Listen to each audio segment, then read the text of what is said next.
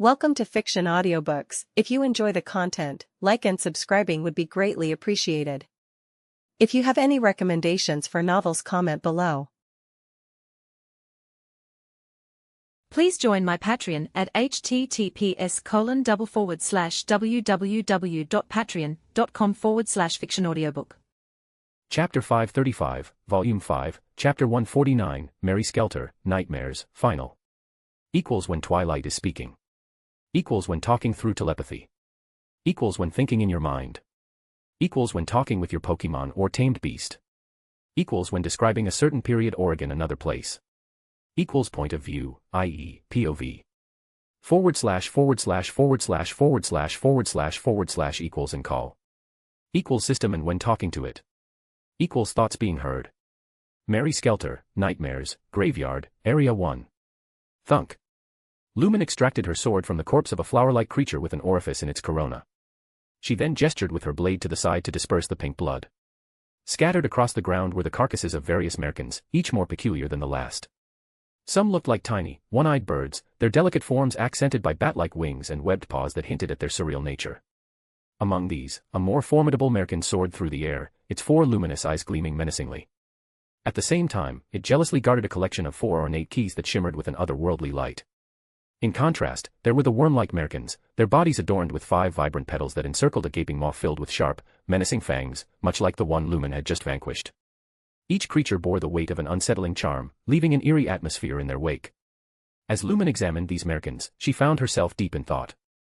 Lumen, masked bird, stone eyes, metro worm and...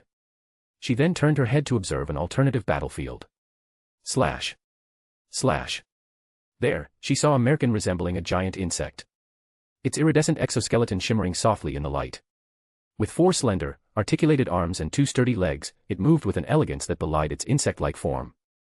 Delicate wings, reminiscent of a butterfly's, fluttered gently behind it, their intricate patterns adding an enchanting touch to its already surreal appearance. The creature lashed out with its claws in a flurry of vicious strikes, eager to rip its foes to shreds. Yet, it found itself outmatched by the blue-haired girl, whose swift movements allowed her to evade every deadly swipe with grace. She danced around its attacks, a blur of motion that seemed to taunt the beast with each narrow escape. Lumen, Venom Eater. With this, we have successfully confronted nearly all the merkins that emerge in Area 1. Shin. Seizing the moment, Cinderella skillfully dodged the next claw and executed a flawless backflip. As she landed, her right foot, adorned with a sharp blade, divided the merkin into 2 equal parts. The traveler expressed surprise at this situation. Lumen, pretty good. Likely because, when she began fighting, merkin's liquid consistently dripped onto her due to her martial arts expertise. This exposure increased her rate of corruption. As a result, Dawn must have prevented her from engaging in battle.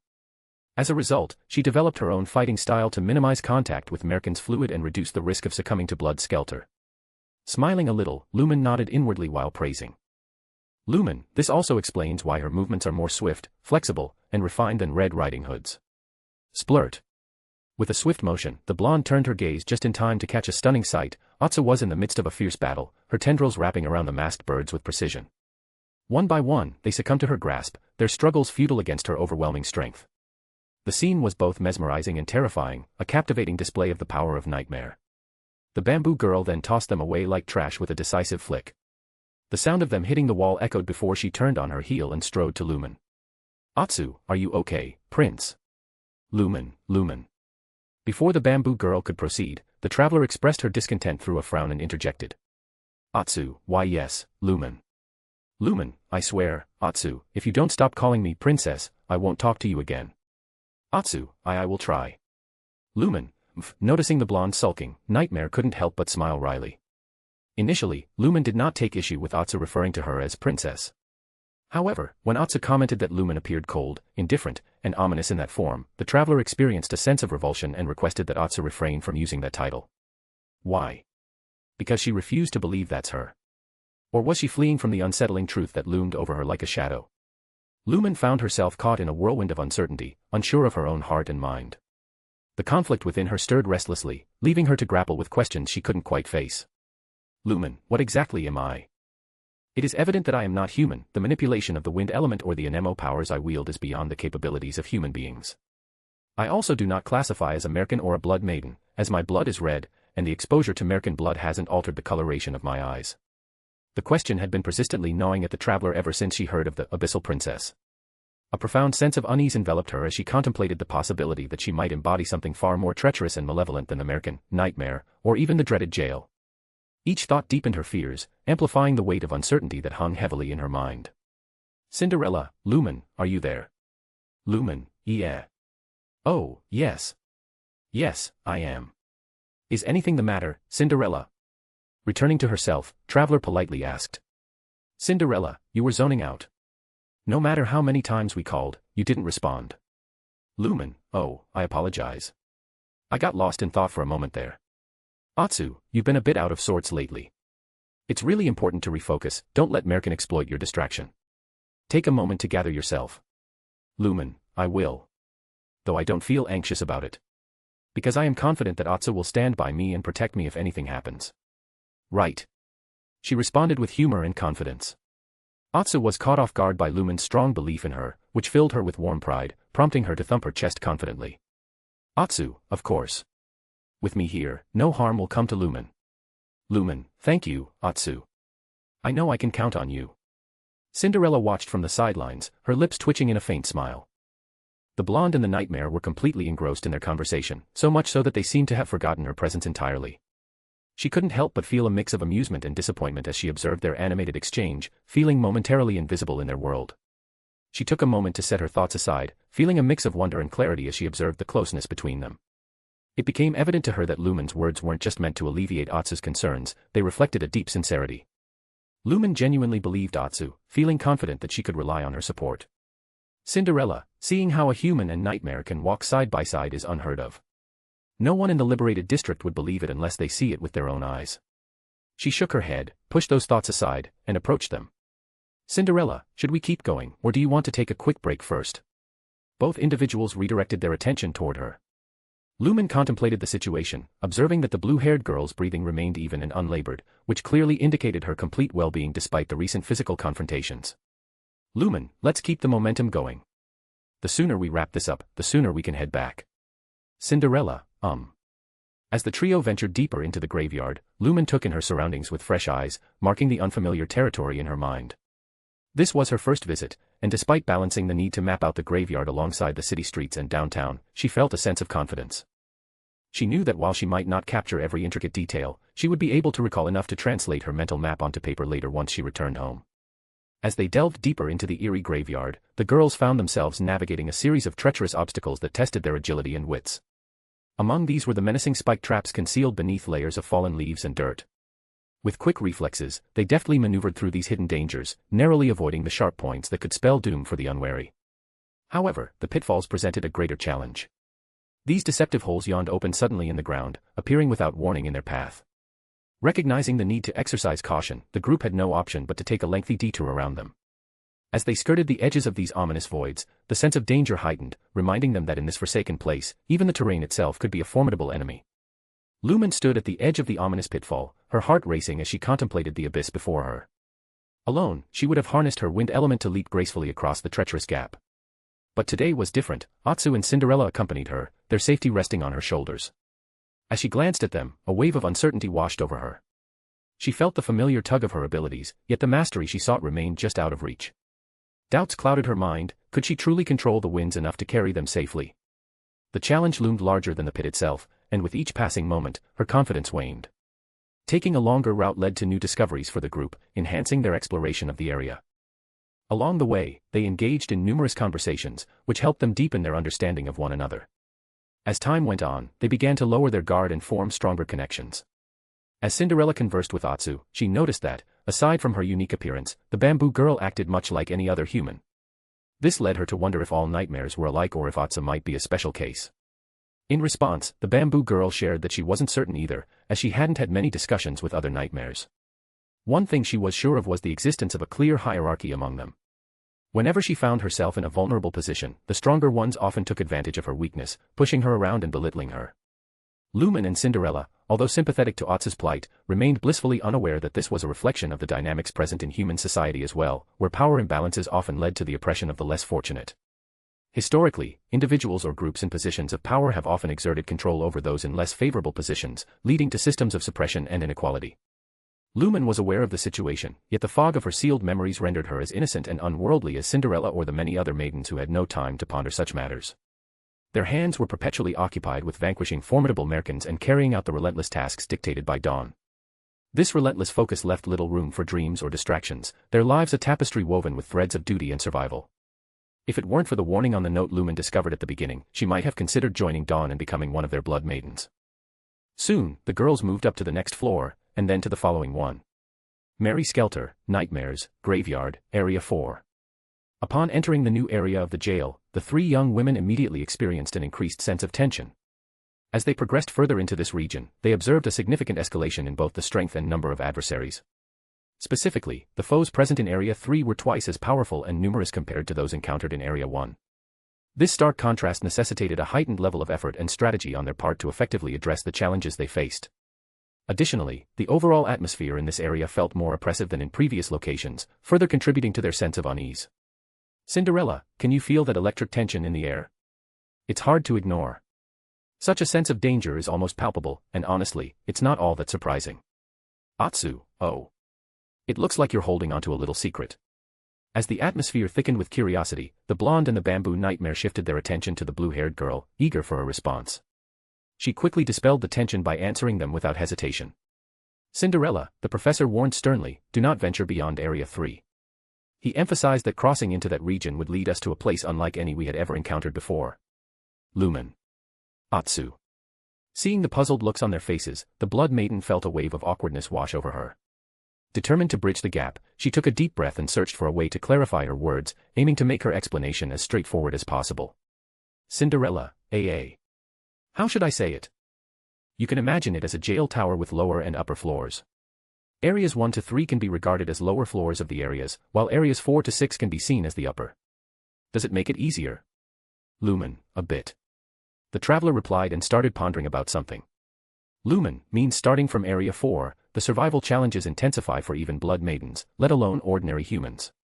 This raises a crucial question: how do civilians become aware of the types of merkins present in these regions and the unique materials that can be discovered here? Lumen, Cinderella, does Dawn happen to have a guidebook filled with the details about the various types of merkins found across different areas or levels? Cinderella, we do. Miko encourages us to memorize it before deploying, as it improves our chances of completing missions and enhances our overall safety. Lumen, does it contain information about merkins beyond Area 3? Cinderella, no. As I mentioned earlier, the professor made it abundantly clear that we are not allowed to go deeper. Lumen, one last question. Are the Blood Maiden and Dawn the only ones who uphold this information? Or do you share it with the other people of the liberated district? Cinderella, as far as I know, people like Order of the Sun occasionally ask for it. However, the professor always declines their request. Atsu, why is it? If people learn about it, won't they be able to protect themselves better? Hearing this, a sad expression appeared on the girl's face as she answered. Cinderella, we posed the same question, and Haru offered an intriguing perspective. By choosing to keep this information under wraps, we're actually safeguarding them as well. Atsu, eh? How so? Cinderella, the majority of residents in the liberated district are former prisoners who endured daily torture at the hands of the merkins before their rescue. Although they are thankful for their current safety, deep-seated feelings of hatred and resentment toward the merkins persist among them. Lumen, in other words, once they discover the merkins' weakness, they will charge into jail to take revenge for all the suffering that the merkins have inflicted on them. Atsu, that's suicide. Lumen, I agree. But even if there are minor chances to kill merkins, most people will cling to it. Cinderella, That's why Dawn refused to share this information. The traveler frowned upon hearing this. Lumen, then how do people know about it? The blonde recalled that the requests she received were individual requests that had nothing to do with Dawn. Lumen, why do civilians have the intel that even Dawn lacks? And why does Dawn have heard of it yet? As she pondered the situation, a torrent of questions began to swirl in her mind, each one vying for her attention and stacking upon the others. Just then, a spark of recollection ignited as she recalled the mysterious detail referenced in the note. Never trust anyone immediately, jail and merkins are not your only enemies. Lumen, initially, I believed there was a warning related to Dawn, but I realize now that I might have misinterpreted the situation. It seems there's a deeper conspiracy unfolding, and even civilians are becoming involved. I can only hope that I'm just overanalyzing the situation. Determined to keep her mind clear, she resolved to set her thoughts aside for now and vow to dive deep into her investigation when she returned. After navigating through the corridor, Lumen and the group turned right and discovered the peculiar material they had been searching for. It was an unusual and eerie type of spiral grass, capturing their attention with its strange appearance. The blonde felt a sense of disgust as she looked at the grass. Nevertheless, she decided to take action and reached into her pocket to pull out a piece of cloth. With it, she began to gather the grass, determined to collect it despite her initial repulsion.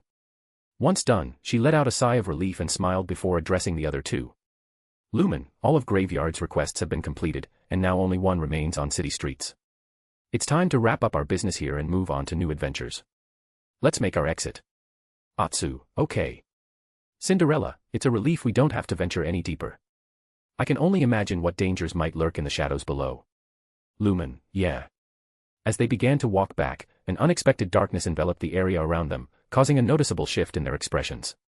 The sudden change in their surroundings filled them with apprehension. Lumen. Atsu. Cinderella. As their eyes met, a silent tension hung in the air. They swallowed hard, feeling their hearts race, and began to murmur, their words laced with hesitation. All three, the nightmare.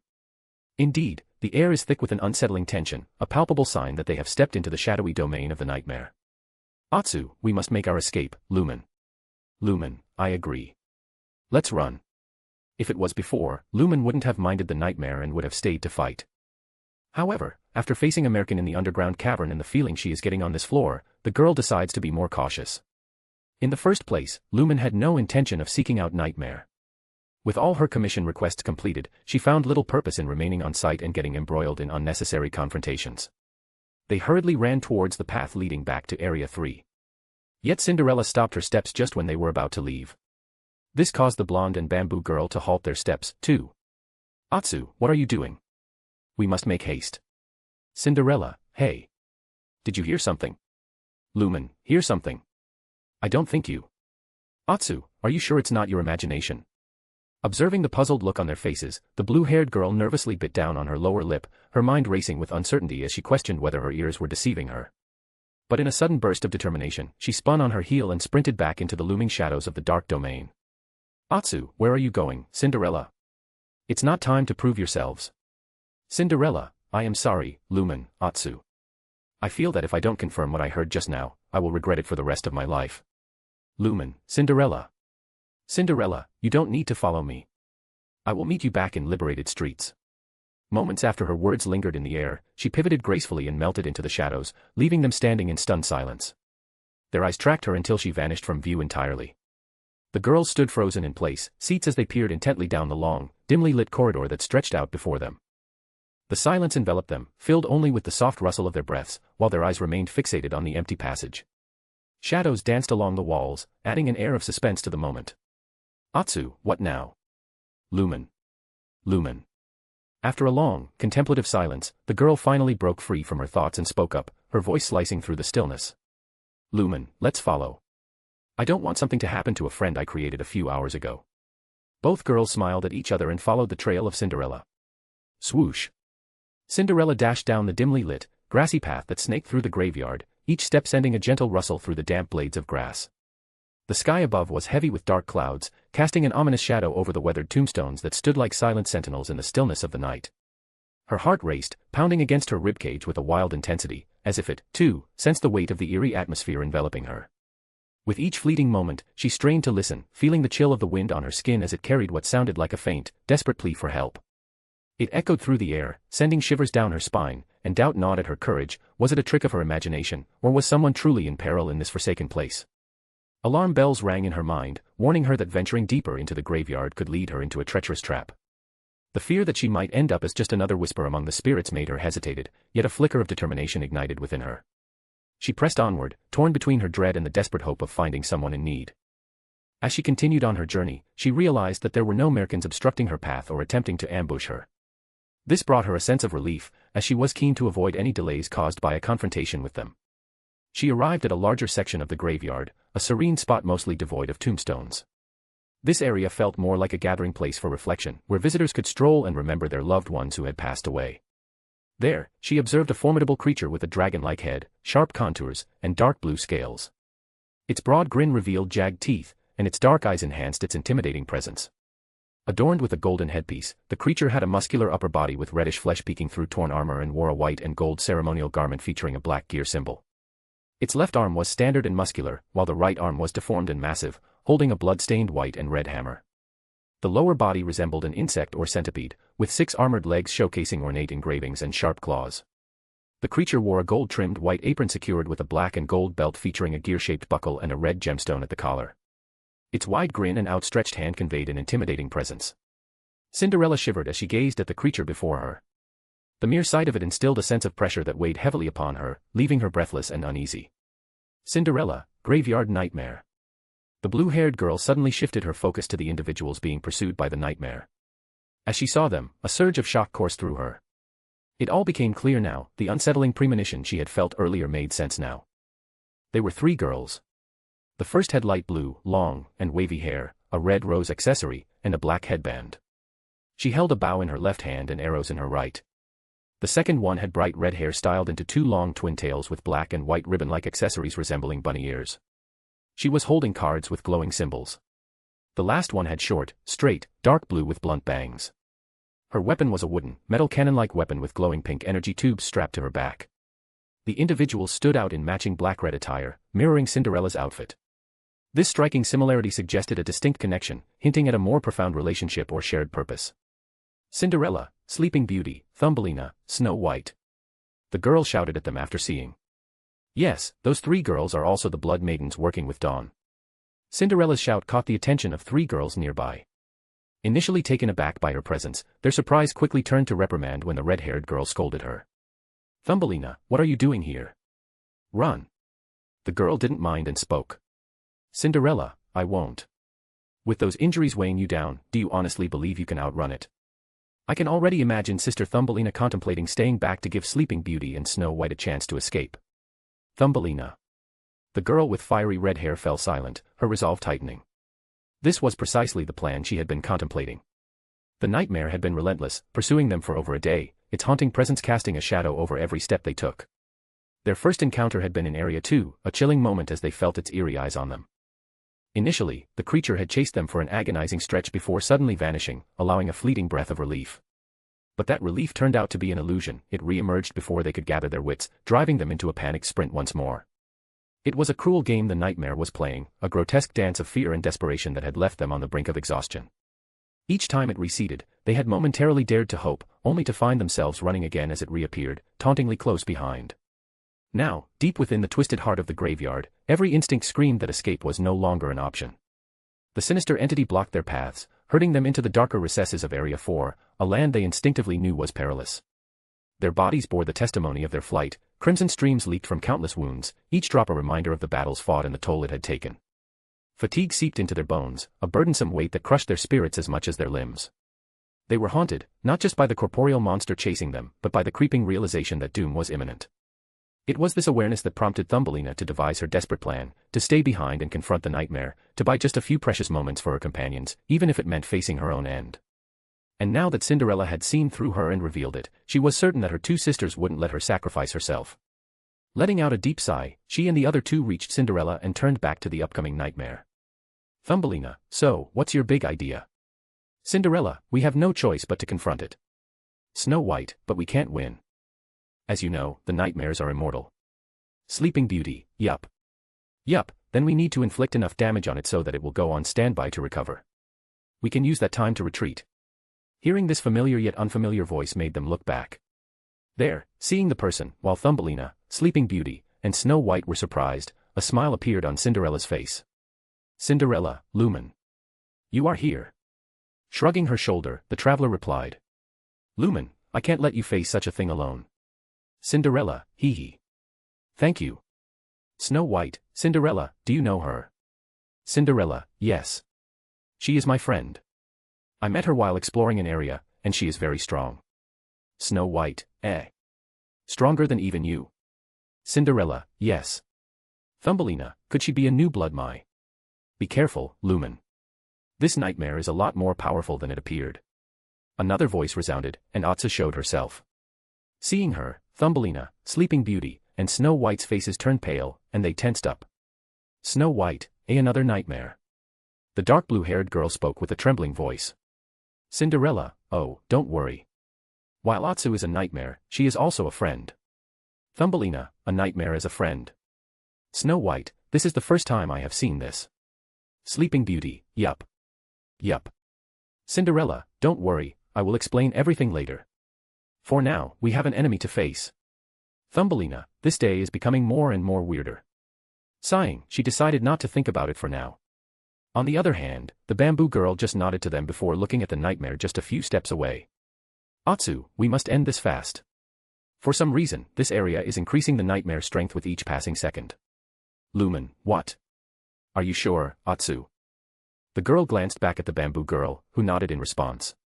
Taking out her sword, Lumen stood before the group and addressed them. Lumen, I will take the vanguard. Thumbelina, wait. Facing nightmare alone is suicide.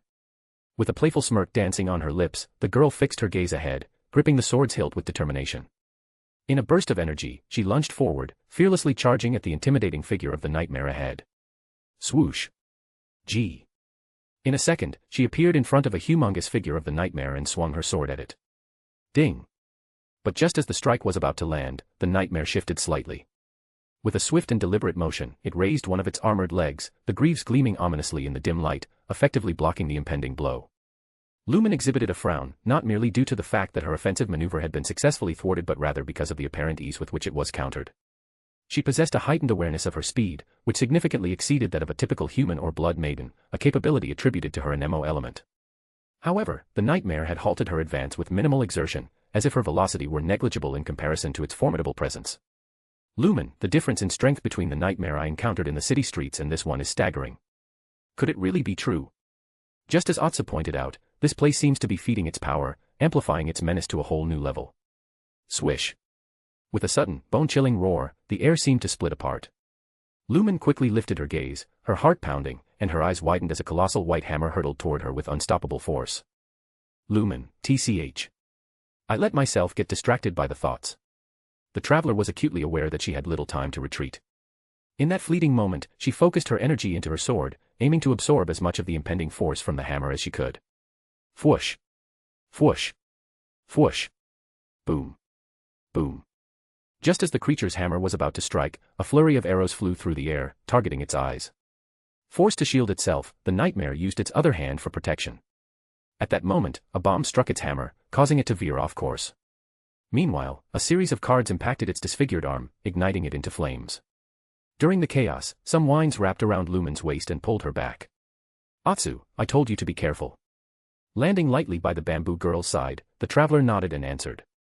Lumen, yeah. I overestimated myself. Letting out a deep sigh, she glanced back. Lumen, thank you. Thumbelina, humph. I expected you to be tougher than this, but in the end, we're the ones who had to come to your rescue. The blonde girl couldn't suppress a wry smile as she observed Thumbelina. It was clear to her that Thumbelina used her harsh words as a shield, concealing the storm of emotions brewing beneath the surface. Her concern for Lumen weighed heavily on her heart. This twin-tail girl was the perfect embodiment of a tsundere, her sharp tongue often belied the warmth that lingered just beneath. Snow White, it's good to see you are okay, Miss Lumen. Sleeping Beauty, yup. Yup. Lumen, just Lumen is fine. And I'm sorry for my earlier action. I will be more careful from now on. Atsu, I hope so since we won't have time to worry about ourselves, let alone others. By now, the flames that had consumed the nightmare flickered and eventually faded into mere embers. Remarkably, the creature emerged unscathed, its dark form untouched by the blaze that had threatened to engulf it. It loomed above them, a sinister grin spreading across its face. It seemed to delight in the sight of their futile struggle as if they were nothing more than tiny ants caught in a relentless storm. Lumen, let's go, Cinderella. Cinderella, yes. The two girls launched themselves at the nightmare once more, but this time, Traveler unleashed her full strength. As she tapped into her power, the air around her began to swirl, enhancing her agility and speed. Fwoosh. Fwoosh. From behind, Sleeping Beauty unleashed a barrage of arrows, again aiming for the eyes. Once again, the creature raised its hand in a protective gesture. In response, Snow White hurled a bomb at it, but the creature managed to block the attack with its hammer. This time, it was ready, and the force of the explosion failed to shake it. Boom. In a moment of strategic advantage, Lumen capitalized on the creature's blindness. She deftly harnessed the power of the wind to propel herself and swiftly positioned herself behind it. With precision and speed, she unleashed a flurry of slashes, striking decisively at it. Slash. Slash. Although all attacks struck it, they only left minor scratches that began to heal immediately. Cinderella was utilizing her speed to target vulnerable spots on the nightmare's chest with her kicks. However, she encountered a challenge similar to that of Lumen, but her situation was even more dire. Unlike Lumen, her strikes lacked the same swiftness, so by the time she launched her second attack, the damage from her first kick had already healed. After a fierce struggle lasting several minutes, the nightmare abruptly began to thrash violently, its dark, imposing form twisting and jerking as if in a desperate bid to dislodge the blonde girl clinging to its back. With each powerful movement, it emitted a low growl of frustration, clearly irritated by the incessant, pesky nibbles that felt like swarming bugs gnawing at its flesh. Knowing she wouldn't be able to linger much longer, Lumen swiftly kicked the nightmare back, harnessing the force to propel herself into the air. As she soared high above the tumult of the battlefield, her gaze swept across her companions still locked in combat. What she saw brought a pang of concern to her heart. Thumbelina, Sleeping Beauty, and Snow White were all visibly weary, their once vibrant eyes now clouded with exhaustion. The girls had been worn down before meeting Lumen, and the relentless fighting, coupled with their injuries, had pushed them perilously close to their breaking point. Lumen could see the faint tremble in their limbs, the way they stumbled and faltered, and she realized they might collapse at any moment. Resolute and determined, she made up her mind to bring this battle to a swift conclusion. Suspended high in the air, Lumen made a resolute decision. With her heart steady, she began to channel the full force of her wind and radiant golden energy into the palm of her outstretched hand. The vibrant teal winds around her roared to life, whipping through the sky as they danced and swirled in a chaotic, yet beautiful, frenzy. Simultaneously, the gentle, shimmering tendrils of adeptal power wove into the mix, creating a stunning interplay of colors. As she focused intently, the winds intensified, drawing in the surrounding air and causing an atmospheric disturbance that rippled across the sky. A burgeoning storm seemed to form around her, the ferocity of the winds palpable even to those far below. The swirling currents of teal and gold combined, condensing and compressing with an energy that electrified the atmosphere. Before long, she had manifested a breathtaking sphere of power in her hand, its size rivaling that of a basketball. This mesmerizing orb was a striking blend of golden and teal hues, with countless currents visibly spinning in intricate patterns, swirling in multiple directions. It pulsed with energy, each rotation a testament to her combination of different elements, ready to unleash its might. Lumen hovered above the battlefield, taking a deep breath as she focused her golden gaze on the scene below. The people below had momentarily halted their actions, all eyes fixed on her, wide with awe and disbelief. The potent teal golden sphere she held radiated an overwhelming power, sensed by everyone around. The nightmare, a twisted creation of the jail, was already repulsed by adeptal energy, but now it trembled at the ominous threat emanating from Lumen's sphere. And then she descended. Her target, Graveyard Nightmare. Whistle. With the fervor of a shooting star, she raced toward the menacing nightmare from the sky. Surrounding her was a swirling blend of anemo and adeptal energy, forming a protective shield that kept everything at bay, safeguarding her. Sensing the impending doom, with a surge of instinctual urgency, Nightmare turned on its heels and sprinted away, eager to escape the looming catastrophe. Atsu, not so fast. Too bad, it forgot there were still others who it disregarded as mere ants. The bamboo girl's tendrils shot forward and coiled around 3 of its legs. Next, she used her full strength and pulled. This caught the Nightmare off guard and it fell. Bang. Sleeping Beauty didn't let this opportunity go and released the last 2 arrows with all her remaining strength. THWCH. THWCH. Nightmare, groan. The creature groaned in pain as, this time, both arrows lodged directly into its eyes. Cinderella jumped at this moment and kicked the 2 arrows, embedding them even deeper before retreating from the area. Then, the attacks of Snow White and Thumbelina also came. Snow White's most explosive bomb and Thumbelina's red cards covered with flames both entered Nightmare's open mouth. Boom. A fire explosion occurred in the Nightmare's mouth because of the combination of bomb and fire magic. This destroyed the lower mouth of the creature as its burnt pieces fell. This move did more damage than expected, staggering the Nightmare as it lowered its long head to gather itself. However, it was too late to do so as Lumen reached it and smashed the teal golden sphere at its unguarded back. Lumen, ha. Bang. The sphere of power finally collided with the Nightmare, sending ripples through the air. The creature's scream of pain was swallowed by the earth-shaking roar of the swirling, golden-teal wind that enveloped them. As the sphere relentlessly ground against its back, which was tougher than steel, it began to breach the creature's formidable defenses. Even its regenerative powers struggled to keep pace, faltering under the relentless assault. A massive tornado started to twist and churn around them, its fierce winds forcing the nearby girls to retreat in a panic as they watched the devastation unfold. The grassland, once serene and untouched, was rapidly torn apart, uprooted as the cyclone grew in strength and size, soon expanding to cover nearly 500 meters. The sheer force of the storm obliterated everything in its path, leaving a scar across the landscape of the graveyard.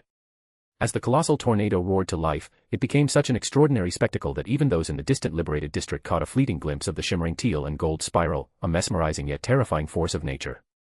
It was a breathtaking sight, both awe-inspiring and horrifying, marking a moment where the extraordinary clashed with the mundane. After a few minutes, the wind finally died down.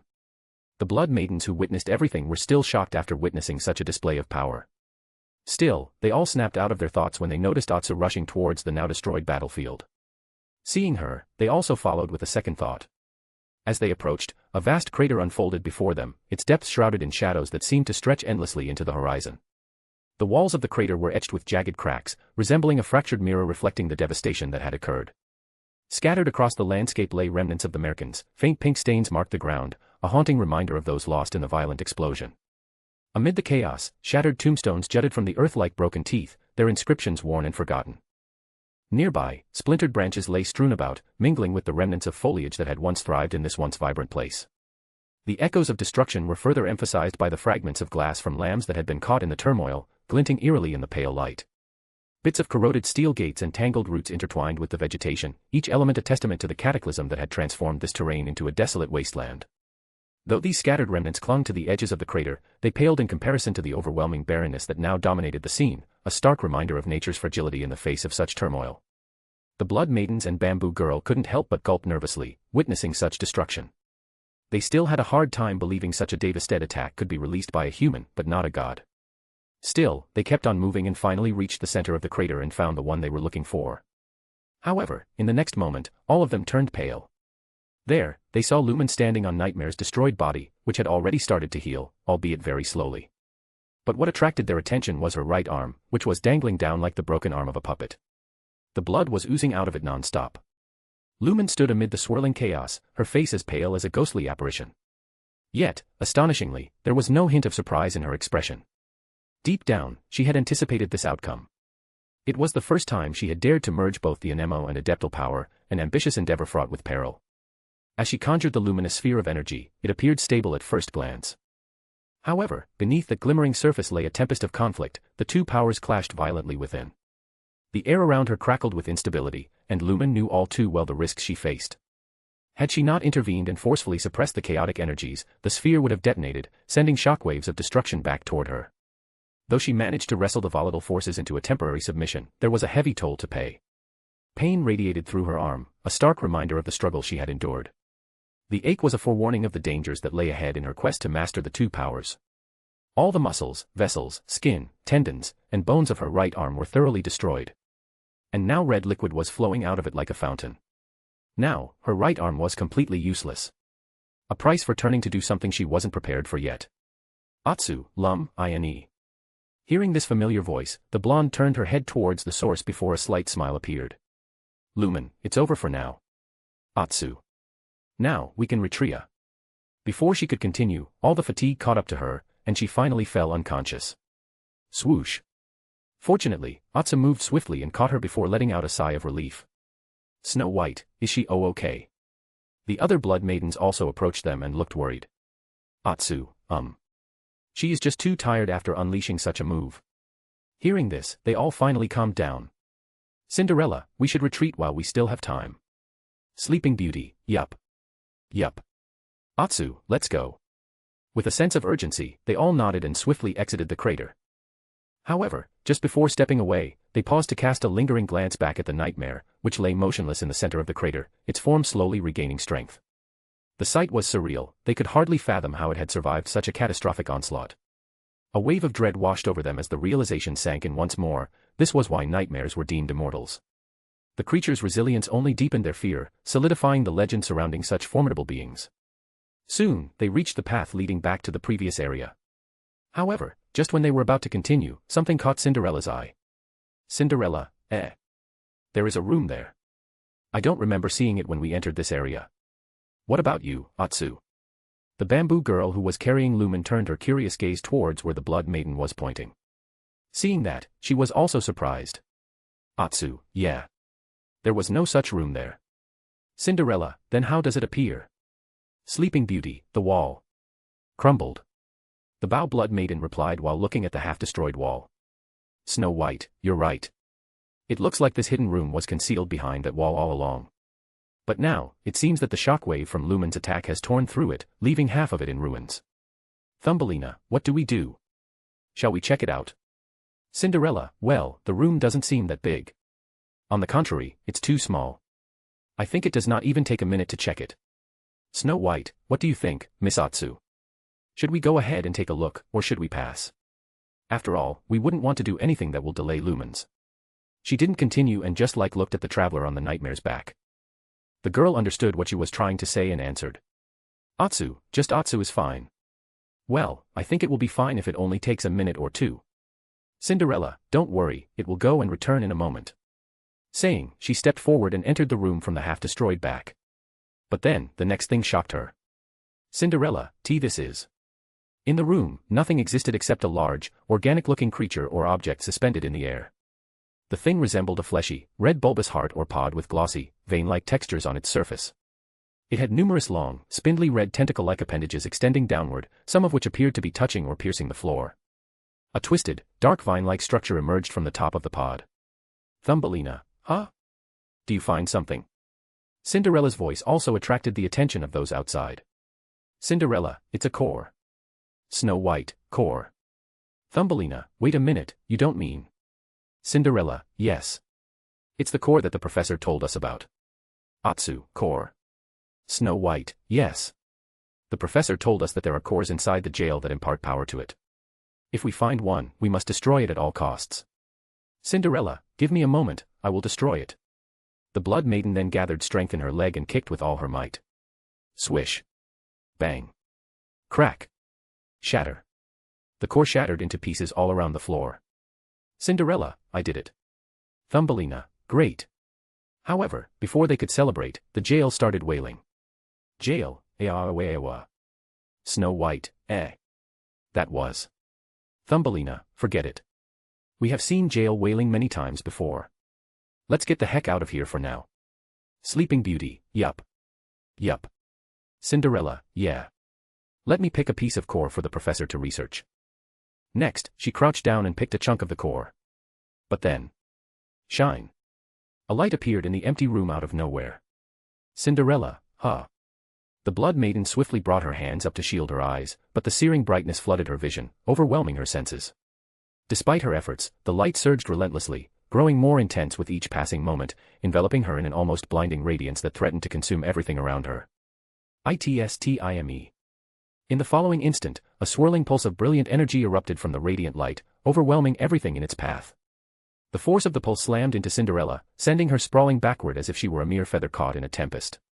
The raw power continued its relentless journey, shattering the walls that surrounded it with a deafening crack, sending debris flying in every direction. Outside, the chaotic energy collided with the Blood Maidens, their dark forms engulfed in a shimmering wave of light, leaving them reeling from the unexpected force. The force behind the pulse was overwhelming, hurling everyone like ragdolls caught in a powerful explosion. It surged forward relentlessly, pushing beyond its initial point of impact. As it swept across the graveyard area, it wreaked havoc on fragile structures, reducing them to mere rubble, and devastating the Merkins that stood in its path. The landscape twisted and crumbled under the sheer intensity, leaving a trail of destruction as it continued on its unstoppable journey. Before long, the chaos spread beyond the graveyard area, sweeping through neighboring districts with relentless force. The liberated district was caught in the turmoil, with many individuals thrown to the ground and suffering serious injuries amidst the upheaval. However, the most alarming development was yet to come. A nearby building in the heart of the liberated district began to tremble ominously. As the ground quaked violently beneath it, the structure shuddered in protest before ultimately collapsing in a cloud of dust and debris, leaving the scene engulfed in shock and devastation. Panic swept through the streets as people scrambled in terror, their eyes wide with horror at the chaos unfolding around them. Buildings trembled and groaned before collapsing, sending plumes of dust and debris raining down on the helpless crowd, claiming numerous lives in an instant. This catastrophic scene played out across the entire jail, a place once filled with a false sense of security. The towering structure at its heart, the imposing tower, shook with violent ferocity, its walls cracking and stones plummeting to the ground like jagged hailstones, leaving devastation in their wake.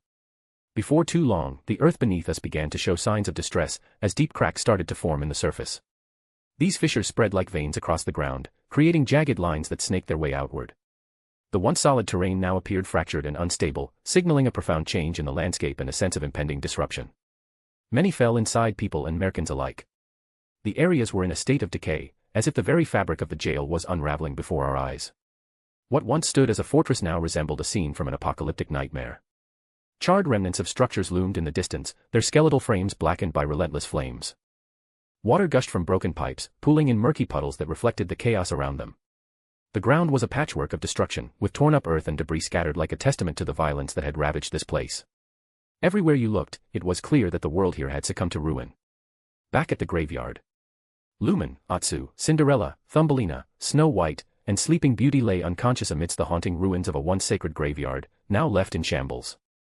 The scene was tragic and eerie. One figure was draped over the twisted remains of a steel fence, while another lay trapped beneath an enormous rock that seemed to have fallen from the sky.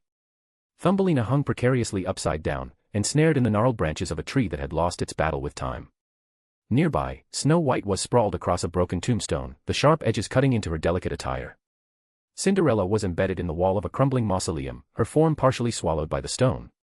Last, but not least, Sleeping Beauty found herself half submerged in a long fissure that had split the earth open, a fitting metaphor for the chaos that had claimed them all. The remnants of their surroundings whispered tales of despair, each broken piece reflecting the anguish that lingered in the air. The muted colors of the landscape seemed to absorb the light, casting a somber shadow over the fallen figures sprawled on the ground. It was a heart-wrenching scene, one that tugged at the very fabric of one's soul. The girls lay there, their once vibrant innocence now marred by a multitude of injuries that told stories of struggle and pain. Bruises bloomed like dark flowers on their skin, while small cuts and scrapes lined their arms and faces, each mark a stark reminder of the violence they had faced. The stillness around them felt heavy, thick with unspoken sorrow, as the sight of such fragility pierced through the heart, leaving behind a haunting echo of what had been lost. Scratches and bruises marred their arms and faces, each mark a testament to the pain and struggle they had endured. The jagged lines of their injuries contrasted sharply with the soft skin underneath, while the mottled purples and blues of the bruises told stories of violence and hardship. The expressions etched across their unconscious faces conveyed a deep vulnerability, as if they were trapped in a haunting moment that might never fade. For anyone who bore witness to this scene, it served as an unforgettable reminder of human fragility, leaving an indelible mark on their hearts and minds, compelling them to confront the harsh realities faced by those who suffer in silence. Crack! Out of nowhere, the ground beneath Lumen fractured violently, breaking apart like teetering tiles, and then it gave way, swallowing her into the gaping chasm that opened beneath her. As she descended into the darkness, the air rushed past her, and an extraordinary transformation began to unfurl within the confines of the jail. Just before she disappeared from sight, Lumen's golden eyes fluttered open, straining to focus despite the overwhelming sensation of falling. In that fleeting moment, she caught a glimpse of the jail tower, which had begun to twist and morph into something far more sinister. The once solid structure now loomed larger, shrouded in shadow and emitting an eerie luminescence that gave it an otherworldly quality. The temperature around her seemed to drop, and a palpable chill coursed through the air, sending shivers up her spine as a sense of foreboding washed over her. As the transformation deepened, the tower became a harbinger of dread, its jagged edges piercing the gloom, while wisps of mist curled around its base like ghostly fingers. Just when the sight became too overwhelming, she felt her consciousness slipping away, and her eyelids grew heavy. In those final moments before darkness claimed her, she sensed a faint, dissonant echo in her mind, an unsettling voice that eluded her comprehension, leaving her in a state of confusion as she plunged into the infinite blackness below. Strugglemore.ourabyssalprinces. *A/N, that's it for Mary Skelter arc. As I was writing this arc and delving deeper into the story, I realized that it could not be completed in just 25 to 30 chapters. The narrative of Mary Skelter is so vast that it might require a volume with over 100 chapters. Therefore, I have decided to conclude it here for now. Why for now? I plan to write a side story that focuses on Lumen's journey and how she formed her team. Consequently, Lumen will not appear in the remainder of the novel, which will extend to the last volume, the next one. In any case, I hope you all enjoyed it. From now on, one chapter will be released each week, and it will be as long as this one. The next chapter will continue the journey of Genshin Impact, and this volume will soon come to an end, as I have decided that it will only cover Monstat, Liua Harbor, and Inazuma. Premies will explore other nations during his next return. That's all I have to say. Thank you. *A/N, please throw some power stones. Chapter 536, Volume 5, Chapter 150, War of Liua Harbor. Equals when Twilight is speaking. Equals when talking through telepathy. Equals when thinking in your mind. Equals when talking with your Pokemon or tamed beast. Equals when describing a certain period or again another place. Equals point of view, i.e., POV. // equals and call. Equals system and when talking to it. Equals thoughts being heard. Genshin Impact, Liua Harbor. Premi stood at the precipice of the platform of the Jade Chamber, where the relentless wind whipped around him, sending his long, flowing hair, a striking blend of black and white, dancing wildly in the air. Clad in the resplendent black-white emperor's attire, he exuded an aura of regal power and poise. His face remained serene and composed, embodying the essence of a ruler who commands respect and reverence. His dignified presence was so profound that those gathered below could do little more than avert their eyes, bowing their heads in a mixture of respect, admiration, and a deep-seated sense of submission before his majesty. However, Premi's divine gaze was not fixated on the mortals below or the figure looming behind him. Instead, it was drawn to the vast expanse of the horizon, a canvas painted with the colors of the twilight sky. To the casual observer, he appeared to be savoring the breathtaking scenery, but, in truth, his sight transcended the mere physical realm. It pierced through the very fabric of space-time, navigating through the myriad of obstructions that lay in its path, until it landed upon the enormous structure known as the Stairway to Heavens, nestled within his pocket world. There, within this mystical tower, his gaze delved even deeper, traversing the infinite cosmos, slipping past the boundaries of the universe and the multiverse alike. It journeyed through countless layers and barriers, weaving its way through the intricate tapestry of existence until it finally pinpointed one particular world.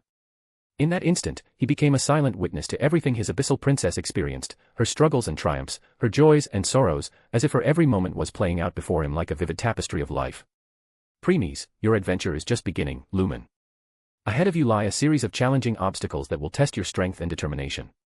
Embrace each moment, learn from every trial, and rise to conquer them all.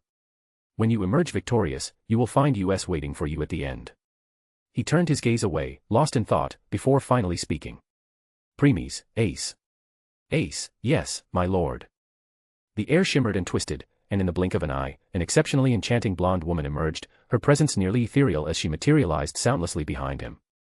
She was the Sword Princess, his first and most devoted blade, radiating an air of calm strength. Like a noble knight, she stood patiently, elegance in her posture and unwavering loyalty in her gaze, awaiting the slightest signal from her lord to spring into action. Premies, soon, we will rewrite and create a new universal system. Ace, eh. This caught her off guard as she had fully anticipated that Premies would deliver the next directive. However, shaking off her surprise, she quickly regained her composure and asked. Ace, but why, my lord? I don't think there is any issue with the current system. Premies, that's where you are wrong. In truth, the current universal system is flawed.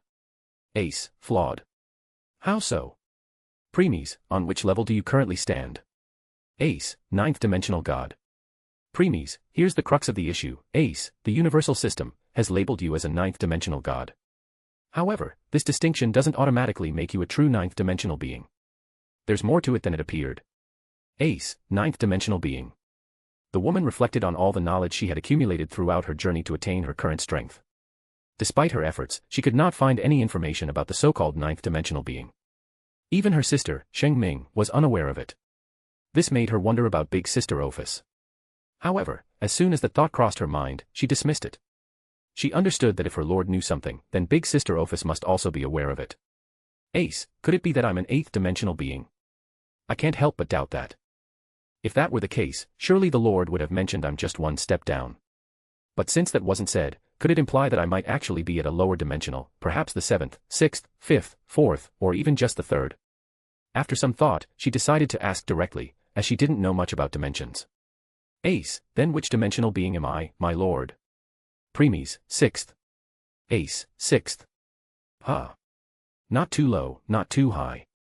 As the blonde was murmuring under her breath, Premies, who heard this, couldn't help but shake his head inwardly.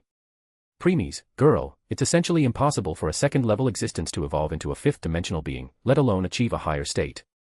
The maximum level a second-level existence can reach is 4th dimensional being, and even that is quite challenging for them to attain. If they truly wish to progress beyond this point, they must rely on external means, such as systems, high-level skills, or assistance from higher existences. Therefore, for second-level existence, becoming a 4th dimensional being is the ultimate limit. Sighing, he continued. Premies, the reason that we, and some of our subordinates can surpass those dimensional limits is that, after being reborn and undergoing the baptism of origin force, we are not merely second-level existences. Instead, we exist between the 2nd and 3rd levels, higher than the 2nd level but not yet at the 3rd level. Ace, what about you, my lord? She asked, her curiosity piqued, even though she felt she already knew the answer. Deep down, she was convinced that Premies had to be even more powerful than a 9th dimensional being. But just as her thoughts soared with possibilities, Premies doused her excitement with an unexpected dose of reality. Premies, we are also a 6th dimensional being. Ace. Seeing the dumbfounded expression on the sword princess's face, Premies couldn't help but smile slightly, a gesture unseen by others. Premies, what? Are you expecting something else? Snapping out of her thoughts, she looked at his back and answered. Ace, yeah. I thought you would be higher. Premies, well, if we want, we can take the next step and directly become ninth-dimensional being right away. Ace, huh? Then why don't you? Don't tell me, Lord, you are not interested. Premies, no, there is no such thing. In the first place, if we want to go higher, we must continue becoming a higher dimensional being. Ace, then. Premies, it isn't time. We have a plan that must be in motion. Until then, we are just delaying our evolution into a higher being, that's all. Hearing this, the blonde let out a sigh of relief. Ace, I see. That's good to hear. She said before a solemn expression appeared on her face. Ace, in that case, why does the universal system use dimensional God to label strength? Isn't it just a hoax? Premies, indeed, but here's something intriguing you might not know. The universal system isn't the product of the universe, its will, or any higher existence. No, it was crafted by the strongest true demigod in history. Hearing this, the woman frowned. Ace, the strongest true demigod. Why did they create something this flaw? Her voice faded into silence, and a look of shock crossed her face as the realization struck her. Ace, don't tell me, it's intentional. Premies, correct.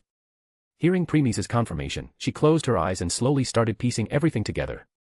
Ace, if the fourth-dimensional being represents the limit of second-level existence, then this individual must have also reached that level. However, they later realized that even higher levels exist. Despite their efforts, they failed to discover any means of reaching these levels.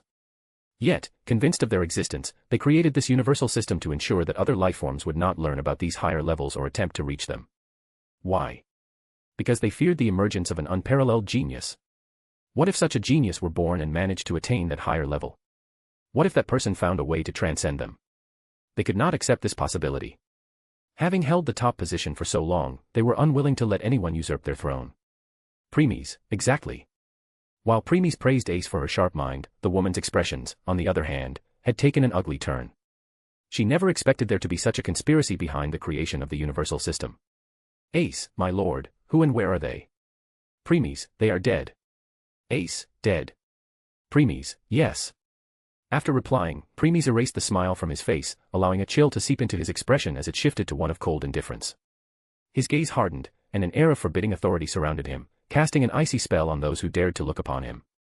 In that moment, his formidable presence radiated a palpable intensity that could freeze the blood in one's veins and send shivers down the spine. Premies, you've probably come across the saying, while one can endure the trials sent by a higher power, no one can escape the consequences of their own making. A poignant reminder that our choices have a profound impact on our lives. Ace. Premies, in their relentless pursuit of immeasurable strength, they ventured too far and touched something forbidden. This transgression set in motion a catastrophic chain of events that led to their inevitable downfall. And as they met their tragic end, they did not merely vanish, their reckless ambition ensnared several other worlds in the chaos of their demise. How foolish. How utterly pathetic. What exquisite folly. As Premies shook his head in pure disappointment, Ace, behind him, also couldn't help but nod inwardly. They fell quiet, their voices fading into the charged air as they lowered their heads, eyes fixed on the turbulent scene unfolding on the battlefield below. The sounds of clashing steel and distant cries echoed, while chaos reigned and the landscape shifted rapidly, painting a stark picture of the conflict. Liua Harbor was in turmoil, a far cry from its usual serenity.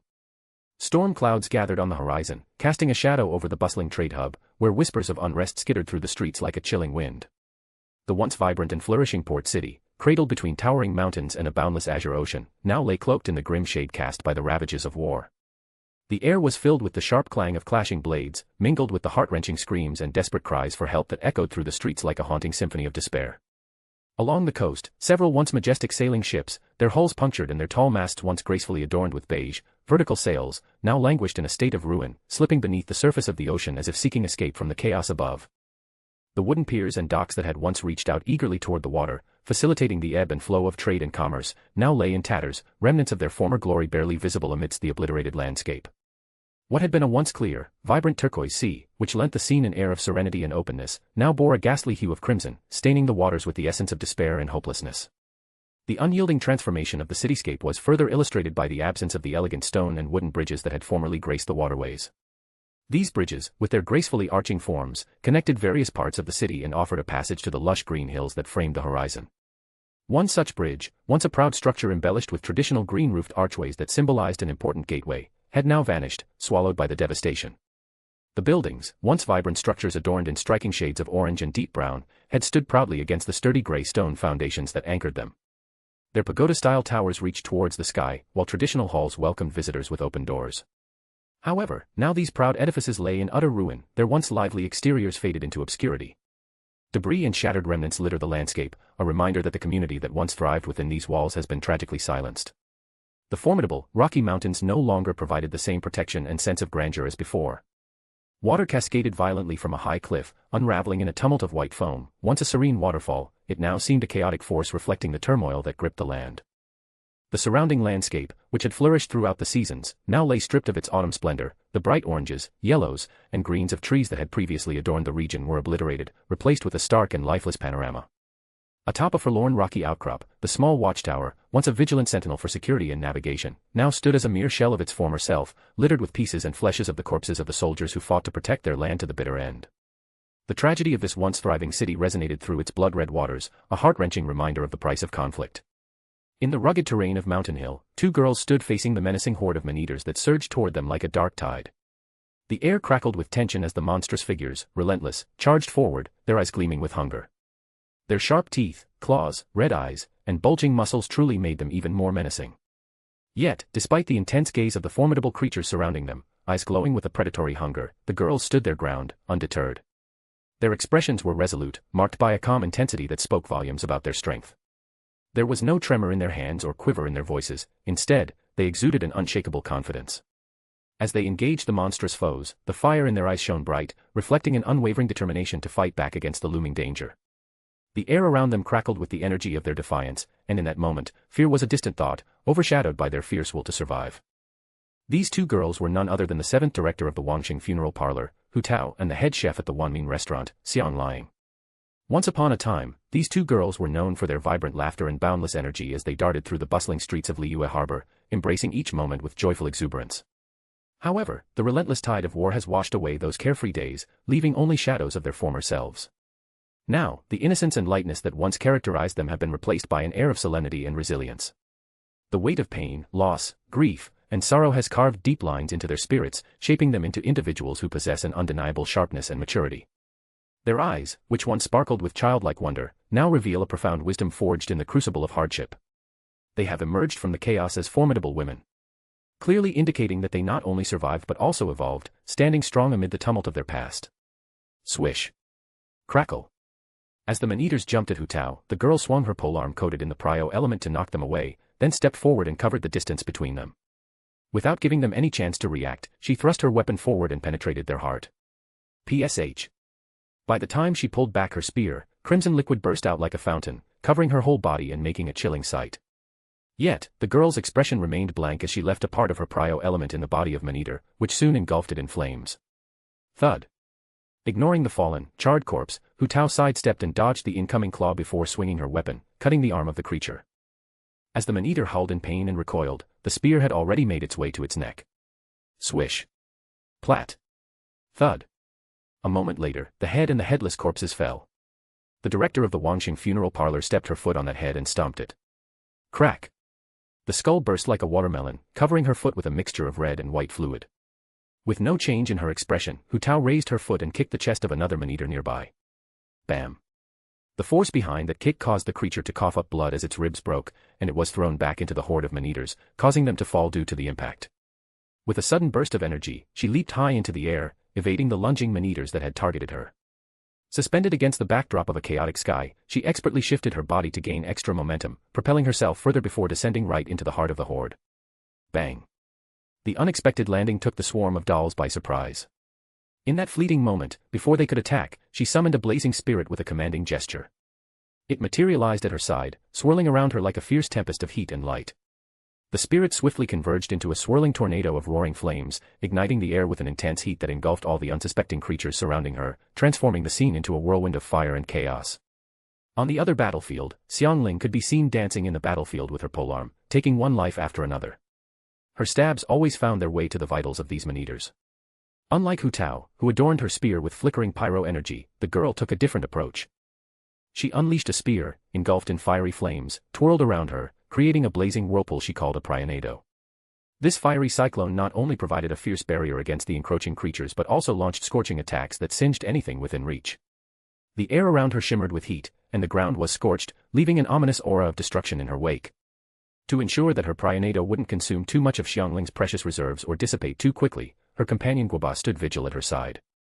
With each fiery breath he released, flames leaped from his mouth, merging seamlessly into the swirling inferno. His flames were eagerly consumed by the prionado, keeping it spinning infinitely, an unyielding shield and a relentless weapon in their battle against the man-eaters that surrounded them. Yet, amidst the uncertainty and tension, a few reckless souls charged at her, driven by a fierce determinism that overshadowed their fear of the consequences.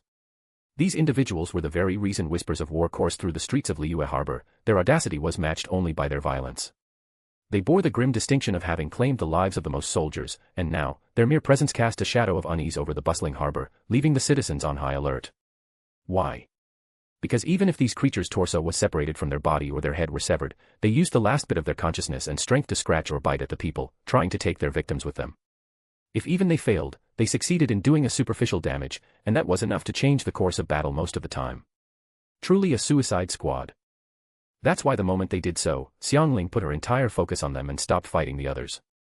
Next, she stabbed her spear into the ground and used it to raise herself off the ground. It was also the moment when those man-eaters got hit by a prionado that was revolving around and fell to the ground. Without letting go of this opportunity, Xiangling, who was still airborne, hastily pulled out her spear and stabbed the creatures' heads one by one. Stab. Stab. Splurt. Splurt. Every time she pulled out her polearm, blood burst out. Thud. Finally, when she landed, the creatures were dead, and their bodies started burning in the flames. Still, she didn't pause even for a second to rest and charged towards the rest of the man-eaters. The battle was far from over.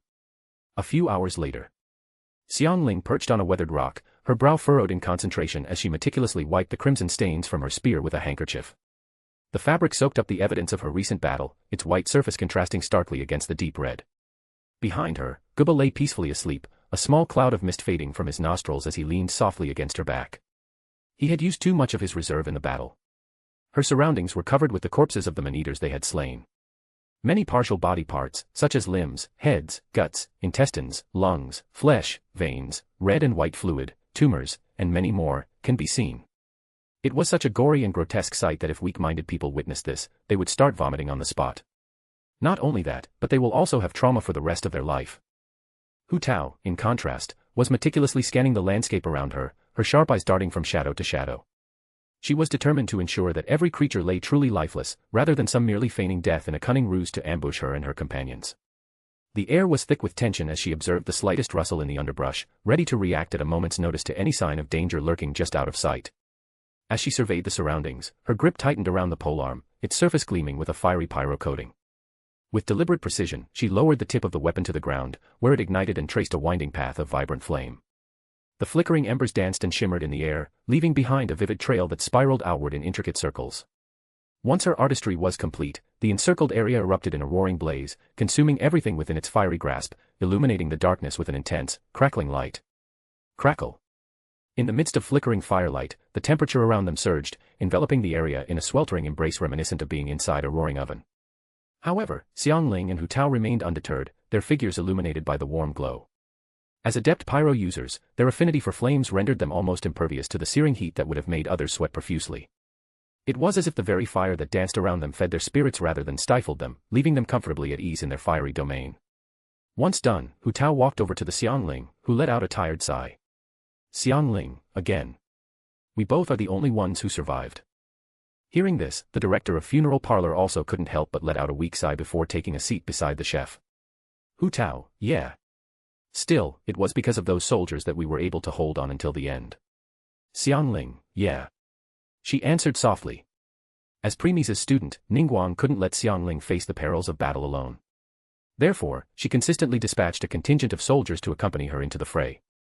On the surface, it appeared that these warriors were there to lend their might and expertise, but their true mission was far more somber, to safeguard Xiangling's life, even at the ultimate cost of their own. Tragically, after each fierce clash, the battlefield was left deserted, the soldiers having fallen, their sacrifices offered up in vain. This grim reality weighed heavily on Xiangling's heart, filling her with profound guilt. Determined to honor their bravery, she exerted herself to the utmost, pouring in her soul and strength in the hope that her efforts would somehow alter their fate. Her relentless dedication fueled her rapid improvement, making her a formidable opponent. Yet, this silver lining came with a dark twist. The man-eaters, her merciless foes, were astutely aware of her growing prowess. With each battle, they escalated their numbers, launching even more formidable assaults to thwart her progress. In the end, despite her unwavering resolve and ironclad spirit, Xiangling found herself unable to save a single soldier, each fight concluding with a heart-wrenching sense of failure and despair. The cycle of sacrifice and loss continued, trapping her in a loop of guilt and determination that seemed impossible to escape. In that quiet moment, Hu Tao gently placed her hand atop Xiangling's, a silent gesture of support that spoke volumes. Xiangling, her eyes wide with surprise, initially opened her mouth as if to voice her gratitude, but instead, she closed it softly and, with a grateful smile, intertwined her fingers with Hu Tao's, gripping her hand tightly. The weight of their struggles had been heavy, filled with relentless battles and challenges that would have overwhelmed anyone else. Yet, through it all, there always remained the unwavering presence of her two dearest friends, Hu Tao and Guoba. If it hadn't been for their unwavering support, Xiangling knew she might have crumbled long ago under the pressure. But she was not alone in this. Hu Tao and Guoba felt that same strength drawn from their friendship. The bond among the three had grown so robust that they had become each other's emotional pillars, a sanctuary of trust and understanding. As their fingers remained clasped together, a warmth spread between them, creating an unspoken promise of solidarity. In the stillness, both girls shared a gentle smile, leaning into each other, seeking solace in their closeness. Together, they found comfort and warmth, cocooned in the knowledge that whatever storms lay ahead, they would face them together. Still, good times were always short-lived. Xiangling, Hu Tao and Guoba, who had been resting to recover their strength, suddenly opened their eyes and stood up. In the distance, a towering man-eater loomed, each of its deliberate steps resonating ominously against the ground. The air grew heavy with a palpable tension, and an icy dread crept into the hearts of the two girls as they instinctively tightened their grips on their weapons. The creature's very presence radiated a malevolent energy, sending shivers coursing down their spines. As they observed its movements, they realized this man-eater was unlike any they had encountered before. It exuded an aura of primal power and cunning. Fear coursed through them, sharper than any blade, urging them to flee. Their instincts screamed a warning that echoed louder than their reason. This was not a foe they could hope to confront. You two have struggled enough. It's time to meet your doom and become our food. The man-eater licked his lips with a fever expression as he looked at them. Next, he stomped his foot hard on the ground and charged towards them, Jade Chamber. As Premies and Ace looked on at the confrontation between Xiangling and Hu Tao against the man-eater, the Sword Princess spoke. Ace, that malevolent energy that he was emitting. It's adeptal energy, which is twisted to make it darker and sinister, almost like abyssal energy. Premies, they really do succeed in obtaining it. And the price they paid was worth it. Premies had long since gained insights into the continuum of time and acquired extensive knowledge. The Council of Eaters was responsible for overseeing the entire population of man-eaters. This council comprised the strongest man-eaters in history, with each member achieving adeptal status. However, due to their inability to harness adeptal energy, they were unable to ascend further. Regrettably, during their stagnant, one member of the council discovered a forbidden technique that enabled the extraction of adeptal energy from the adepti. Upon extraction, this technique allowed for the transformation of the energy into a darker form, thereby appropriating it for their own use. However, the implementation of this method necessitated numerous sacrifices, including those of humans, allogenes, also known as vision holders, and adepti. Ultimately, the council succeeded in its endeavors, but its ranks diminished to a mere 3 members. Despite the reduction in number, the quality of these remaining members increased, as they each acquired the energy that was originally intended for the other members. Thus, Premies remarked that while the Council of Eaters achieved its goal in acquiring this power, the price paid by the man-eaters was deemed worthwhile. The disparity in strength was staggering, leaving no doubt that Xiangling, Hu Tao, and Guoba stood little chance against the formidable opponent before them. However, they were not without allies. In the distance, 4 figures were moving swiftly through the chaos of the battlefield. It was Ningguang, her graceful demeanor juxtaposed with a fierce determination, Keqing, eyes sharp and focused, radiating an aura of electric energy, Yelan, stealthy and elusive, her presence both enigmatic and strategic, and Xiao, the enigmatic adeptus, embodying both serenity and power. Together, they rushed to join the fray, ready to tip the scales in this critical moment. Premies then turned his gaze toward the second battlefield, Jueyun Karst, a breathtaking expanse of rugged beauty filled with towering cliffs and lush greenery that turned red with the blood of their enemies. In the distance, he spotted the formidable figures of Moon Carver, the master craftsman of the earth, Mountain Shaper, the one who molded the very landscape, and Madame Ping, the wise elder with a gentle demeanor yet fierce resolve. They were engaged in a tense encounter with the enigmatic second member of the Council of Eaters. The Emperor's gaze only lingered on it for a moment before he finally turned to the last battlefield. The one taking place in the heart of the Liua city. The one his battle maids were responsible for. Premies, it will be really painful for them. Cloud Retainer, Shinha, and Ganyu stood amidst the aftermath of their confrontation with the man-eaters, their breath still heavy from the exertion. The remnants of the battle littered the ground, but it was the mother and daughter they had saved that captured their attention. Huddled together and trembling, the two figures emerged from the confines of a rusty barrel, their gaunt faces and sunken eyes revealing the toll that days without nourishment had taken on them. It was painfully clear that the lurking threat of the man-eaters was not their only peril. Starvation had silently stalked them, a cruel companion in their dire situation. Fortunately, Ganyu had come prepared. From the depths of her bag, she produced a small stash of dry rations, carefully acquired with points from the pocket world. Though the provisions were scant, they were a lifeline for the fragile mother and child, enough to give them the strength to endure for a couple more days. Ganyu's gentle demeanor brought a flicker of hope to the weary pair as she handed over the meager supplies. After providing clear directions to a nearby shelter and reassuring them that the path ahead would be safe from further threats, the mother's gratitude shimmered in her grateful gaze. With a soft smile and a heart uplifted, she took her daughter's tiny hand in hers and stepped cautiously away from the remnants of their fear, the weight of relief mingling with the uncertainty of what lay ahead. As the pair disappeared into the distance, the half-adeptus couldn't help but sigh inwardly. Ganyu, too bad, your majesty had made it clear that the point system can only be used in the pocket world and not outside. If it does, I would be able to do more. Though little Coco Goat felt a pang of disappointment tug at her heart, she couldn't shake the belief that there had to be a deeper reason behind Premies' actions. With a quiet resolve, she decided not to dwell on her feelings. After all, if there truly wasn't any reason, who was she to question the ways of the divine? It was beyond her understanding to judge what her lord deemed right or wrong. Cloud Retainer, this area is cleared. Let's move on to the next one. Shinha, I am tired, master. I want to rest first. The daughter of the exorcist approached one of the partially destroyed benches that lined the side, its once vibrant paint now chipped and faded. Gently, she lowered herself onto the splintered wood, an air of weariness clinging to her despite the strength she still possessed. Cloud Retainer observed her closely, her keen eyes narrowing in scrutiny. It was clear to her that while Shinha's breaths came in slightly irregular bursts, the fatigue was not enough to warrant a genuine pause. In fact, the energy emanating from her was undeniable, her elemental reserve still brimmed with more than 80%, hinting that she could continue for hours without issue. Cloud Retainer, Shinha, I know you're feeling disheartened by the state of Liua. However, we can't afford to pause. Every moment we hesitate, the man-eaters continue to claim innocent lives that we should be defending. Ganyu, I see your point, Cloud Retainer, but I have to side with Shinha on this one. Taking a break now might be the smarter choice, allowing us to gather our strength for what's ahead. It's a harsh truth, but we can't save everyone. Let's focus on making a real impact when it counts. Cloud Retainer, Ganyu, I'm curious, what exactly happened over the past years that led to such a change in both of you? Shinha. Ganyu. The girls sat in silence, not because they lacked the desire to respond, but because the wealth of their experiences had rendered them momentarily speechless. They had witnessed an array of extraordinary phenomena that defied simple explanations. Among these, they recalled the formidable warships adorned with intricate patterns, collectively known as the Fleet of Fog, gliding silently through the mists, their presence both awe-inspiring and enigmatic. They thought of the indomitable spirit of the people of Inazuma, who had demonstrated incredible resolve, fighting fiercely for their homeland until the very end. Each clash echoed with the determination etched in their hearts as they stood against overwhelming odds. The vision of the Imperial Palace was still fresh in their minds.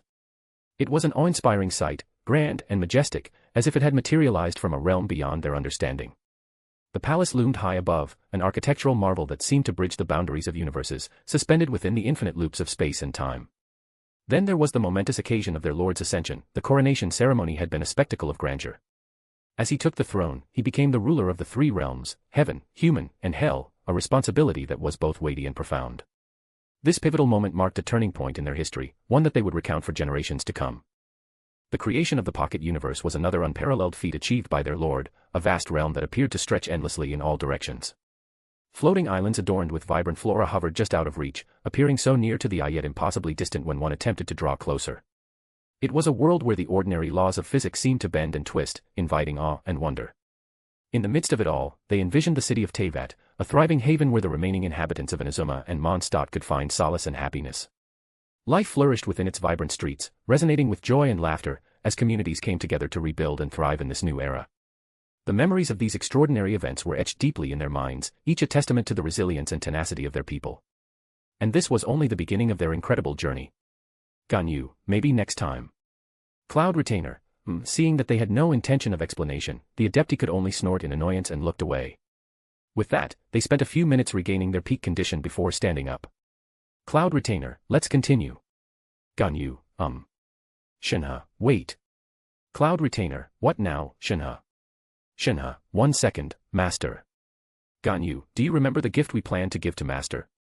Ganyu, gift? Oh, that. But didn't we decide to give it when this war is finished? Shinha, I also have the same intention before. But I am afraid that if we die, it will be too late to give it. Ganyu, Sai, I suppose you're right. The Coco Goat then went through her pouch and out something. Cloud Retainer, a doll. Shinha, a plush. It's very soft to the touch and has an inbuilt system that will work as a heater in winter. Ganyu, well, it's not much for Adeptus like you.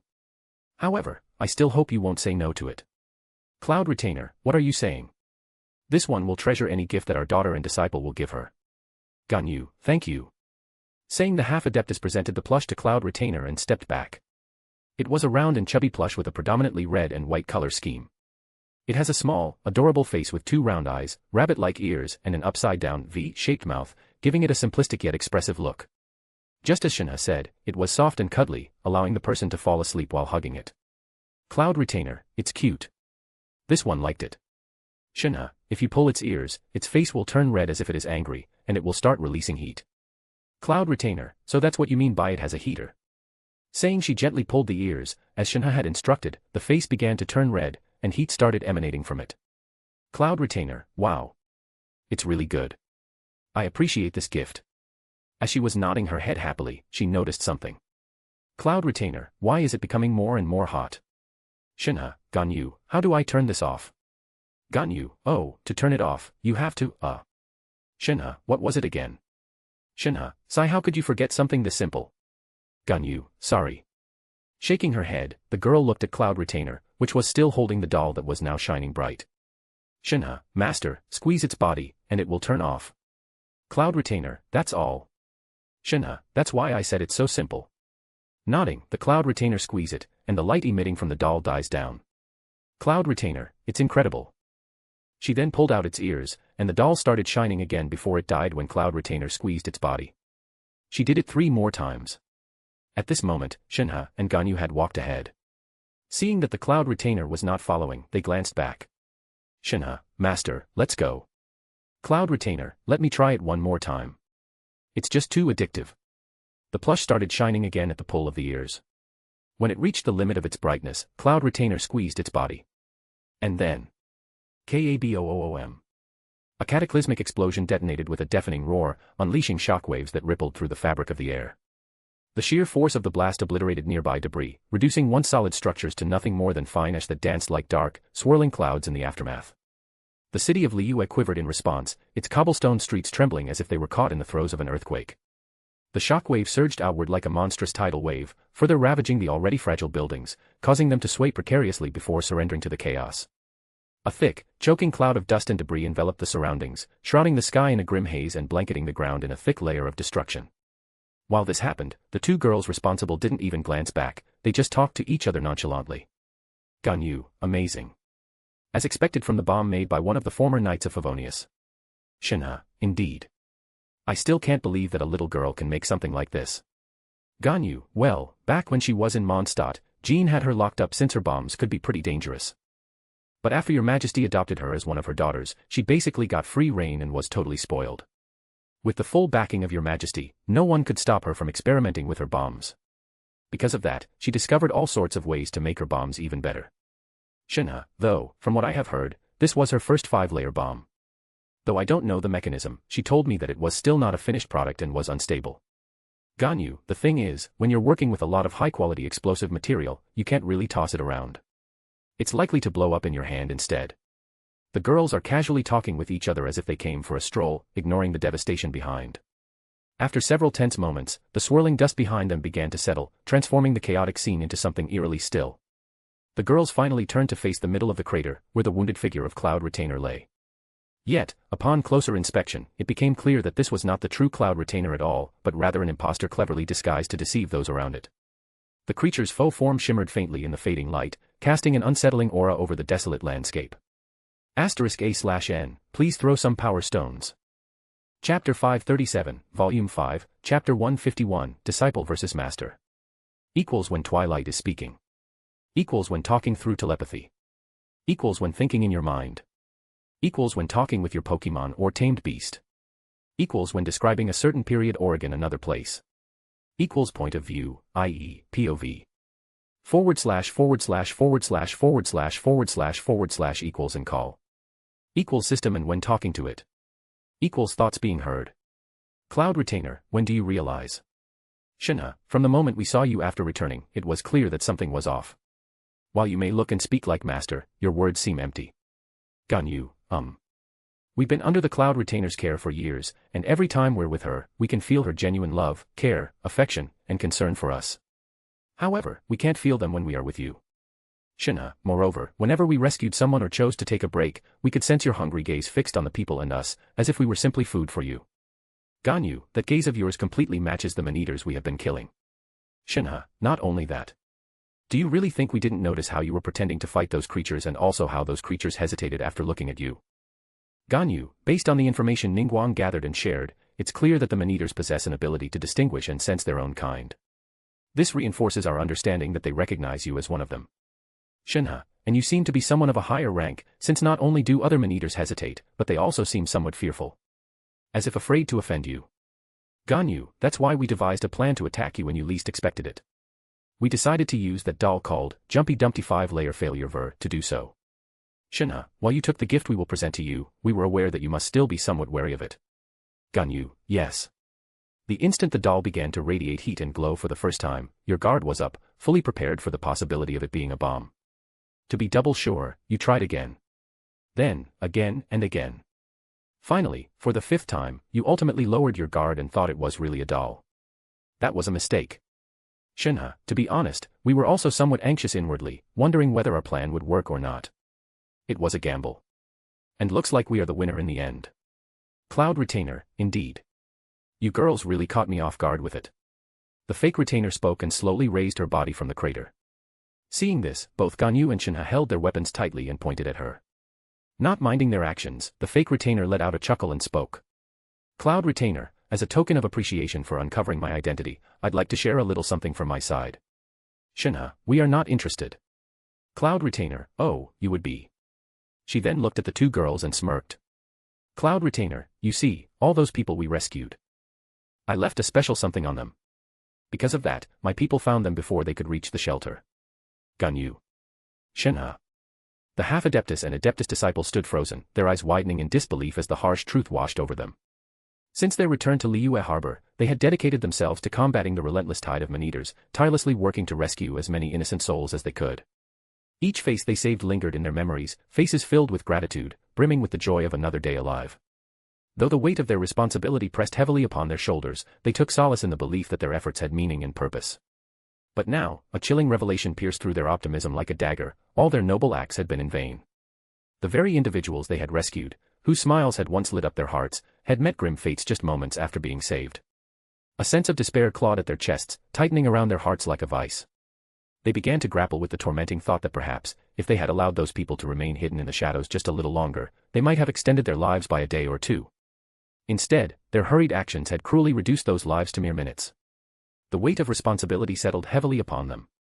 They could vividly imagine the resentment burning in the eyes of those they had saved as they faced their final moments, curses and accusations directed squarely at the girls who had, in their desperate bid to save, unwittingly ushered them toward doom. The moral burden distorted their victory into something harrowing, leaving a bitter taste of guilt in the air around them. Cloud Retainer, ha ha ha ha ha. Yes, that's exactly the look I want to see on both of your faces. It suits you compared to that confident expression you were showing a few moments ago. Ha ha ha ha ha ha ha ha ha. Swoosh. All of a sudden, Shinha charged toward the fake retainer with her eyes filled with rage. She swung her spear with the clear intention of severing the imposter's head. Swish. Cloud Retainer, oh my, how fierce. However, the fake retainer ducked and dodged it. But, in the next moment, she saw a kick making her way towards her face.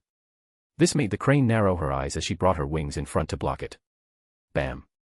The force behind the kick raised the body of the fake retainer and threw her away. Fwoosh. Fwash. Fwoosh. However, halfway through, the crane could see the arrows right in front of her face. In a split second, she pivoted swiftly, her body twisting like a dancer as she narrowly avoided the oncoming barrage of arrows. With a graceful leap, she landed on a pile of debris a few paces away, her heart racing. From her new vantage point, she spotted Ganyu, poised like a sentinel, her bow taut and aimed directly at her. For the first time, the usually serene and gentle half-adeptus radiated an intensity of anger that sent a chill coursing through the air, transforming the atmosphere entirely. Cloud Retainer, I must say I am impressed. You see, after I ate Cloud Retainer's brain and absorbed all of her memories, I became aware of both of your strengths. But now, after witnessing your strength, agility, and battle awareness firsthand, I realize that you have both become stronger compared to before. Shinha and Ganyu, what did you say? Cloud Retainer, why are you shouting? I am praising you. Shinha, I don't care about your opinion about me. What did you say at the beginning? Cloud Retainer, beginning. I said I am impressed. Ganyu, after that. Cloud Retainer, after that, I said when I ate Cloud Retainer's brain. Oh my. Hee hee. What a sip of tongue. Shinha, what do you mean by that? What have done to Master? A desperate look was etched on Shinha's face. An anxious frown creased Ganyu's angry features. Observing their turmoil, fake Retainer couldn't suppress a mocking sneer that curled her lips. She could sense the heavy atmosphere hanging around the two girls, thick with unspoken fears and ominous premonitions that they were struggling to conceal. The tension was palpable, as their attempts to mask their dread only seemed to amplify the weight of it in the air. Cloud Retainer, ah. I thought I would reveal it later. But now you both have found about it on your own. I suppose I'll tell you the truth. The truth is. Cloud Retainer, that Adeptus is dead. Boom. The words hit Ganyu and Shinha with a force akin to a thunderbolt, reverberating deep within their hearts. A shiver ran through their bodies, causing them to tremble uncontrollably, as their eyes grew wide with disbelief. For a fleeting moment, they were frozen in shock, unable to comprehend what they had just heard. It felt as if reality itself had warped, leaving them to wonder if their ears were betraying them with some twisted illusion. The fake Retainer ignored their reaction and continued. Cloud Retainer, you see, we have 3 targets. The first was you, the disciple of Adeptus, Shinha. Shinha. Cloud Retainer, the second was you, the half-Adeptus, Ganyu. Ganyu. Cloud Retainer, the last target was the Adeptus, Cloud Retainer. Shinha. Ganyu. Cloud Retainer, we planned to kill and eat you all in order before going for Cloud Retainer. After all, we were more than aware that taking down an Adeptus was an arduous task. Hence, if we had hunted and eaten both of you, our strength would have risen, which would have increased our chances against that crane. Here, she stopped, closed her eyes, and let out a self-deprecating sigh before wiping away the fake tears. Cloud Retainer, but we never expected that before our plan could come to fruition, you both would escape. So, we have no choice but to turn our attention to the last target. Even when we knew that our chances of success were low, we decided to go all out. At this time, the fake Retainer looked at the girls and sneered before saying the exact words they said to her before. Cloud Retainer, it was a gamble. We paid a heavy price for it, and that was the cost of tens of thousands of our kind, as well as most of the council members. However, in the end, we emerged victorious. Suddenly, an ominous, pulsating power began to seep from the fake Retainer, casting an unsettling presence in the air. A sinister smile crept onto her lips, transforming her demeanor into something chilling and malevolent. The atmosphere shifted dramatically, the warm light that surrounded them faded, replaced by an oppressive darkness that wrapped around the scene like a thick fog. All sounds fell silent as if the world itself held its breath in anticipation. Within moments, the sinister energy expanded outward, enveloping not only the fake Retainer but also a wide radius around her, forming a stark dome of shadow that pulsated with foreboding. Ganyu and Shinha stood at the edge of this dark sphere, feeling the weighted pressure that swelled and intensified with each heartbeat, causing their skin to crawl uncomfortably. An electric tension filled the air, making their hearts race. After a brief, dreadful silence, the voice of the fake Retainer cut through the stillness, a cold, echoing sound that reverberated ominously within the confines of the dome. The eerie tone sent shivers racing down the girls' spines, leaving them acutely aware of the grave danger that was about to unfold. Cloud Retainer, in the end, only 3 of the council members survived. And I am one of them. Finally, the time came to distribute our reward. That time, I made a proposal.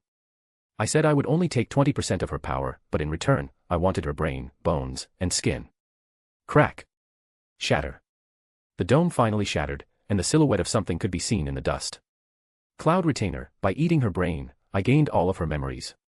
As for her bones and skin. You see, when I first saw Cloud Retainer, I was fascinated by her elegance, beauty, aura, and temperament. As if a god looking down on the mortal world. After seeing her, a thought occurred to me. That is. I want to destroy it. I want to twist it into something ugly, sinister, and cruel. I want to change the hope she represents into despair. So, I absorbed her bones and skin. That's what I became. The dust and smoke settled down.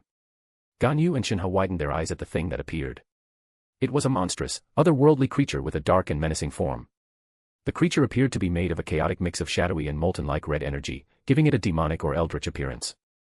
Its elongated body and limbs stretch unnaturally, with jagged, claw-like extensions. The head of the beast is sharp and angular, resembling a dragon or a nightmarish predator, with rows of jagged teeth. Its presence exudes a sense of destruction and malevolence. Ghostly figures or shadows seem to swirl around, giving the impression of a battlefield or a realm of nightmares. The creature's very presence conveyed a sense of dread, power, and chaos, as if it was an embodiment of destruction itself. Cloud Retainer, since this is my new form, I should also give myself a new name. Let me think. Oh, I know. I am Death Retainer. Pick, Death Retainer. The overwhelming pressure radiating from Death Retainer was so intense that even the vision holder would be compelled to kneel before her might. A mere mortal stood no chance against such an oppressive force. Yet, amidst this terrifying aura, Ganyu and Shinha remained steadfast, refusing to bow or show any sign of submission.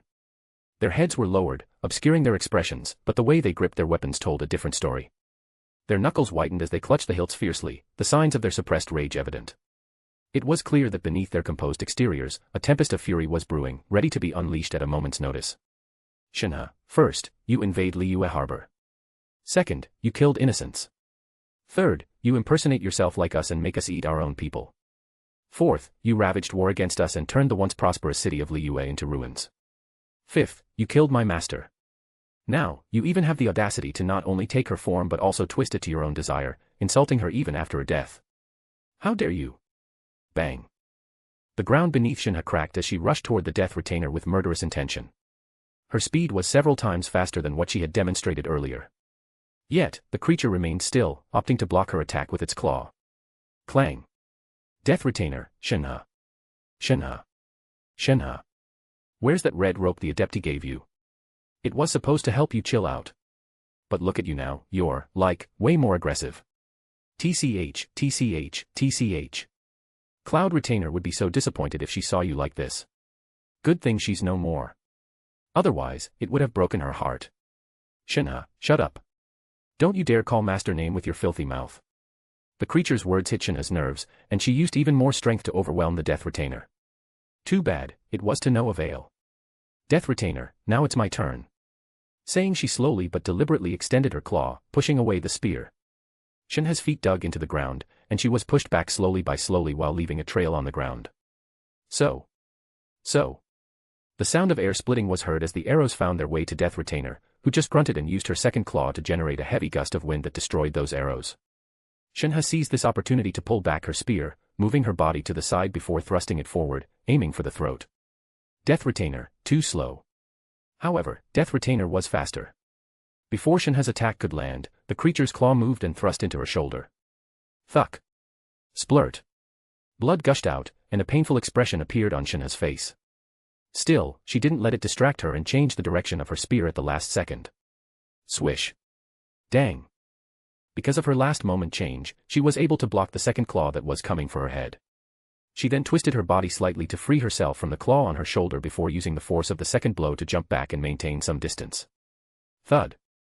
She landed in front of Ganyu. Blood was leaking non-stop from her injured shoulder. The wound was so deep that Ganyu could even see Shinha's bones. Crackle. The Adeptus disciple also knew about it, so she hastily used her cryo to freeze it, preventing further blood loss. Shinha, no need to heal me unless it's life-threatening. If possible, we should focus our reserves for the offensive. Ganyu, okay. Next, with a practiced ease, Shinha took out a shimmering talisman, its surface etched with intricate symbols that seemed to pulse with latent energy. In a steady voice, she summoned the Talisman Spirit, a manifestation of her will and connection to the ethereal realms. If the situation had been different, she might have chosen to deploy her cryo avatar, hoping to catch her opponent off guard with the element of surprise. However, facing the Death Retainer presented a unique challenge. She knew that this formidable adversary carried all the memories of Cloud Retainer. With that knowledge, Shinha realized that her opponent would likely be aware of her ice-wielding abilities. Therefore, she opted for a more cautious approach. She then held the handle of her polearm tightly and charged again, this time along with her Talisman Spirit. Swoosh. Death Retainer didn't seem surprised by this, she had expected it. However, that didn't mean she let her guard down.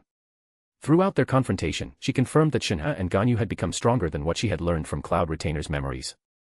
This was surprising because Shinha had studied under Cloud Retainer for years before becoming one of the strongest humans. Yet, in the short year since she left, her strength had increased drastically. Death Retainer, how did she become this strong in such a short span of time? Whoosh! Death Retainer. Before Shen could even reach the Death Retainer, she created an ice spear and threw it at her. The creature used her claw and smashed it. Bam! Crack! The spear shattered. Though a layer of frost formed on that claw. It was also the moment that Shinha appeared in front and thrust her polearm forward, again aiming for the head. Death Retainer was thinking of creating another claw using her malevolent power, but before she could do so, the Talesman's spirit stopped and burst. Boom. Once it did so, the entire area was covered in ice. More layers of ice appeared on Death Retainer's body, slowing her movements for a bit. That was enough of Shinha's spear to reach her target. Sing. Too bad it didn't work because at the last moment, the creature tilted its head to the side and dodged it. Just as it dodged it, the Death Retainer raised her leg and kicked at Shinha's abdomen. The girl, on the other hand, hurriedly brought her left arm forward to block it. Bam. While the attack was blocked, Shinha couldn't help but grunt inwardly as she could tell that her bones had fractured. Still, she gritted her teeth to suppress the pain and created an ice dagger using that hand and stabbed it into the creature's leg. Poochie. While she succeeded in inflicting the damage, she didn't get the chance to celebrate before Death Retainer moved another leg and hit her squarely in the face. Bam. Shinha, AUH. The assault came with a speed that left the girl unable to react. With a violent thrust, she was launched through the air, tumbling helplessly as she crashed into remnants of fallen structures, shards of concrete and debris scattered around, with each impact sending her flying further away. Before Death Retainer could rejoice, a single arrow was in front of her chest. That arrow was different than the one she had destroyed before because at its tip, she could feel a highly condensed cryo element. Thuck. Boom. A colossal cryo explosion erupted, unleashing a wave of freezing energy that blanketed over half of Liua Harbor in a shimmering coat of ice. The broken streets, stalls and fallen buildings were now transformed into a frozen wasteland, with each structure encased in a thick layer of glistening frost. The air turned biting cold, resembling the aftermath of an unforgiving ice blizzard that had swept through the harbor. This was an astonishing display of the raw power of Ganyu, the half-adeptus, whose abilities had left a chilling mark on the landscape. Still, even though Ganyu was certain that her arrow had struck its target with precision, she remained vigilant, refusing to lower her guard. Instead, with a determined focus, she knocked another arrow onto her bowstring. The air around her was tense and electric, for she understood that while her shot was powerful, it wouldn't be sufficient to take down a formidable opponent like the Death Retainer that easily. Hence, she readied herself, keenly anticipating her adversary's next move. Bang. From the side, the debris shifted, and Shinha emerged. That kick really did some numbers on her as blood was leaking out of her head, covering one side of her face. This made that side of her vision red. Still, as before, she froze the injury and stood up. While doing so, her gaze, like Ganyu's, never left the spot where the Death Retainer was. Death Retainer, I must say that was something. Suddenly, a chilling voice echoed in the air, the unmistakable tone of the Death Retainer.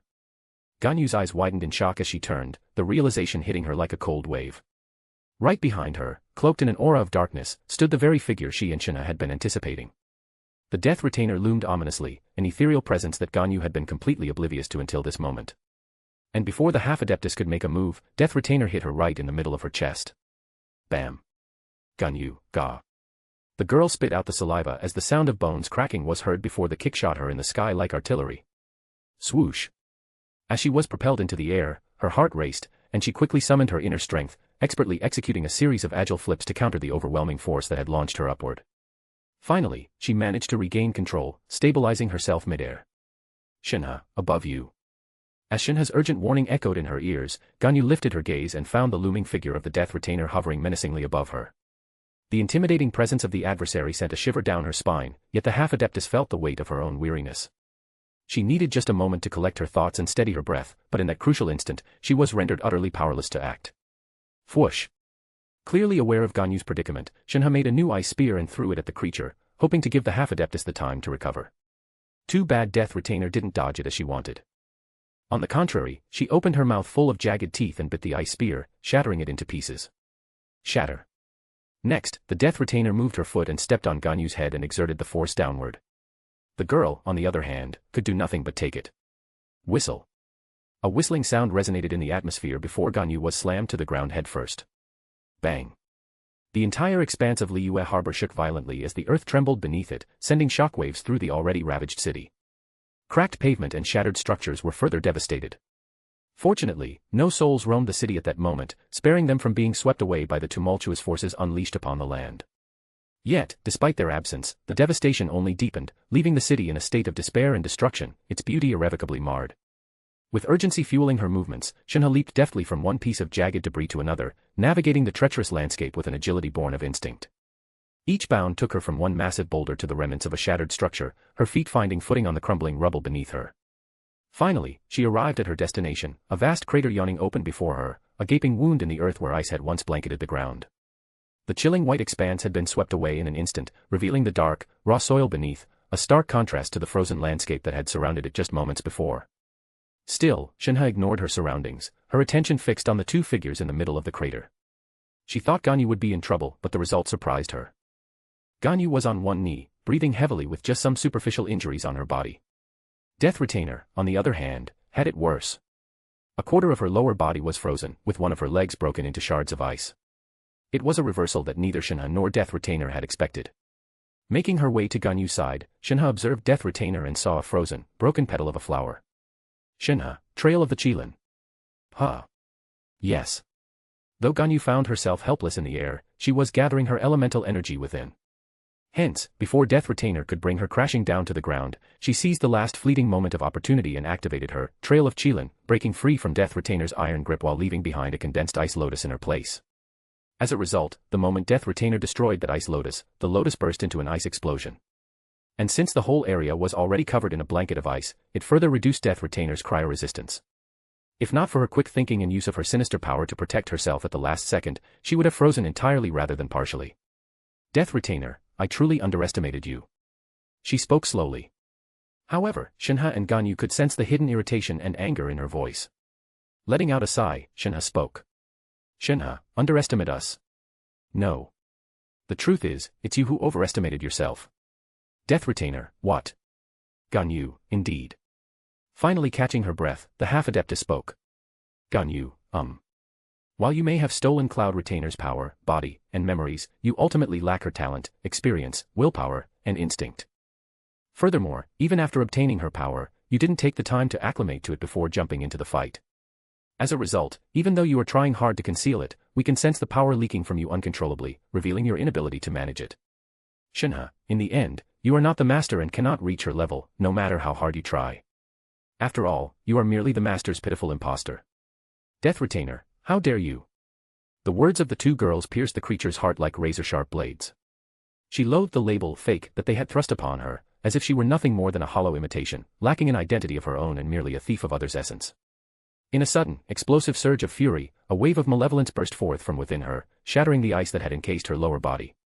In that moment, she cast aside any pretense of restraint, she was done playing games and dragging out this confrontation any further. The air crackled with her newfound resolve, signaling that it was the time to end this. However, this time, Shinha and Ganyu remained unfazed. Holding her polearm tightly, Shinha slowly walked towards the creature. Shinha, Ganyu, let me handle this, please. Ganyu. Okay. Answering, the half-adeptus slowly stepped back. With unyielding determination, Shinha pressed forward towards Death Retainer.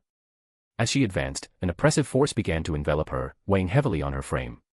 Each step felt like trudging through thick mud, her feet leaving deep cracks in the ground beneath her. Her movements slowed as if time itself conspired to hinder her approach. The air grew denser, making it increasingly difficult to draw breath. With every heartbeat, she sensed a bone-deep ache coursing through her body, as if the very essence of her being was protesting against the overwhelming force pressing down upon her. Yet, despite the excruciating pain and the ominous sense of dread that accompanied her, Shinha refused to yield. She planted her feet firmly in place, a statue of unwavering resolve, and came to a halt just before Death Retainer. There was no hint of retreat in her demeanor, her stance spoke volumes of her courage and refusal to back down in the face of such daunting power. Seeing this, the creature snorted coldly. Death Retainer, should I praise you for your bravery or your foolishness? Do you really think my heart will melt seeing this, and I will spare you? You will die here. And after killing you, I will tear open your body and feast on your blood, meat, and organs, enjoying every single piece. She couldn't shake the thrill bubbling inside her as she anticipated the exquisite feast. Her mouth began to water at the mere thought of the delectable dishes of Adeptus Disciple and half-Adeptus that awaited her, stirring a delightful anticipation that sent excitement down her spine. Remaining indifferent to the gaze Death Retainer was throwing at her, the girl spoke. Shinha, is that so? Then let me show you how strong I have become since I left Liua Harbor. As Shinha finished her words, an extraordinary energy began to emanate from her, swirling around like a dark mist. This power was unlike anything she had displayed before. It was cold to the point of chilling the very air around her, suffused with an eerie intensity that sent shivers down the spine of anyone nearby. It felt as if the essence of life itself had been inverted, transforming into a force that radiated despair and devastation. Slowly, this ominous energy enveloped Shinha, wrapping her in an impenetrable shroud as if she were the harbinger of an overwhelming storm. The world seemed to dim around her, caught in the grasp of this unsettling transformation. Death Retainer, lost in a daydream of her next meal, was abruptly jolted back to reality. For the first time, she felt an unsettling shift. Her own ominous and malevolent powers were overshadowed by an overwhelming force emanating from Shinha. A chill raced down her spine, causing every hair on her body to stand on end. In a frantic attempt to understand this unfamiliar energy, she delved into Cloud Retainer's memories, seeking answers. As the truth began to unfold, a cold wave of dread washed over her, tightening its grip around her heart. Cloud Retainer, you. Without hesitation, the creature thrust her jagged claw forward. But then a palm emerged from the mist and intercepted it. Boom. A deafening explosion shattered the stillness, rippling outward and obliterating everything within hundreds of meters. The immense shockwave slammed into the already devastated city of Liua Harbor, transforming its remnants into even greater ruins. Debris flew through the air, and the ground quaked violently, adding to the chaos as the once proud structures crumbled further under the relentless force. Smoke and dust billowed up into the sky as the echoes of destruction lingered in the air. In this encounter, it was the Death Retainer who ultimately found herself on the losing side of the confrontation. Overpowered by the girl, she thought of nothing but prey and was sent hurtling through the air, crashing into various damaged structures along his path. Each impact echoed like thunder as debris flew around her until she finally came to a halt, a disheveled figure amidst the ruins. Hee. Before the Death Retainer could steady herself, a chilling laughter echoed through the air, sending shivers down her spine. With a sudden jolt, she lifted her gaze, her eyes narrowing at the dark mist swirling in the distance. As the fog began to dissipate, a figure emerged from its depths, a silhouette that sent her heart racing and her breath quickening. Panic surged through her as an unshakable fear took hold, gripping her tightly like a vice. Shinha stood transformed, entirely different from before. Her once vibrant silver-white hair and brown clothes had turned dark. The red rope, which the Death Retainer had mentioned earlier, appeared out of nowhere, glowing ominously red and swirling around her. Red, energy-like veins spread across her body, and her once iridescent eyes with white pupils now shone bright red. A cold, menacing smile plastered her face. In contrast to her usual appearance, this form was far more fearsome and corrupted, resembling that of a demon. Pick, Demon_Shinha. Death Retainer, Curse of Calamity. How could this be? Indeed. The vibrant red rope gifted to Shinha by Cloud Retainer was originally intended to restrain the ominous Curse of Calamity, a dark force that once fueled her murderous instincts. Now, this malevolent curse was evident in all its terrifying glory, yet remarkably, Shinha appeared to wield complete mastery over it. This development was perplexing, as even the revered Adepti had struggled to manage and eradicate such a potent affliction. Yet here was Shinha, seemingly conquering the curse with an ease that seemed almost miraculous. As the Death Retainer was trying to piece everything together, she turned her head and looked toward the direction of the Jade Chamber in the distance, and the appearance of a person appeared in her mind. But at each passing moment, that figure was becoming increasingly blurry. And then in less a second, she could no longer recall it. Demon_Shinha, you think you are worthy to look at my lord. A voice brushed against Death Retainer's ears without warning, causing her to flinch in surprise. She hadn't sensed the presence of Shinha, who had silently appeared at her side, catching her completely off guard. The suddenness of it all sent a ripple of shock through her as she struggled to comprehend how this human could approach her without noticing. The creature hurriedly struck with her claw with the full intention of severing Shinha's head off. And this time, she was no longer holding back. Dang. However, the next thing made her shiver as she saw how Shinha moved her spear and casually blocked her full-powered claw without even flinching. As she was still dazed, the girl twisted her polearm and used its backside to hit the jaw of the Death Retainer. Bam. Death Retainer, GUH. The move was faster than she could react, and a few drops of blood spurted from her mouth. Clearly indicates how much damage that simple move had caused. Swish. Swish. Using minor movements, Shinha dodged all the upcoming attacks from claws, talons, and wings before jumping over the creature. Landing precisely behind her, yet instead of attacking, Shinha bent backward. Fwoosh. Fwoosh. At that moment, countless spikes shot out of Death Retainer's back. If the girl were even a second late, she would have become a porcupine by now. Still, her battle instinct, which had sharpened even more by now, had saved her. While doing so, she also moved her body and reached the imposter side before swinging her spear at it. Swish. Death Retainer leaped back just in the nick of time, skillfully evading the imminent attack. As she soared through the air, she summoned her power, unleashing a torrent of wind that surged towards Shinha like a roaring storm. Rather than retreating, Shinha boldly stepped forward, positioning herself into the swirling gust. With agility and focus, she harnessed the wind's force, her body twisting and flowing gracefully within its embrace. Then, with a sudden burst of energy, she propelled herself out of the whirlwind, closing the distance to the creature in a stunning display of speed and precision. The unexpected maneuver left the creature thoroughly astonished and caught off guard, causing her to pause for a moment. And that was her biggest mistake. Twisting her body, Shinha appeared right behind the Death Retainer, and her polearm moved. Shing. Thuck. Thuck. Splurt. Death Retainer, arg. The creature let out a painful scream as her wings got severed. Blood gushed out like a fountain from those injuries, and she fell from the sky. Not feeling satisfied with it, Shinha moved her leg and kicked at the back of Death Retainer's head using her full power. As Death Retainer felt the imminent threat, a surge of urgency coursed through her. She summoned her power, desperately trying to form a protective barrier behind her head. However, because of her late response, and the energy she conjured was inadequate, barely a flicker of defense. In that fleeting moment, Shani's kick effortlessly shattered the weak and incomplete shield that Death Retainer had managed to conjure at the last second, and her attack landed. Bam. Whoosh. Bang. The powerful kick launched Death Retainer from the sky, hurtling it toward the earth with explosive force. As it struck the ground, a tremor reverberated through the landscape, and spiderweb-like cracks began to fan out in all directions across the desolate city. Weathered structures, their integrity compromised, crumbled and collapsed into the tumultuous embrace of the ocean, swallowed by its relentless waves. In the wake of the impact, a vast crater formed, its jagged edges gaping with raw power. From deep within the fissures, glimmers of water began to emerge, slowly trickling out like tears from the wounds of the earth. As the dust and clouds settled down, the sorry figure of Death Retainer could be seen in the middle of the crater. Because of that kick, her mind went into a momentary daze for a few seconds, and a persistent buzzing filled her ears. As a result, she failed to do anything to protect herself and smashed hard on the ground, taking the full damage. Still, she didn't care about it as she was looking at Shinha, who was floating in the sky with boundless hatred. With a cold sneer etched on her lips, the girl resolved to bring this battle to a decisive close. She had managed to seize control over her Curse of Calamity, a formidable feat that few could achieve. Yet, beneath her confident facade lay a critical limitation: her body and soul had yet to attain the strength necessary to sustain such immense power for an extended period. Even the most formidable adepti, revered for their unparalleled prowess, struggled to contain and wield the chaotic energy of Calamity. What chance did someone still tethered to the mortal realm have against such overwhelming forces? Each second she lingered in this heightened state threatened to inflict further damage upon her. The raw, tumultuous energy crackled around her, a dangerous reminder that the very power she sought to harness could just as easily consume her. As the battlefield swirled with chaos, she understood that the longer she fought, the more perilous her position became. Time was not just an ally, it was also a creeping adversary. Finally coming to a decision, Shinha exhaled slowly, a stream of frost escaping her lips like mist in the dead of winter. Her crimson, demonic eyes glowed brighter than ever, twin stars of rage in the sky. A heartbeat later, the curse sealed deep within her erupted from every pore, manifesting as a swirling reddish-black mist, thick with dread.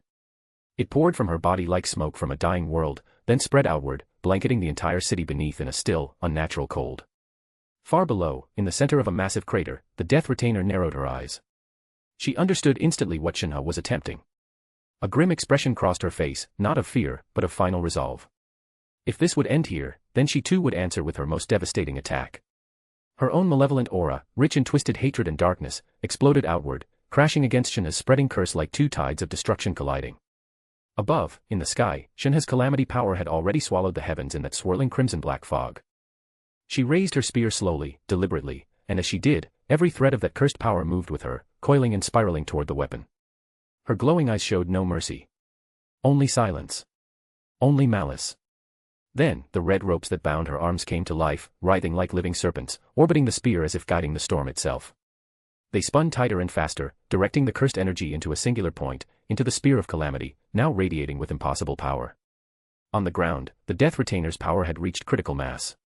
It surged through the earth, darkening the land and pulling the city soul into her gaping, monstrous maw. Her energy became visible, an enormous swirling force of reddish-purple malevolence, forming a beam that pulsed with raw hatred and hunger. Above and below, two apocalyptic forces prepared to strike. The power of Calamity in the sky, and the power of malevolence on the ground. Their very presence bent the air, warped the light, and twisted the fabric of space around them. These were not attacks.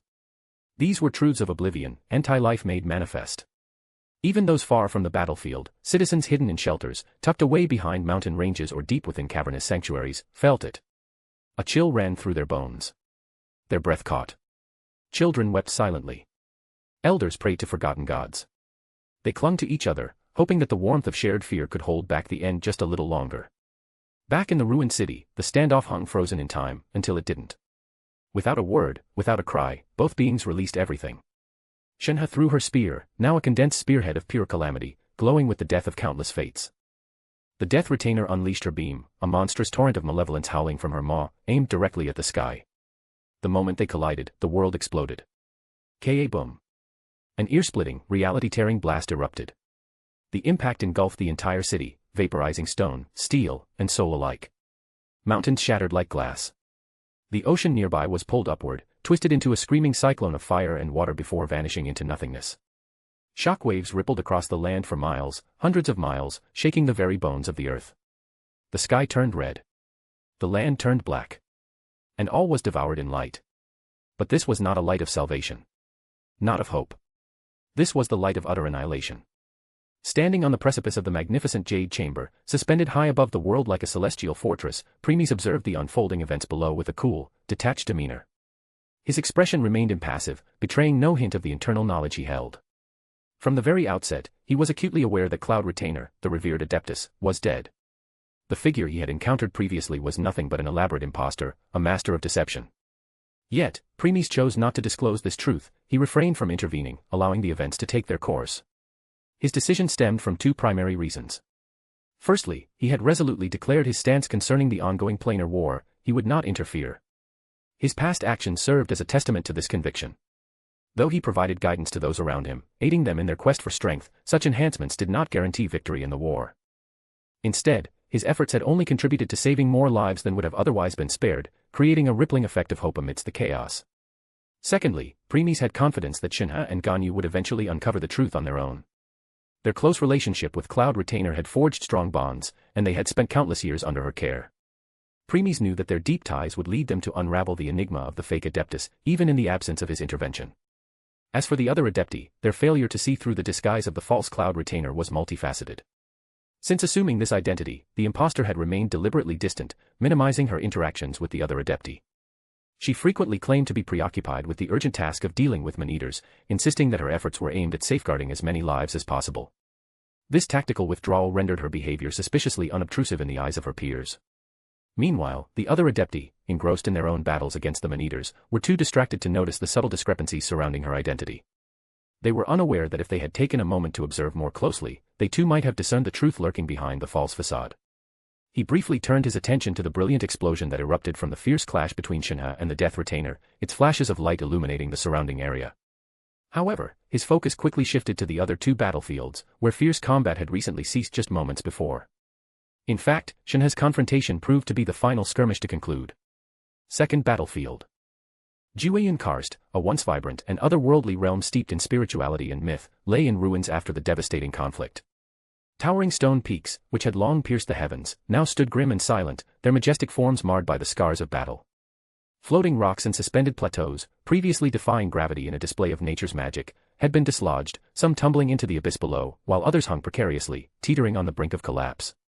Crystal-clear waterfalls, once cascading gracefully through deep ravines, now roared angrily, their waters muddied and tumultuous, reflecting the chaos that had transpired. Vast, mystic cloud seas, which had rolled serenely between the mountains, were now fractured and turbulent, swirling with remnants of the cataclysmic forces that had ravaged the land. Secluded temples, once sanctuaries of peace and learning, lay crumbled, their ancient stones now mere memories of the wisdom they once housed. Some structures had been entirely obliterated, leaving behind no trace of their existence. The very ground itself had fractured in a display of nature's fury, with fissures snaking across the landscape, deep and treacherous. The magical essence that once flowed through Jiwayun Karst seemed to be tainted, and the land, which had thrived in harmony, appeared to be turned upside down, a chaotic reflection of the battle that had occurred. Only a small patch of earth remained unmarred, a desolate oasis amid the devastation, but it was here that the three Adepti, Moon Carver, Mountain Shaper, and Madame Ping, could be found, seeking refuge. Exhausted and wounded, they occupied this last remnant of their once sacred homeland, utilizing the land to recuperate. As they rested, the raw, gaping wounds on their bodies served as stark reminders of the battle's toll, their essence visibly leaking, a poignant symbol of their struggle against the monstrous threat they had faced. Despite their victory in vanquishing that creature, the task had come at an immense cost, pushing them to their limits and testing their strength and resolve. In this moment of quiet amidst the ruins, the haunting echoes of the Adepti War, a conflict from thousands of years past, resonated within their memories. Yet, even that ancient struggle paled in comparison to the destruction witnessed this time, leaving them to ponder the catastrophic changes wrought upon their sacred land and the future that lay ahead. Third battlefield. The once vibrant mountains of Liua, where animals once roamed in peace and the flora bloomed in colors that rivaled the stars, had become a broken shadow of their former selves. Verdant meadows that once danced with the wind had been torn asunder, scorched and muddied by the chaos of battle. Trees, ancient and proud, had been felled in splinters, their roots clawing helplessly at the ravaged earth. The air, once filled with birdsong and the rustling of leaves, was now eerily silent, heavy with the scent of smoke and blood. But none of it, not the ruined landscape nor the ghostly silence, held as much weight as the battlefield itself. Here, sorrow hung thick in the air like a shroud, suffocating and absolute. Though the Adepti had emerged victorious with no casualties, this patch of land bore witness to a far grimmer story. Amid the carnage lay Keqing. The thunder of her blade had once echoed with unshakable resolve, yet now she was motionless on the torn ground. Her lavender eyes, once filled with determination, stared blankly at the pale sky above. From the waist down, her body was gone, severed cleanly, leaving only a grotesque trail of blood and ruined fabric. Yet, faintly, her chest still rose and fell with the fragile rhythm of life clinging to the edge. Nearby, propped against the remains of a shattered tree, was Ningguang. Regal even in ruin, her once elegant figure was reduced to a bloodied wreck. Only her left arm remained, her right and both legs lost to the inferno of battle. Her golden eyes were dull, staring listlessly to the side, unfocused. Her once pristine qipao was in tatters, soaked through with blood and dirt. She did not move, save for the barest flicker of breath, barely enough to betray the fragile spark still within her broken form. Under the crushing weight of a fallen boulder lay Yilan. Only her head was visible, resting against the dirt. Her face was obscured, pressed against the scorched earth, her indigo hair tangled and matted with soil and blood. Her limbs were lost beneath the massive stone, and from the unnatural angle of her neck, she might have appeared lifeless, were it not for the faintest, trembling exhale that stirred the dust near her lips. And then there was Hu Tao. She leaned against a jagged stone, her body slumped, her head bowed so low that her wide-brimmed hat shadowed her face. But no hat could hide the horrific wound in her chest, a gaping hole, clean through, as if a cannonball had torn straight through her body. The edges of the wound were scorched, still faintly smoldering. Her hands hung limply by her sides, her polearm nowhere to be seen. She was still, deathly so, yet from her slightly parted lips came a faint rasp of air. Breathing. Barely. The four women lay amidst the shattered remnants of nature and war, their bodies broken beyond recognition, but their spirits not yet extinguished. They were caught in that cruel space between life and death, where every breath was a miracle and every second a battle. Anyone who laid eyes on them in this moment would have thought them dead. And perhaps, in a way, they already were. Because no one leaves a battlefield like this whole, not in body, and never in soul. Yet, in the midst of the devastation, amid the charred earth, shattered stone, and blood-streaked grass, one figure still stood. Xiao. Upright. Silent. Unmoving. His back was straight, shoulders squared with pride even as the wind howled around him like a morning song.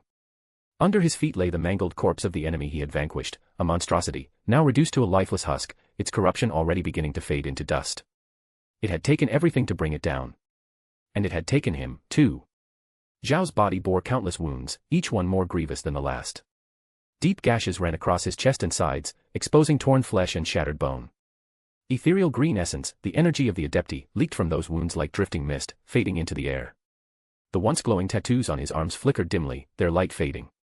His breathing had long since stopped. His spear, a trusted extension of his will, was broken, its shaft splintered, the blade dulled and cracked. Pieces of it lay scattered at his feet, like remnants of a warrior's story carved in silence. His Yaksha mask, once fearsome and radiant in battle, was shattered as well. Its broken half rested beside him, like the last piece of a fractured soul. But nothing, no weapon, no wound, spoke louder than the expression on his face. His eyes were closed, peacefully so. And on his bloodied lips rested a faint, gentle smile, not of triumph, but of quiet, profound relief. As if, after centuries of burden, the karma that weighed upon his soul had finally been lifted. As if he had made peace with his fate. As if he had finally found rest. He had known this battle would be his last. That to slay a being of such darkness would demand more than strength, it would require sacrifice. But Xiao had not hesitated. Not when his home was at stake. Not when Liua needed him. He had chosen his end, and he had chosen it with honor. He had stood tall to the final breath, refusing to fall to his knees. Not out of pride, but because he didn't want the others, if they lived, to remember him broken. He wanted them to remember the protector who stood strong until the very end. The vigilant Yaksha. The guardian of Liua. And now, slowly, almost gently, his body began to dissolve. First, his fingers, drifting into tiny particles of golden light. Then his arms, his legs, the wounds fading as if washed away by the wind. His form shimmered in the dying light of dusk, glowing like a star ready to return to the heavens. The wind picked up, catching the final fragments of him, scattering them across the battlefield like a silent prayer. And as his body vanished completely, only that faint smile remained, echoing in the hearts of those he saved. Xiao was gone. But in his death, he had given Liua one last gift. Hope. Now, only one remained. Amidst the stillness of the battlefield, where even the wind seemed to hold its breath, a single figure sat among the wreckage and ruin. Xiangling. Her normally vibrant eyes, so often filled with warmth and excitement, were red and swollen from crying. Her twin buns were half undone, hair matted with dirt and blood. Her clothes, once bright and adorned with cheerful patterns, were torn, soaked through with crimson. Cuts laced her arms and legs, bruises blossomed across her skin like wilted flowers. And yet, she didn't seem to notice. She didn't even flinch. Because none of it mattered. Not the pain. Not the blood. Not the chaos that surrounded her. All that mattered now was the small, trembling figure in her arms. Guoba. Her dear companion, her partner through kitchens and battlefields alike, lay cradled against her chest, wrapped in her arms with a tenderness only found between the truest of friends. The little bear's once round body was faded and weak, his eyes dim, the glow of life within him flickering like a dying flame. Xiangling's tears fell freely, tracing clean paths down her soot-covered cheeks. She rocked back and forth slightly, holding him tighter, as if sheer will could keep him with her. Her voice was broken, barely a whisper. Xiangling, Guoba, no. You promised we'd make spicy tofu after this. He had saved her. At the final moment, when the creature's claws had arced toward her, Guoba had thrown himself between them. She could still hear the sound of the impact, still feel the heat of his flame shielding her as the world erupted.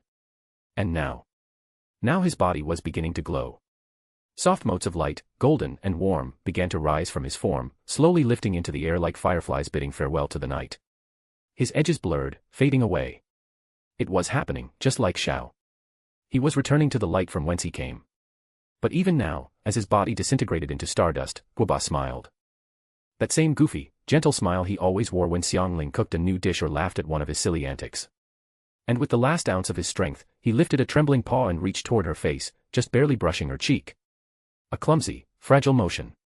He tried to wipe away her tears. Xiangling sobbed harder at the touch, clinging to him, trying to stop the inevitable. Xiangling, no, no, please, don't go. But it was no use.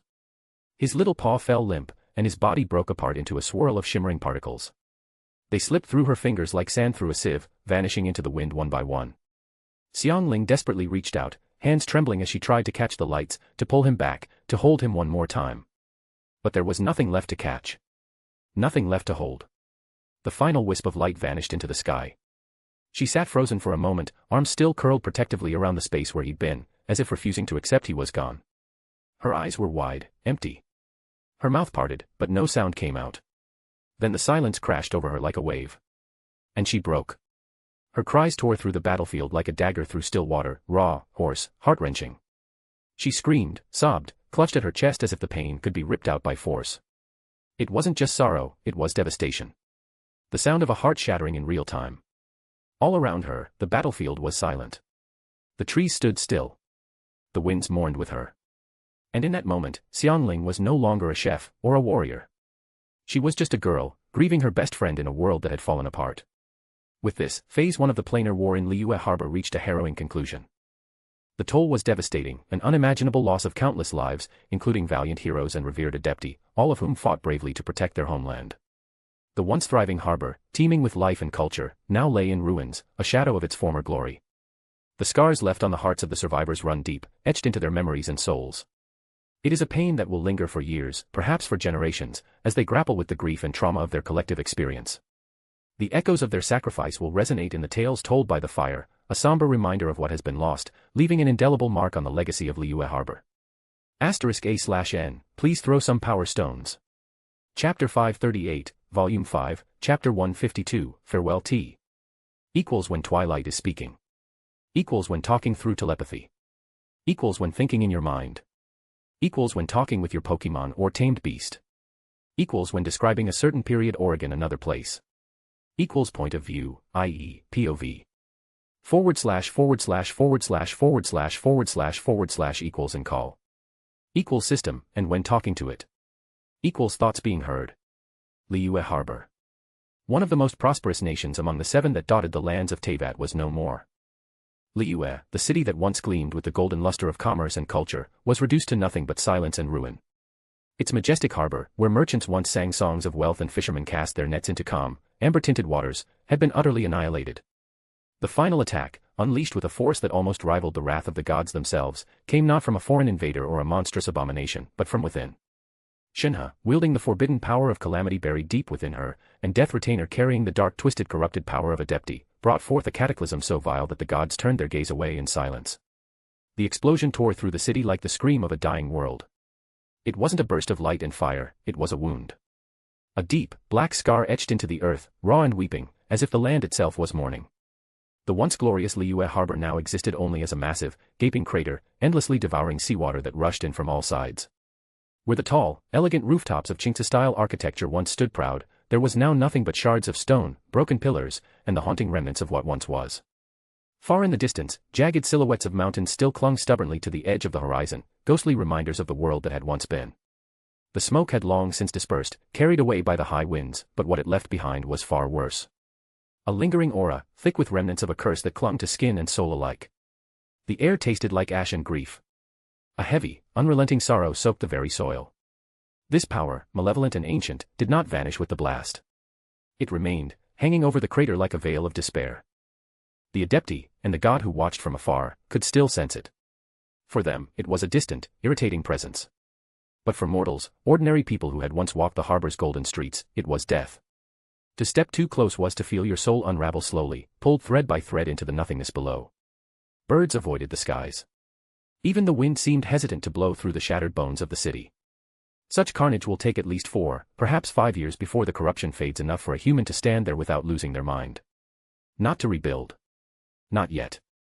Just to exist, even briefly. To light a candle. To say a prayer. And so Liua, once the beating heart of contracts, of resilience, of Morax's immortal guardianship, had become a memory. Not a faded one, but a bleeding, open wound carved deep into Teyvat's soul. A warning. A grave. A place where silence screams, and ghosts weep in the shadows of shattered stone. Bottom of form. Slowly, like a wraith descending from the sky, Shinha drifted downward through the still-choked air. Her once blinding, ethereal demonic form had dissipated, leaving behind only the faint traces of crimson threads that curled around her like fading embers. Her feet touched the surface of the water without sinking. Each step she took across the mirror-like water was deliberate, almost reverent, as though she were walking through the remnants of a funeral rite. Her white hair, streaked faintly with blood from battle, clung to her face in wet strands. The long silence around her wasn't peaceful. It was suffocating. The kind of silence that followed annihilation. The kind that screamed in your ears because there was nothing left to hear. As Shinha reached the jagged, crumbling edge of what used to be Liua Harbor, Ganyu appeared beside her. Her usual calm expression was replaced by something unreadable. Perhaps it was pain. Perhaps guilt. Maybe both. They stood together, shoulder to shoulder, at the precipice of the abyss. Shinha's demonic form may have faded, but its remnants still pulsed faintly within her, protecting her from chaotic energy in the air. Her body still bore the aftershocks of wielding such forbidden power, her veins faintly glowing, her breath coming in shallow, quiet exhales. Ganyu, for her part, stood silently, unaffected. As a half-adeptus, her blood protected her, but not her heart. That, no adeptus blood could shield. They both knew it. Shinha's final strike had eclipsed the Death Retainers. Her power had been the one to tip the scale, to bring the end. They had won. And yet, there was no triumph. No words of victory. No relief. No solace. Only grief. Unspoken. Heavy. The kind of grief that presses down on your soul and leaves you hollow. Shinha's eyes, cold and pale, stared down into the abyss. Her expression was impassive, but her clenched fists betrayed her. The trembling of her shoulders was subtle, but not invisible. She had done what she had to. She had taken her revenge for her master. And yet, it hurts. Ganyu didn't speak either. Her gaze remained fixed on the water, but her thoughts were buried far deeper, lost among the shattered memories of the city and people she had once known, of streets she had walked 1,000 times, of laughter now drowned beneath the waves. Both women stood as statues carved in sorrow, bound together not just by blood and fate, but by this unbearable silence, by the knowledge that even victory can taste like ash. But then, all of a sudden, something unexpected happened. From the yawning chasm before them, something unexpected began to stir. Amidst the corruption that stained the sky and the water, a different energy rose. Gentle. Pure. Golden. It shimmered like sunlight breaking through storm clouds after a long-forgotten dawn, soft and warm amidst the lingering darkness. This sacred light drifted upward in a slow spiral, untouched by the chaos that still clung to the world around it. And then, faintly, from the distant peaks of Julian Karst and the shattered silhouettes of the surrounding mountains, that same golden essence began to rise. As if summoned. As if called home. The energies met, one by one, gathering above the massive crater, weaving together like strands of a celestial tapestry. The moment they united, a radiant bloom of golden light exploded outward, not in violence, but in awe-inspiring serenity. It poured across the battlefield like a wave of warmth, chasing away the staleness of death for just a fleeting moment. Shinha and Ganyu instinctively shielded their eyes, staggered by the intensity, though the light bore no heat. It did not burn, it embraced. And then, silence. As the brilliance faded, they slowly lowered their hands, their vision adjusting through the retreating glow. The world fell into a strange, reverent quiet, like the hush of a shrine after a prayer. Their eyes widened. Floating above the gaping void stood a figure, majestic, radiant, and impossible. A crane. But not just any. Her plumage gleamed in immaculate white, lined with elegant strokes of blue, gold, and deep obsidian black that shimmered like twilight. Beneath her gentle, ancient eyes lay crimson markings that once commanded mountains and watched over generations. Her very presence felt like the song of the wind through the stone halls of Liua's temples, timeless and serene. It was her. Cloud Retainer. Ganyu's breath hitched in her throat. Shinha staggered a step backward, her knees nearly giving way. They knew. They felt it deep in their souls, undeniable and absolute. The one who had nurtured them, guided them, loved them in her own strange, profound way, stood before them once more. She had perished. That much had been true. But now, in this moment of unrelenting sorrow, she had returned. Not in flesh. Not in full. But in spirit. A shimmering remnant of her soul, forged from the fragments of Liua's sacred places, drawn by the desperate ache of her children's hearts. The realization hit both girls at once, and it hurt more than they could have ever imagined. She was not alive. She was not here to stay. She was only passing through. A final farewell. Their chests tightened. The pain was unbearable. That after all they had lost, after all they had sacrificed, they were being given one last miracle, and it would slip through their fingers like sand. Cloud Retainer hovered a moment longer, her eyes full of something beyond words, pride, tenderness, relief.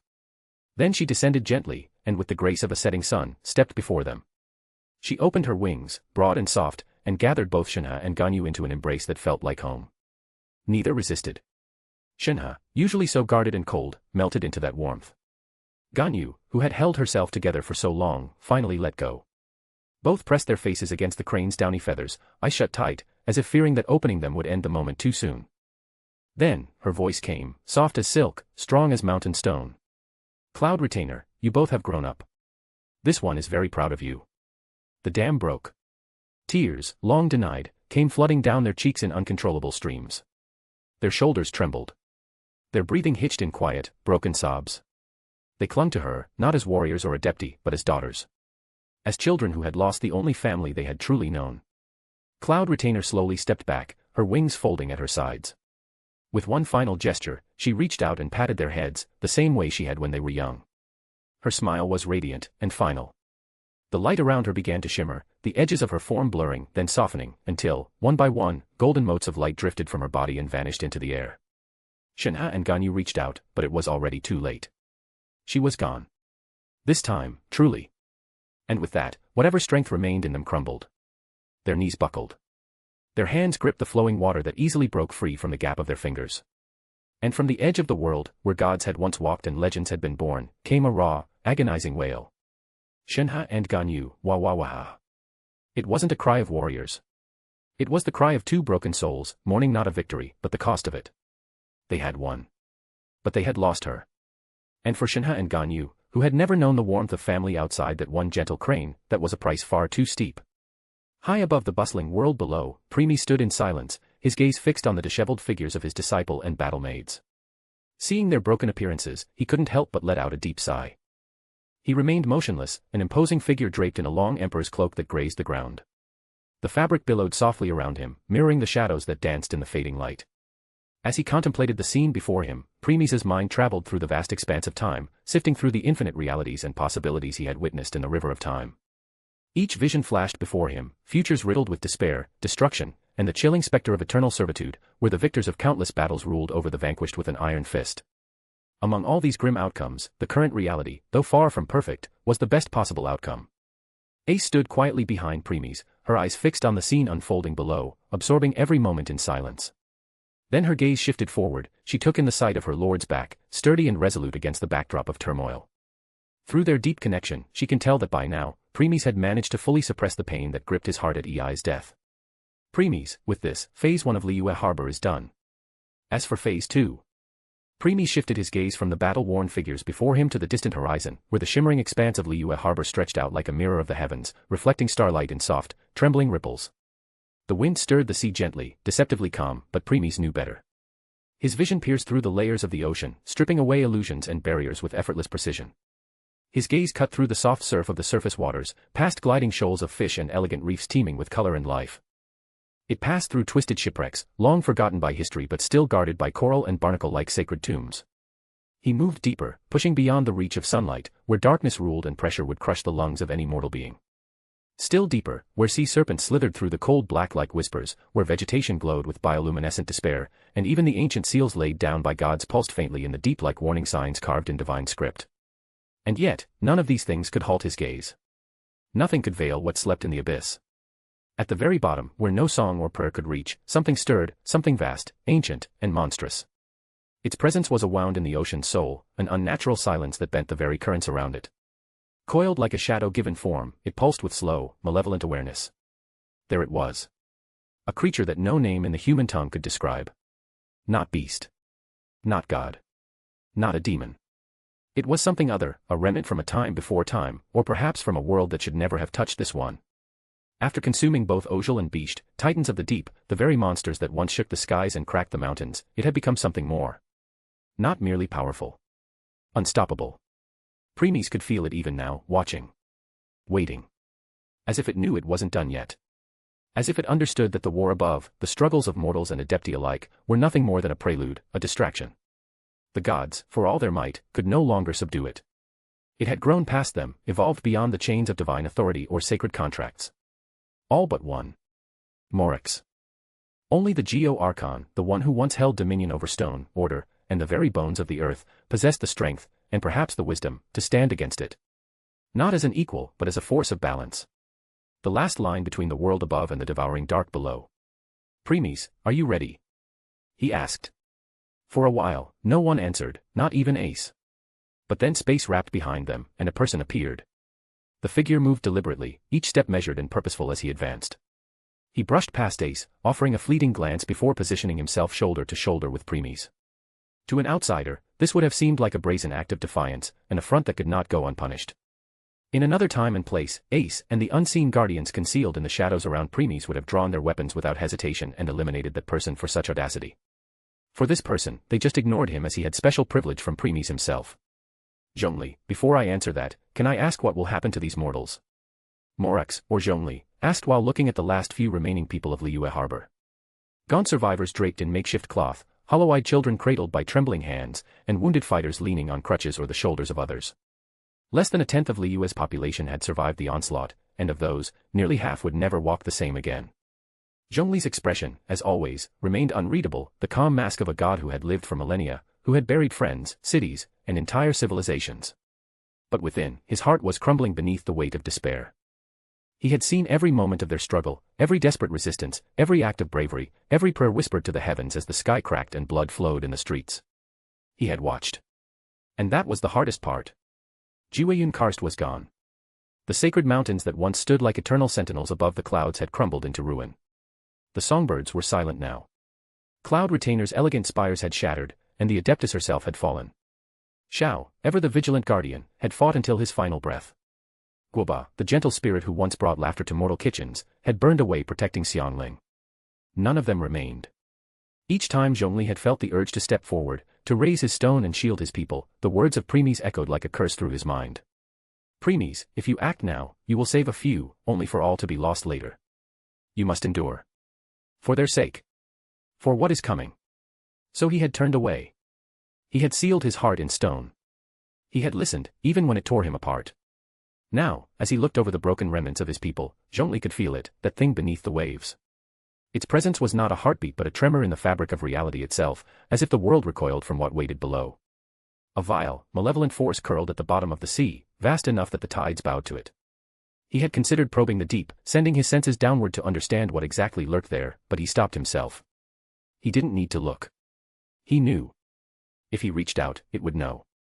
And if it knew, it would rise. Instead, he waited. Not out of cowardice, but because he understood now. Everything Premies had warned him about, the restraint, the sacrifices, had led to this moment. A reckoning not just of gods and monsters, but of balance, of legacy. He had reclaimed his former strength, piece by agonizing piece, in silence. While others fought and died, he had prepared. He had endured. Because he would be the final wall between that thing and what remained of humanity. But as he stood there, not as Zhongli, but as Morax, the last ancient archon of Geo, he did not think of the battle to come. He thought of the people who still breathed. Children with no homes. Elders weeping beside unmarked graves. Lovers separated by ruin. Survivors haunted by the silence of names never spoken again.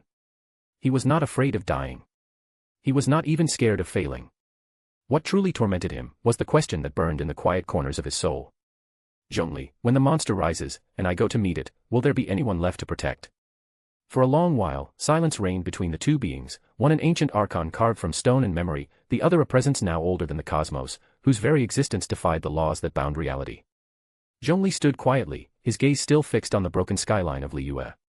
His hands were clasped behind his back, knuckles pale with tension, jaw tight with the weight of everything he had borne in silence. Then, just when the despair began to settle in again, a voice spoke, soft but impossibly steady, like a blade drawn in the dark. Premies, they will be fine. The words were simple. Yet, to Morax, they felt like divine thunder, not loud, not violent, but undeniable. The kind of truth that rewrites destinies. He turned his head sharply, eyes narrowing in quiet disbelief. Confusion etched faintly across his otherwise composed features. Premies had not lifted a hand during the war. He had watched. Observed. Not once had he intervened, even when the world cried out for salvation. And so Zhongli, in his heart, had assumed he would remain apart from what was to come. Distant. Removed. But now, here he was, not only present, but speaking words that trembled with unspoken power. Premies, they have suffered, seen enough. Their trials have broken them, but they are not lost. They will endure. They will live. Nothing more will touch them. Not while we still draw breath. This. We promise. There was something in the way he said we, not as a plural, but as a chorus. A legion of power condensed into one voice, carrying the weight of the heavens, the underworld, and everything in between. The ruler of the three realms had spoken, not as a distant sovereign, but as a guardian.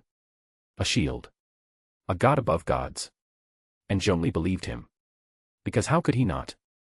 No force in existence would dare move against the will of Premies. Not even the monster stirring beneath the ocean, no matter how vast or ancient it was. Not when the promise had been made. For the first time in what felt like centuries, the tension in Zhongli's chest eased. The invisible shackles of fear and doubt that had wrapped around his heart loosened. A part of the burden he had carried, the unbearable dread of losing what little remained, was lifted from his shoulders. He bowed his head slightly, eyes closing in silent gratitude, and spoke softly. Zhongli, then I am in your debt, again. With that single promise, everything changed. Now, he could fight, not as a guardian trying to protect what remained, but as a god unleashed, focused solely on destroying the abomination that loomed beneath the waves. No more hesitation. No more restraint. His power, ancient and tectonic, could now be wielded in full without fear of collateral loss. He would not look back again. As the winds grew still and the ocean seemed to tremble in anticipation, Morax stood taller, not the gentle Zhongli who had walked among mortals, but the true archon of stone, returned at last.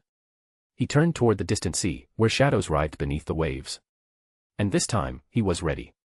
A day passed in silence, the kind of silence that seemed to suffocate the world itself. Liua Harbor was no more. The civilization was now nothing but a faint memory.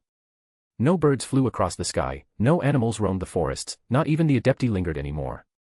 The city of stone and spirit, cradled by towering mountains and the ancient spirit of its guardian, had been erased. Not a soul was left, save for Morax.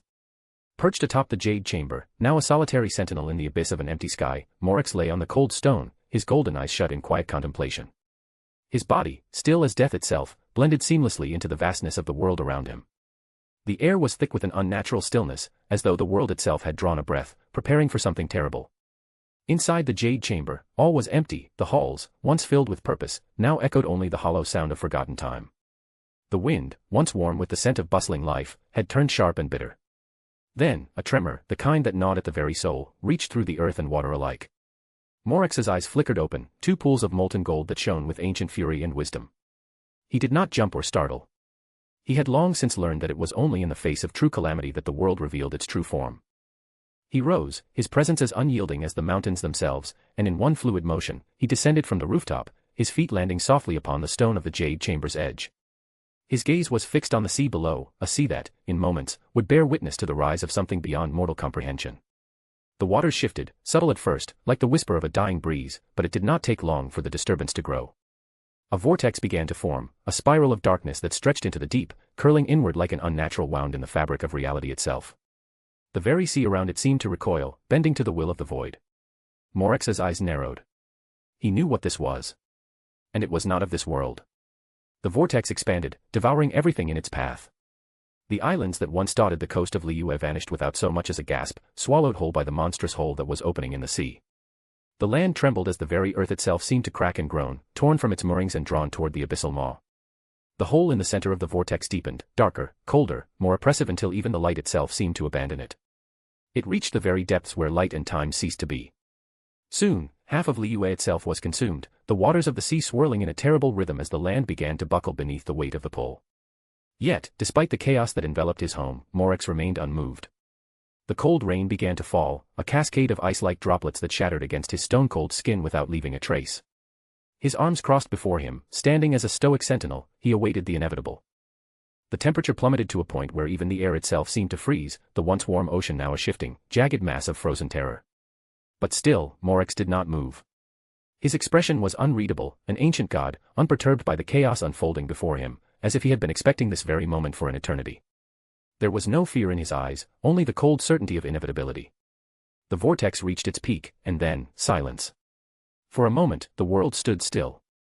Then, the sea began to glow. A blue luminescence, unnatural, unsettling, began to pulse from the heart of the abyss. It was as though the sea itself was alive, its depths filled with a presence far older and more malevolent than the world above. The water churned, its glow deepening, brighter, and more intense until it broke the surface in a violent eruption. The creature that rose from the depths was no mere beast, it was a living nightmare. A massive, serpentine creature, its form coiling around itself in an endless spiral of sleek, glowing scales. The very sea around it seemed to warp, twisted by its presence, as if the laws of nature themselves bent to accommodate its monstrous shape. Its scales shimmered with an eerie, otherworldly glow, iridescent blue that burned against the darkening sky. The creature's eyes, glowing spheres of light, appeared empty and hungry, gazing down upon the world with a predatory malice. Its maw opened, revealing a vast expanse of jagged teeth, gleaming with the sharpness of forgotten centuries. Horn-like tendrils twisted from its head, dripping with dark ichor, while whiskers of luminous energy flickered from its body like tendrils of lightning. Every movement it made rippled through the ocean with violent grace, its body shifting and weaving with a terrifying elegance, as though it had danced in the void of the abyss for so long. Around it, the waters erupted in chaos, waves like jagged mountains rose and fell in violent crescendos, crashing against the rocks that jutted out from the sea with the fury of a storm long forgotten. Mist swirled around the creature, swirling into a cyclone of madness, while jagged rocks began to rise, breaking the surface of the water as if they, too, were drawn by the serpent's will. The very air itself seemed to tremble in its presence. It was a force born of the world's deepest nightmares, primordial, terrifying, a being that had been slumbering in the unfathomable depths of time, now awakened by an unseen hand. The serpent, no, the dragon, was not just a creature. It was an ancient force of destruction, a manifestation of the ocean's wrath and the earth's buried horrors. It was beauty incarnate in the most primal sense, a shimmering nightmare that carried with it the weight of forgotten millennia, the power of an age that could not be understood by the fragile minds of mortals. And still, Morax stood, a god among men and monsters alike, unmoved. His gaze was not filled with fear, nor awe. Only the cold recognition that this was but a shadow of what the world had seen before. And yet, for the first time in millennia, even Morax could not help but wonder if this time, this moment, would be the last. Pick, the dragon serpent. Ever since the dragon serpent emerged from the depths of the ocean, its menacing, burning eyes had fixated on nothing but Morax. The beast's gaze was unwavering, as if it saw through time and space itself. It knew, just as it had always known, that the world around it had been reduced to a barren wasteland. There were no living beings left in Liua except for Morax, the Geo-Archon. But that thought barely registered in the creature's mind. It had no interest in the puny mortals that once roamed these lands. To it, they were nothing more than insects, insignificant specks of life whose existence would amount to nothing. The dragon serpent, a creature of pure destruction, was above such trivial concerns. Its very presence caused the earth to tremble, and even the very ocean waves seemed to bow in submission. The only being in this land that could be worthy of its attention, the only one that could challenge its supremacy, was none other than Morax himself. Morax stood unwavering, his stoic expression betraying no fear. The towering form of the dragon serpent loomed before him, a creature so vast and terrifying that even the strongest of gods might hesitate in its presence. But Morax, Rex Lapis, did not flinch. His eyes locked with those of the beast, neither giving an inch. This was not the first time he had stared down an enemy of immense power, nor would it be the last. In that charged silence, Morax was suddenly enveloped in brilliant, radiant light. It glowed like the first spark of dawn, blinding in its intensity. Without a moment's hesitation, the light erupted, lifting him from the earth and sending him soaring into the sky. His body, now alight with the very essence of the earth itself, streaked upward like a comet, leaving a trail of glimmering light behind. The dragon serpent raised its head, its neck arching as it followed Morax's ascent. The dark clouds above Liua parted, as if the heavens themselves were being torn asunder. For a moment, there was nothing but the vast, ominous sky. Then, as though someone had pierced a hole through the firmament, a blinding burst of sunlight streamed through the breach. The warmth of the rays was sudden and overwhelming, like the first rays of dawn breaking through the cold darkness. The light washed over the land in waves, casting the entire world beneath it in a glow of molten gold. And with it, came a roar, a thunderous, earth-shaking cry that seemed to come from the very core of the world.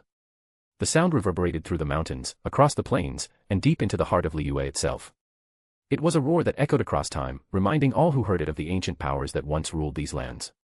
Then, from the hole in the sky, emerged a creature of sheer majesty, a dragon, immense beyond belief, its body cutting through the air with power that could level entire cities.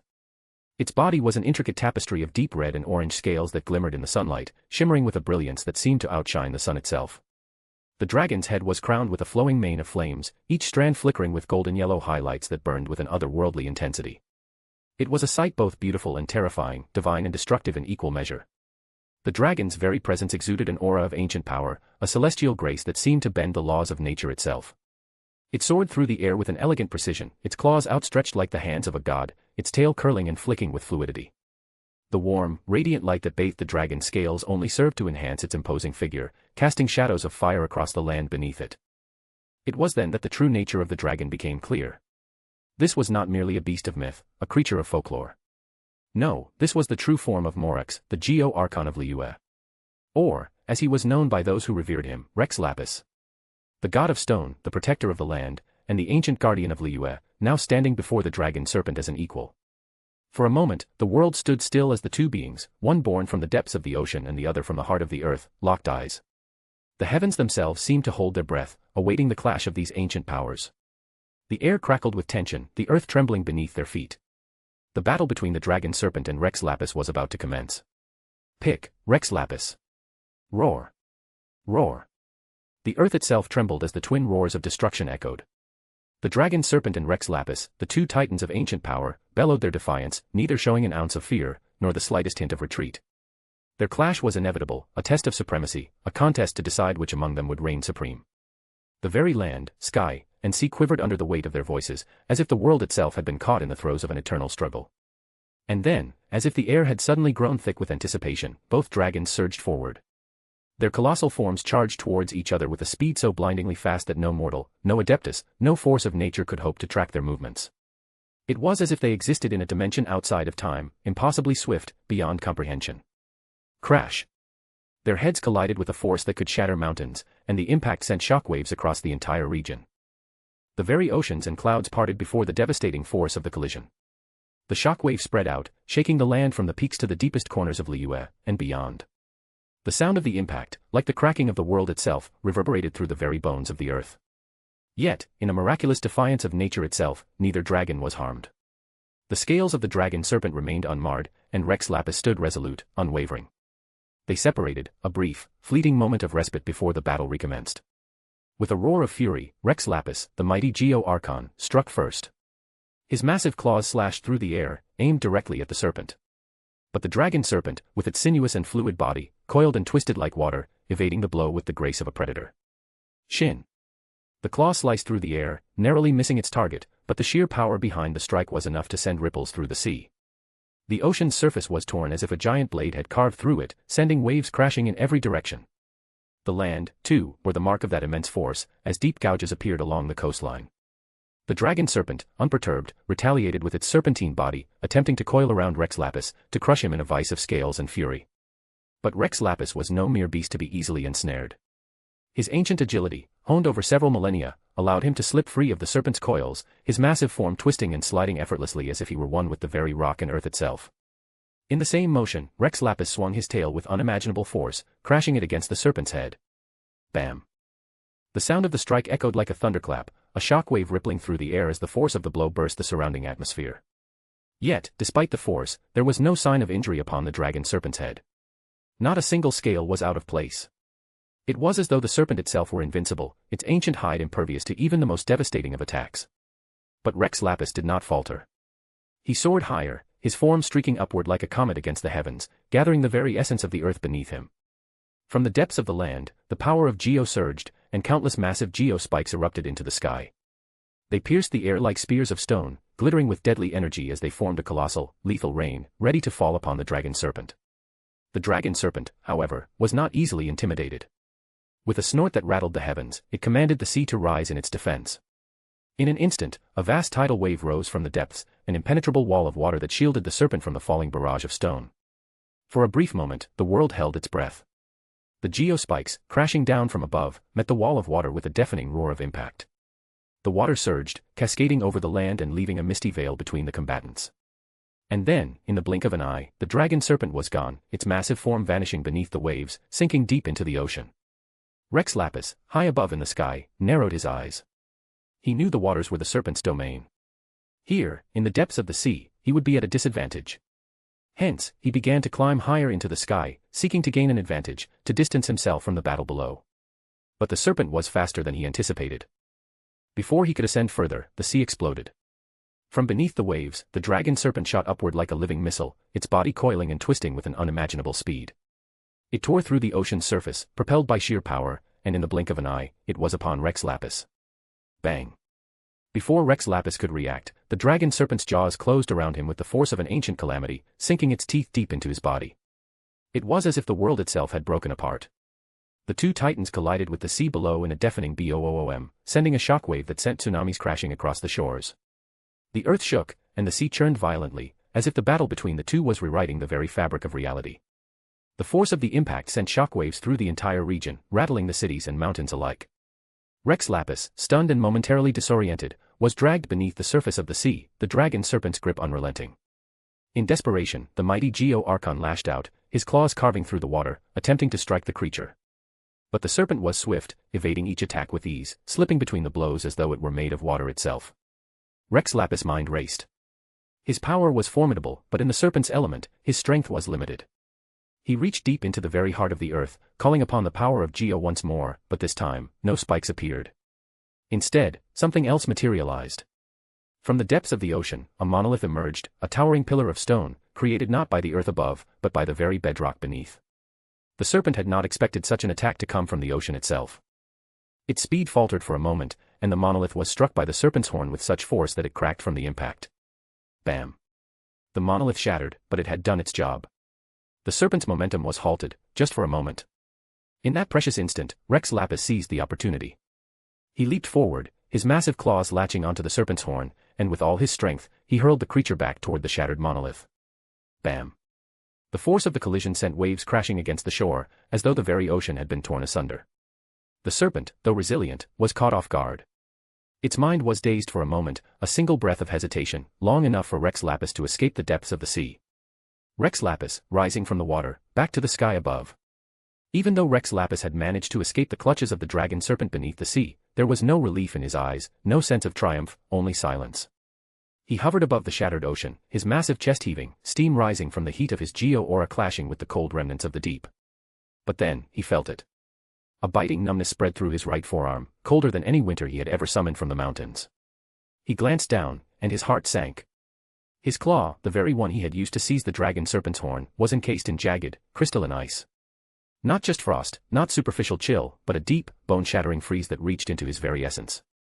He forgot that the dragon serpent had devoured both Ojal, the ancient god of the sea, and Bisht, the cryo-leviathan. It now carried within it the essence of both the hydro and cryo elements, fused into a devastating dual force.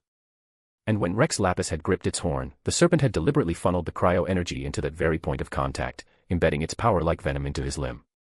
Crack! A sharp, harrowing sound tore through the skies as the frozen limb, brittle from the concentrated cryo energy, shattered like ancient glass, scattering fragments of gold and stone into the air. Rex Lapis's dragon arm, one that had shaped mountains, moved tectonic plates, and defended civilizations, was gone. Shattered. Lost. But he did not roar in pain. He did not falter. He only watched. With eyes as deep and ancient as the earth itself, Rex Lapis turned his gaze toward the sea. The dragon serpent was still down there, hidden beneath the waves, biding its time. It showed no urgency to rise again. It had made its move, struck a grievous blow, and now sought to draw the battle further into its domain, where the water would muffle power, where speed was king, and where the Geo-Archon would be disadvantaged. But Rex Lapis had made a decision. If the serpent would not rise, then he would bring judgment to it. He soared higher into the sky, climbing through the dark veil of clouds that blanketed the nation. His golden body glowed with the essence of Geo, a blinding molten aura that grew more intense with every beat of his colossal body. Sparks of burning light flared in the sky like dying stars, at first faint, then brighter, and then unbearably hot. Then the clouds parted. The heavens ignited in a cataclysmic blaze as hundreds, no, thousands, of searing geometeors began to manifest. They emerged from the ether, glowing with the heat of the planet's core, each one large enough to annihilate a mountain. The dark skies above Liua turned into a glowing inferno, as if the sun itself had descended upon the land. And then, with Rex Lapis's silent command, the meteors fell. They screamed through the air like heavenly judgment, raining destruction upon every corner of Liua, its highest peaks, its deep forests, the jade plains, and the forgotten islands. Even the tranquil sea was not spared. Boom. Boom. Boom. Each impact was a cataclysm unto itself. Mountains cracked and crumbled. Vast forests were reduced to smoldering ash. The very crust of the earth rippled and broke. The ocean surged and twisted in pain as explosions erupted beneath its surface. The nation trembled as if it were being unmade. The dragon serpent, deep within its watery refuge, was forced to move. It twisted and spun through the currents, trying to dodge the flaming rain. At first, it succeeded, its body a blur of grace and speed, a serpent forged from the abyss itself. But then came the shock waves. The seabed shattered beneath the meteoric impacts, and the resulting force disoriented the beast. It began to slow. And that's when the meteors found their mark. One after another, they struck the serpent's armored body. At first, its scales resisted the searing heat. But as the deluge continued, even its divine hide began to blacken and crack. Burns appeared, small at first, but growing, each one a scar marring its once pristine form. Far above, Rex Lapis watched with his single remaining arm, his eyes glowing like molten gold. There was no hatred in them. Only the expression of a god fulfilling his duty, a silent understanding that one must sometimes destroy to protect. The meteoric rain continued for what felt like hours but was only minutes. And then, silence. The last meteor fell. Steam hissed from the ocean. The skies were clear, but scorched, painted in furious hues of crimson and gold. All of Liua, once a land of prosperity, was now a battlefield. Smoke rose in thick columns, the scent of fire and salt in the air. And then, the sea stirred once more. The dragon serpent emerged, breaking through the steaming surface in a violent burst of fury. Its scales were charred, parts of its divine form cracked and still smoking. But it lived. It endured. And its eyes, those eyes burned with rage, not because it had been bested, but because it had been scarred. Rex Lapis hovered high, solemn and silent. His arm was gone, and golden ichor still dripped from where the limb had been severed. Yet he remained unmoved, unwavering, his body casting a divine shadow across the war-torn sea. Their eyes locked once more. Two titans. Two ancient forces. One forged in the foundations of the world. The other, born of the abyss, now wielding the power of sea and ice. Neither would yield. And with a deafening cry, the battle resumed. A storm of divine fury, written in fire, stone, and sea. A month went by. 30 days and nights of unrelenting war. The skies above Liua had long lost their blue. What remained was a churning storm of ash, lightning, and celestial fire. The ground, now a scarred canvas of desolation. Mountains had crumbled into canyons. The seas had surged inland, filling enormous fractures in the earth, turning valleys into haunted gulfs. Forests were incinerated. There was no Liua anymore, only a shattered expanse of ruin and silence, broken only by the echoes of an unending clash. And at the heart of this devastation, two titanic beings still battled. The dragon serpent, an ancient behemoth born of the depths, its once proud coils now twisted and broken, body half submerged in the roiling, blood-soaked sea. Its scales, once unbreakable, lay shattered in countless places. Jagged geo-spears, remnants of divine wrath, jutted from its flesh like a grotesque crown. Its massive horns had been sheared clean off. Where water should have been, blood now flowed, thick, dark, endless. Rex Lapis, the archon of stone, hovered above in the scorched sky, body of rock and crystal barely intact. One arm had long since been obliterated. His once pristine golden armor, infused with divine essence, was fractured and scorched black. An entire side of his draconic face had been lost, leaving behind a burning singular eye of molten amber that still burned with unwavering resolve. Glacial shards, gifts of the serpent's cryo-mastery, had embedded themselves deep within his body, slowly corrupting his form like a venomous frost. Both were no longer gods. They were forces of cataclysm. Neither moved for a moment. The world itself seemed to pause. Even the winds held their breath. And then, they made their choice. Their final blow. Rex Lapis drew upon the dregs of his divine core. A golden halo flared behind him like a dying sun. Every remaining ounce of geo, every shard of his immortal essence, surged to his mouth. The air bent around him as if reality itself could not bear the pressure of his fury. Below, the dragon serpent coiled the last of its might. The oceans churned. The tide reversed. The water and ice heeded their master's final call. A storm of hydro and cryo energy crackled around its fanged maw. The sea trembled in reverence and terror. The heavens burned gold. The sea froze blue. And then, they roared.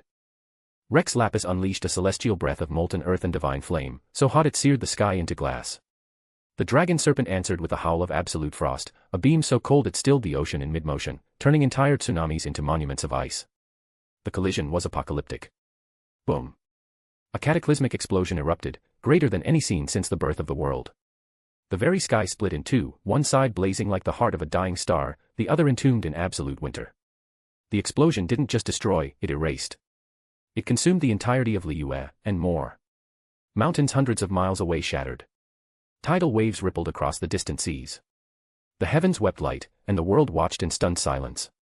In the distant nations, people saw it. A blinding light unlike any sunrise, a roar louder than the wrath of 10,000 storms. Some fell to their knees in awe. Others in terror. And then, there was silence. The battle between Rex Lapis and the dragon serpent had ended. The land was gone. The sky dimmed. And in the center of it all, where gods had fallen, was nothing. Just silence. And the memory of war that would echo through time itself. Birds sang in the distance. Their soft, melodic chirping weaved through the quiet morning air, accompanied by the faint rustle of the grass swaying gently in the breeze. It was a serene, tranquil sound, one that felt almost foreign, after all the screaming, the thunder, the shattering of stone and sky. Zhongli stirred. His eyes opened slowly, golden irises blinking against the light of a soft sun. He drew a quiet breath, his chest rising with ease, no pain, no ice digging into his veins, no searing wounds. Only air.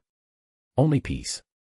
He sat upright, surprised to find himself in a chair, a simple, elegant piece of craftsmanship nestled within an open field that stretched endlessly in all directions. The earth was blanketed with tall grass that danced in the wind, dotted with wildflowers in full bloom. The scent of lilac and honeysuckle clung to the air. But it wasn't the beauty of the field that stole his breath. It was what he saw beyond. Far in the distance, at the edge of the horizon, there rose a city, new, shining, alive. Zhongli's breath caught in his throat. It wasn't Liua, at least not the one he had known. The city before him bore the soul of Liua, but it was something greater now, something reborn. He saw the elegant curves of Monstat architecture alongside the sharp elegance of Inasuma's design, and within it all, the unmistakable heart of Liua's stonework. Streets wove together like rivers through the land, lined with lanterns, trees, gardens, and laughter. And the people, his people, were there. The last survivors of Liua. Once broken, hollowed by war, their eyes haunted by despair. Now, they laughed. They smiled. They lived. Children chased each other through the streets, their giggles lighting up the air. Merchants argued over fruit prices, new lovers held hands under cherry blossom trees. Soldiers marched, not in fear, but in ceremony. And beside the people of Liua, he saw others, in Azuma and Monstat.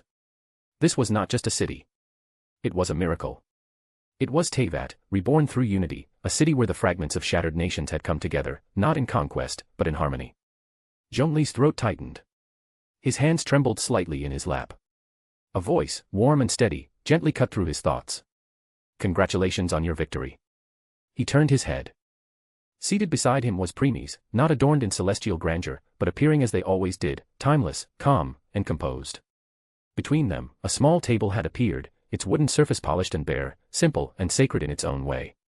For a moment, Zhongli said nothing. He was too stunned. Too full.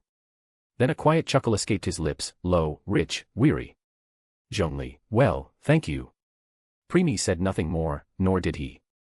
They simply sat, watching the city. They listened to the chatter of people, the thudding of footsteps, the whispers of the wind through blossoming trees. It was a peace Zhongli had fought for across millennia, and one he had never truly known until now. He exhaled slowly. Zhongli, Your Majesty, thank you. He said, voice hushed, reverent. Premies didn't look away from the city. Premies, we had a promise to keep. A small smile ghosted across Zhongli's lips. It was filled with a lifetime of gratitude and a quiet sadness that tugged at his chest. Premies raised a hand with practiced ease. With a soft shimmer of golden light, a porcelain teapot and 2 cups appeared on the table between them. The steam that rose from the spout carried with it a fragrance that reminded Zhongli of ancient mountain springs and the gardens of Guiyun. Premies, how about some tea? We are sure you will love it. Premies asked softly. Zhongli nodded, his voice barely more than breath. Zhongli, it would be my honor. The pot poured itself, 2 elegant streams of amber liquid falling soundlessly into the cups. Zhongli lifted his with both hands, reverently, as though holding the last sacred thing left in the world. He took a sip. His eyes widened. Zhongli, this is the finest tea I've ever tasted. He whispered. Premies smiled faintly. Premies, we're glad you like it. A silence fell between them again, this one full of warmth. It was not the silence of things unsaid, but of mutual understanding. Zhongli's gaze lingered on the city, his eyes tracing the skyline, the laughter of children, the families reunited, the lovers embracing without fear. Peace, genuine peace, had taken root. And with that, his voice cracked ever so slightly. Zhongli, thank you, again. It seems I have said those words to you more than any other lately. Premies, it seems so. Premies said gently. Zhongli chuckled again, quiet and tender. Zhongli, but, it's the only thing I can offer in this moment. And it feels right. He finished the last of his tea. Premies, silently, poured him another. He drank. And another. Until at last, he set his cup down with finality, his fingers lingering on its smooth edge. He looked up toward the sun. Zhongli, now that I've seen them, truly seen them, smiling, laughing, living, I feel something I haven't in a very long time. His voice caught. Zhongli, freedom. Zhongli turned to Premies. Zhongli, Your Majesty. I know our time together has been brief. Fleeting, but I cherished every second. He gave a soft smile. Premies gave a slow, solemn nod. Premies, we did too, Morax. Zhongli closed his eyes, breathing in the scent of flowers one last time. Zhongli, then. I am at peace. I leave the rest to you. Premies did not speak. They did not need to. Zhongli stood. And though he stood as a man, the world seemed to hold its breath, recognizing that a god was rising for the final time. He gave one last glance toward the city. Then turned back to Premies, eyes soft and golden as dawn. Zhongli, now then, it's time. Goodbye. Your Majesty. Premies rose slightly from their seat, just enough to offer the respect due to one of the oldest gods to ever walk Teyvat. Premies, farewell, Morax. Zhongli smiled. And then his body began to shimmer. Golden light lifted from his skin like the petals of 1,000 glowing flowers. His form dissolved gently, there was no pain, no sorrow. He became stardust, peace incarnate, the last breath of an immortal who had fulfilled his duty. He faded into the light, into the breeze, into the memory of the world. Thus, Phase 2 of the planar war of Liua Harbor ended, with the death of their god. The god of contracts. Morax. He did not fall in battle. He passed with peace. With fulfillment. With hope. His memory would never fade, not from the earth he shaped, nor the hearts he protected. And in the city of Teyvat, where people of all nations lived as one, every step, every smile, every shared cup of tea whispered his name.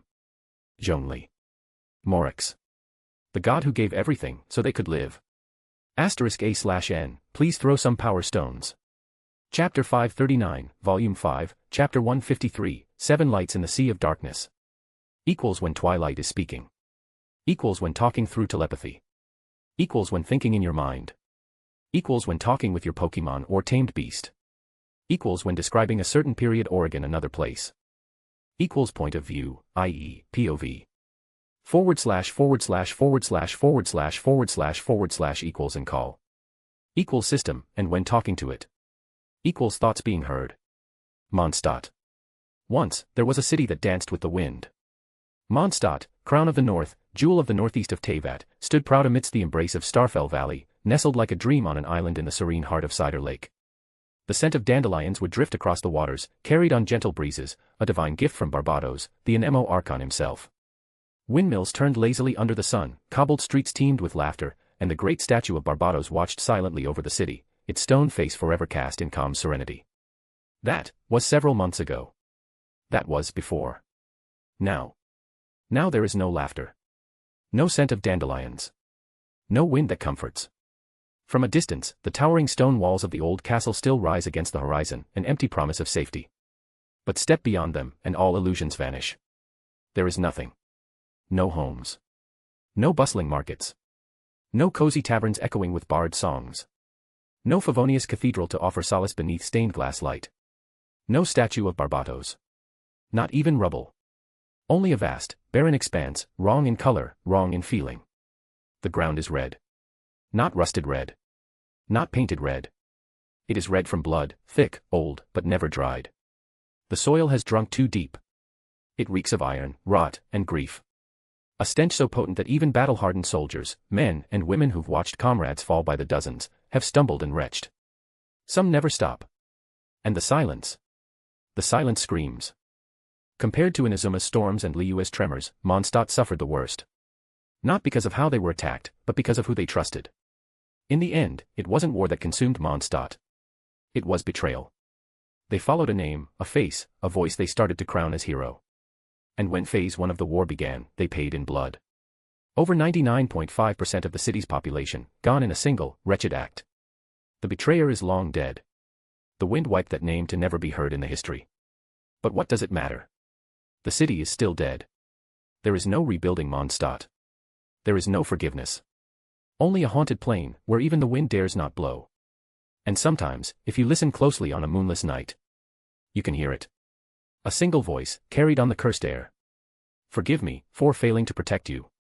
But the wind is silent now. And it does not forgive. High above the scarred bones of a forgotten city, Premies hovered, motionless, expressionless, suspended between sky and silence. Below him stretched the remains of Monstat, or rather, the absence of it, a lifeless wound carved into the flesh of Teyvat.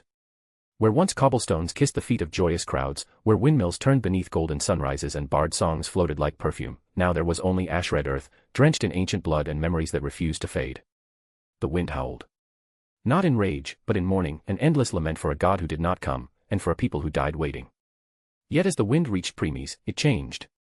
Its fury softened. Its cry dimmed. It curled around him with reverence, almost worship. Whispering, weaving through his long hair, darker than the deepest void, yet impossibly pure. It danced through his robe, a garment not stitched by mortal hands, but shaped from paradox itself, blacker than darkness, and brighter than the light that first broke the void. The wind, though born of the Anemo god, sought him now. Not as a master, but as a witness. Still, Premies' gaze did not lift from the city below. His eyes, blue-rinne, stared unblinking at what remained of Monstat. Nothing stirred. No soul. No sound. Only the echo of betrayal, and the shadow of a god's silence. And yet, in the end, he decided to give them a hope.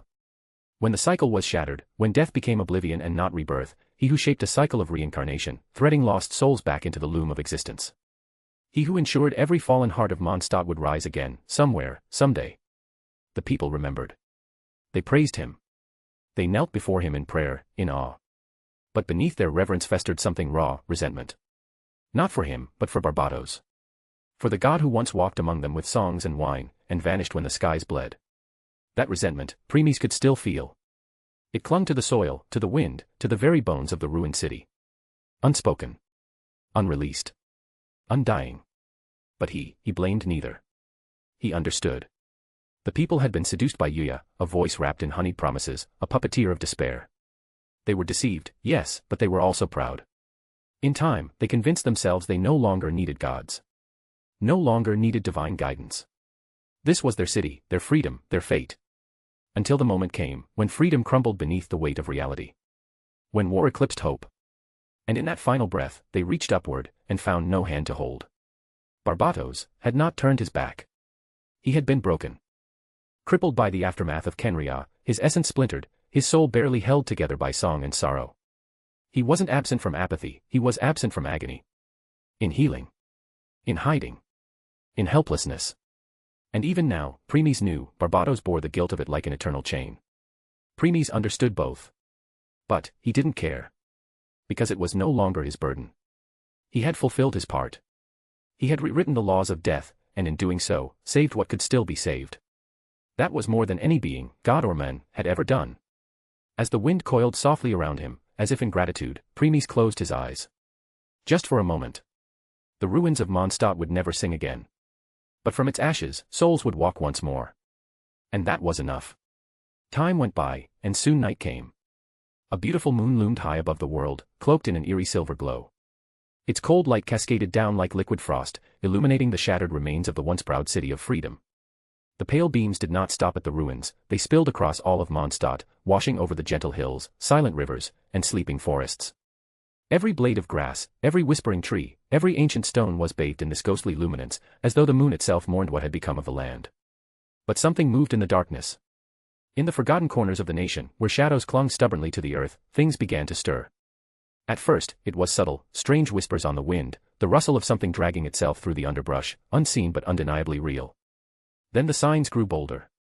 Entire settlements were swallowed by silence. The winds changed direction, carrying not the scent of pine or mist, but the foul breath of something ancient and wrong. And then they emerged. The monsters did not walk as men do. They scuttled, enormous spider-like abominations, grotesque and unnatural. Their limbs were long and fractured, thin as tree branches but stronger than steel, moving with an insectoid grace that betrayed the weight of their bloated, horrifying bodies. Skeletal structures jutted from their frames like armor, the crown of each beast dominated by a cluster of warped skulls, some bestial, some eerily human, all horned and grinning with hollow malice. Fur, thick and rotting, hung in clumps from their mutilated flesh, and where their skin had torn, it revealed muscle that pulsed with a sickly red light. One look was enough to steal the breath from a man's lungs. In their presence, fear became a living thing. A primal, paralyzing dread crawled into the hearts of those unfortunate enough to behold them, a feeling so visceral it felt like being watched by something from the birth of nightmares, something that was never meant to crawl into the light. A single monster was a calamity. A dozen, a cataclysm. But now, they numbered in the millions. From the Wolvendom to the Stormbearer Mountains, from the Whispering Woods to Springvale, the creatures poured out like a living plague, consuming the land in shadow. Yet two places remained untouched, Windrise, where the old wind still whispered to the Archon, and the ruined city of freedom, now silent under the moonlight. These creatures were not new to this world. Premies had seen them before, in the future twisted by fate. Lumen had fought them amid the cursed blizzards of Dragonspine, alongside Jean and the remaining knights of Favonius. And yet, even then, they were but a handful. Now, Monstat stood under siege by a legion of them. Whatever had brought them here, whatever had kept them out, was no longer watching from the shadows. It had begun to act. Pick, spider monster. The monsters, those wretched, crawling echoes of nightmare, continued their slow, unfeeling march. Their limbs clicked and scraped over stone and soil, their grotesque silhouettes cutting through the silvered haze that now blanketed Monstat. No birds sang, no wolves howled, no wind whispered anymore. Life had long fled. Not a single human breath stirred the air. The nation was dead. But the creatures did not stop. There was no purpose in their stride other than dominion. They sought to make the entire land theirs, to carve it from the bones of what once was. Even the stillness of Windrise and the shattered pride of the city of freedom would not remain untouched. They would crawl, rot, and infest until nothing but their twisted kin remained. Then the sky cracked. Bang. 7 pillars of radiant, elemental light tore through the sky like judgment itself, slamming into the earth with enough force to split the silence that had gripped Monstat like a noose. 2 of red and light blue flared to life on the left side of Cider Lake, erupting into swirling fire and frost. 2 more, light blue and yellow, scorched down on the right side, their brilliance searing into the earth like a divine brand. Within the broken skeleton of the empty city, twin columns of red and purple hauled down like twin meteors, setting ancient stone ablaze with primal fury. And at the southern edge of Monstat, one final light, teal as the sky's first breath, descended in perfect silence, yet its arrival carried the weight of an ancient windstorm. The entire land seemed to pause. Even the monstrous tide halted, their foul bodies quivering, reacting not out of fear but instinct. Something had changed. The light began to fade, and from within each pillar stepped forth a figure. Knights. Not the knights of Favonius that the people once saw parading through the city square in laughter and hope, but something reborn. Resurrected. Their armor gleamed like molten moonlight, forged not only of steel but of memory and power. Sharp, angular plates wrapped around them, polished silver etched with forgotten sigils. Each helmet bore long, curved horns, twisted in elegant patterns that whispered of battles long past and oaths never broken. Cascading down their backs were vivid blue cloaks, flaring and rippling like living flame. Their presence was not warm, however, it was like the ghost of a storm, proud and righteous. Each knight held a sword, its jagged edge forged in a cruel, ceremonial style, deadly and beautiful. Though each blade appeared the same in form, something subtle, something ancient pulsed within each one. These were not mere weapons. Premies had understood. He knew that a warrior's soul was often bonded to their blade. And so he did not ask them to forsake what they had become, he offered them armor, and forged new weapons as vessels, shells to house their true blades. Inside each one was their signature, dawn, song, edge, catalyst, merged into the steel like buried heartbeats. To wield them was to remember. On the left, flanking Cider Lake, stood Dalek and Kia, shoulder to shoulder. One burned like fire, the other chilled like ice, but both now stood united, unflinching. To the right, Yula stood cold as vengeance, while Albido's gaze shimmered with quiet calculation, his hands steady with purpose and alchemy alike. Within the ruins of the city, Lisa's eyes sparked like thunderclouds, while Amber's resolve blazed with unyielding light. And to the south, alone beneath the teal winds of Anemo, stood Jean, not as Grand Master, not as leader, but as the beating heart of Monstat, its last breath made manifest in silver and steel. Pick, knight armor. The monsters watched. The knights stared back. No words were spoken. There was only the weight of memory, the gravity of loss, and the promise of vengeance. Then the earth trembled again, not from light, but from motion. The monsters screamed, an ungodly, chittering cacophony that cracked the stillness like shattered glass. In unison, they surged.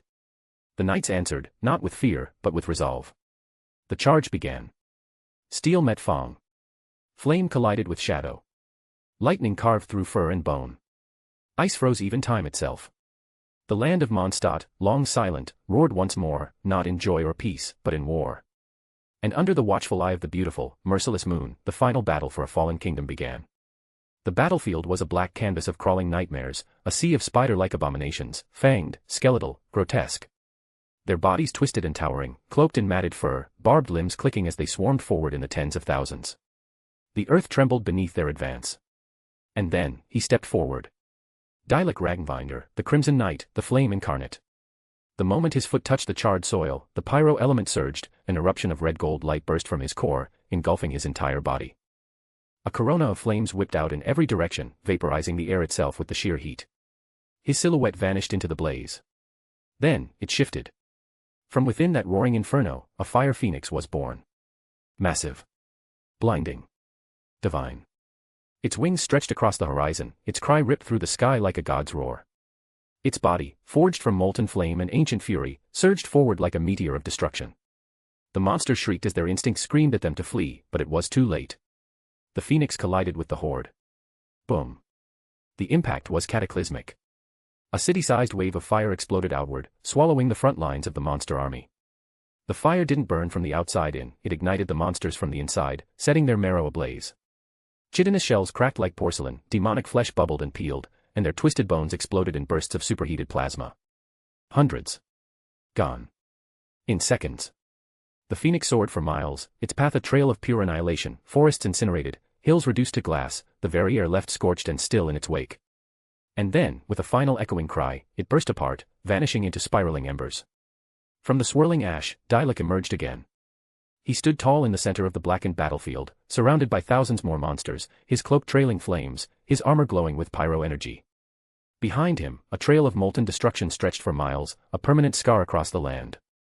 The nearby monsters reeled back. Even they, creatures of death and terror, refused to step closer. Their instincts screamed of doom. But there was no mercy. With a slow, deliberate motion, Dalek raised his sword. The flame-wreathed weapon hissed in the air as it pulsed with destructive power, each ember glowing with intent. Then, he swung. Swung. And the world broke. The blade tore through multiple monsters in a single arc, slicing through armor harder than steel like it was air. Limbs, heads, torsos, gone in a flash, reduced to chunks of molten slag before even hitting the ground. What once took the full might of the Knights of Favonius to fell even one. Dalek now cleaved through by the dozens. Effortlessly. He moved like a force of nature. One slash. Then another. And another. With each step, another creature fell. Every strike painted the night with more fire, more screams, more ash. He did not stop. Surrounded. Outnumbered. It didn't matter. Even as claws raked at his armor, even as grotesque limbs lashed out, he didn't flinch. His flame burned hotter than their hatred, and his blade danced faster than their hunger. He was the Reaper, and this was his harvest. And those he cut. They didn't just die. They erupted, their twisted corpses combusting into piles of black char and glowing embers, the flames clinging to their remains long after their souls had gone. Then. Bam. With a roar, Dalek drove his sword into the ground. The land split apart, veins of lava-red light tearing through the battlefield in an instant. A surge of chain reaction pyro explosions raced outward, each one erasing dozens of enemies in a blink. The shockwave alone leveled monsters midair, their bodies eviscerated in the concussive heat. He pulled his blade free, now wreathed in living flame, the fire forming a coiled serpent up the blade's edge. Then he swung it overhead. Screech. The air howled as a new phoenix formed from the blade's path. Bigger. Angrier. Hotter. It surged forward, engulfing everything in a tsunami of fire. And again he swung. Another phoenix. And again. Another. Boom. Boom. Boom.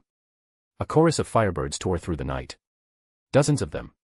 Each explosion peeled the sky open, setting even the distant horizon ablaze. It wasn't just an attack anymore, it was apocalypse. The battlefield became an open furnace. The air was fire. The earth was ash. And Dalek didn't stop. He moved forward, slowly, purposefully, through the inferno he created, sword still in hand, the battlefield behind him a hellscape of glass, magma, and silence. The battle was far from over. But so long as his flame still burned, not a single one of these monsters would live to see the next moon. Bottom of form. The battlefield was a storm of death, and at its center, Kia stood as an unstoppable force of nature. Every step he took sent cold gusts spiraling out from him, thick with the power of cryo-energy. The air around him crackled with the building chill, his every breath releasing freezing tendrils into the atmosphere. As the cold spread, the temperature plummeted, biting into the very bones of the monsters that dared to face him. The first few beasts were easy, Kia's sword was a blur, slicing through them with practiced precision. But the true power was in the air itself. His presence was enough to shift the entire battlefield into a frozen wasteland. Monsters staggered as the frigid air sank deep into their lungs, slowing them, paralyzing their movements. Their once violent thrashes became sluggish as the cold invaded their muscles, their movements becoming lethargic. The ones farther away, about 50 meters or so, were barely able to move as a thick frost began to cover their bodies. Their limbs stiffened. They struggled, their breaths turning to mist, and soon, they were encased in ice, trapped in a freezing prison that held them fast, their bodies no longer their own. The closer monsters, those who ventured too near, found themselves covered in thick layers of frost, freezing over with every passing second until they too were transformed into statues of ice, their once living forms now completely immobilized. But the worst fate was reserved for those foolish enough to wander within 20 meters of him. Frozen solid, their organs preserved in the deepest freeze as they were extinguished from the inside out. No breath, no struggle, just an agonizing death as their bodies became nothing but ice-cold shells. Then, the inevitable happened. Crack. The crack of frozen monsters echoed like thunder as they shattered into 1,000 pieces, their limbs and bodies breaking apart in a gruesome display. Kia didn't spare them a single glance. The monsters' slow reactions were their death sentence, and he continued his relentless slaughter, moving between them like a living storm, his movements effortless, as though each swing of his sword was nothing more than a casual gesture. Then, without warning, he leapt. The earth trembled as Kia propelled himself into the air with a force that defied the laws of gravity. His jump cleared hundreds of meters in a single bound, and just before his feet could touch the ground, the air itself seemed to freeze with the surge of his cryo power. Bang. 3 enormous icicles materialized around him, spinning rapidly, their tips sharp enough to pierce through mountains. But then, they grew. 1, 2, 3, 4, 5, until 15 razor-sharp icicles hovered in the air around Kia. The monsters, now within his radius of destruction, tried to retreat, but it was too late. These icicles weren't just barriers, they were weapons of pure destruction, spinning with incredible speed, cutting through the monsters with absolute precision. There was no time to dodge. No time to react. The ice speared through their bodies, tearing them apart in an instant. Shredded limbs, splintered bones, and bursting organs, the icicles didn't stop until they had reduced everything in their path to nothing more than frozen fragments. The icicles didn't simply stop there. As they spun faster, they began to grow, their tips elongating, the ice becoming sharper, more deadly. The monsters that had survived thus far were now caught in the storm, unable to even scream as they were caught in a whirlwind of death. Soon, the area around Kia, a full kilometer in radius, had transformed into his personal killing ground. Shards of ice, pools of frozen blood, and severed monster parts littered the frozen earth. The ground had been dyed red, a stark contrast to the pure white frost that blanketed everything around him. Yet Kia didn't flinch. Not once did his gaze waver from the destruction. He remained calm, his expression unreadable beneath the cold, moonlit glow that seemed to pulse from his very being. There was no excitement. No anger. Just the chilling precision of a man who had become an extension of the very winter itself. In the distance, the remaining monsters, once numerous and sure of their victory, were now hesitant. They stopped in their tracks, knowing the icy blades that swirled around Kia were not just weapons, they were death incarnate. Fear gripped them, and they hesitated, unwilling to face the cold fury that Kia exuded. Kia turned his gaze toward them, the icy storm swirling around him in a perfect vortex. He didn't need to speak. His silent command was enough. Kia, come closer, and die. There was no retreat in Kia's heart. If the monsters were unwilling to approach him, then he would bring their annihilation to them. The decision was already made in his mind, there was no other option but to end them. With a single, fluid motion, he charged forward, his body a blur in the freezing wind. The icicles followed, cutting through the air like bladed whips, their deadly tips lashing out with terrifying speed and precision. His intent was clear, cold, unyielding death to anyone foolish enough to stand in his way. As Kia's icy fury engulfed the battlefield, it was clear that nothing, no one, could withstand the might of a being who could now erase entire towns with a single blow. The monsters who still dared to face him, now reduced to nothing more than a distant, trembling presence, would soon find themselves victims of Kia's unforgiving winter. The battlefield, on the other side, had become Yula's stage, a vast expanse of glistening ice, smooth and flawless, as though it had been sculpted by the very hands of the frost itself. It was a battleground unlike any other. The thick, oppressive air buzzed with the frenzied energy of the spider monsters, yet beneath their weight, the icy floor never cracked. Their massive legs, built for crushing, slid and stumbled on the surface, each stomp leaving them vulnerable and unbalanced as they slipped and collided with one another. The ice was perfectly unforgiving, and so was Yula. Yula moved through the battlefield with an elegance that made it feel like a choreography rather than a battle. Her movements were fluid, a seamless dance as her ice-covered sword sliced through the air. Each step she took, every turn and leap, was a carefully crafted motion, a calculated pirouette of death. Her body was a blur, a shadow among the monsters, yet she moved with a precision that made it seem like time itself slowed when she struck. Her sword, a stunning blade fully covered in ice, was no mere weapon. It was a manifestation of vengeance, gleaming coldly in the dim light of the battle. With every swing, a monster fell. Her strikes were not random, nor were they haphazard. Each monster's life was extinguished in a perfect arc, the blade cutting through their tough exteriors as if they were nothing but brittle twigs. No monster stood a chance. They could only attempt to regain their balance as the sword danced through the air, leaving a trail of frozen corpses in its wake. But Yula's power was not just in her sword, but in her technique. She was not merely fighting, she was conducting a symphony of destruction. Suddenly, something strange happened. Around her, visions of swords materialized, glowing, ethereal, incomplete at first. They circled her like an aura of death. Each one was a potential weapon, a manifestation of her deadly grace and command over ice. She swung her sword in a sweeping motion, and with a flash of light, two spider monsters fell, their bodies encased in frost before they shattered into jagged ice. The moment she did, one of the incomplete swords materialized fully in front of her, a gleaming blade of frigid energy. With a swift, fluid motion, Yula sent the sword crashing into the ground, and the world seemed to tremble with her fury. Boom. The explosion was unlike anything the monsters had ever experienced. It spread outwards in a violent wave, freezing and shattering everything in its path.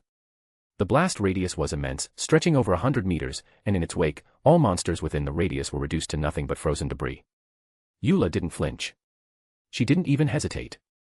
As if it were part of a larger plan, she continued her dance of death, moving seamlessly toward her next victim.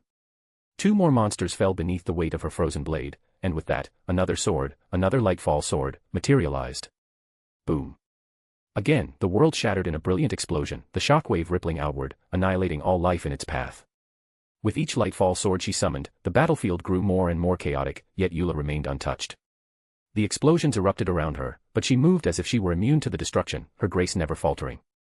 Her eyes, hidden beneath her helmet, remained cold, like the ice she wielded so effortlessly. It was a dance, a choreography of vengeance. Her movements were flawless, each step a brushstroke of destruction.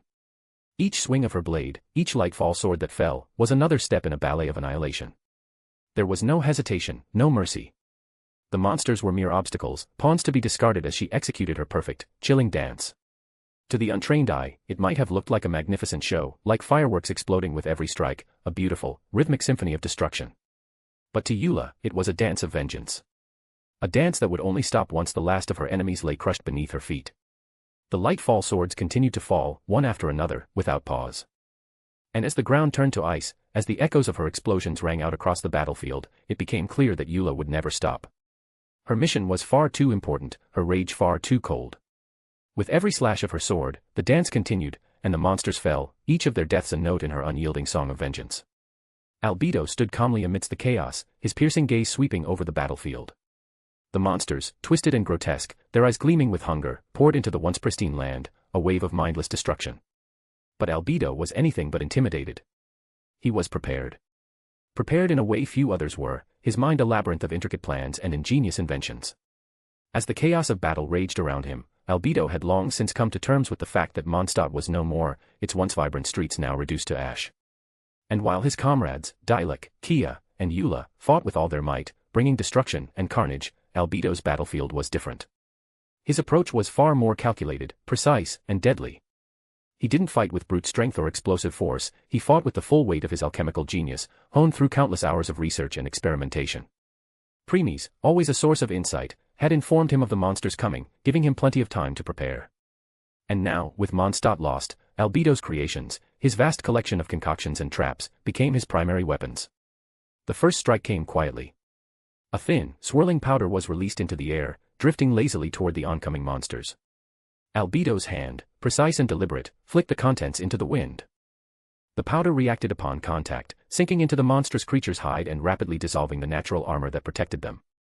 Their bodies, once impervious to most attacks, now softened as the powder broke down their defense. The monsters, realizing something was wrong, began to shift uneasily. They were far more vulnerable now, and their earlier invulnerability was quickly being undone.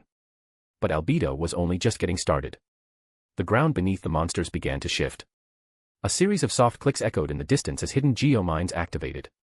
Albido's alchemy had turned the ground itself into a weapon. With an almost casual movement, he raised his hand, activating the mines. Upon contact, the mines didn't explode, instead, they released thick, binding vines that shot from the earth, winding around the monster's legs and bodies like living chains. The creatures tried to fight, to break free, but they were trapped. Half submerged in the ground, they struggled, causing a chaotic mess of thrashing limbs and roars. The vines only grew tighter, and the more they struggled, the more difficult it became for the other monsters to escape. But it wasn't just about entangling his enemies, it was about making them compromise one another. The vines didn't just ensnare the monster closest to the mines, they grabbed the ones around it as well. The creatures collided with one another, their attempts to help their brethren only interfering with their own escape. This bottleneck slowed them down significantly, giving Albido all the time he needed to continue his work. Albido was patient, far more patient than any of these beasts could have guessed. And while his traps were effective, he had more at his disposal. He wasn't just going to rely on nature's help, he had alchemy, his true craft. Next came the potions, a concoction of his own design. This wasn't a simple attack, this was alchemy at its finest.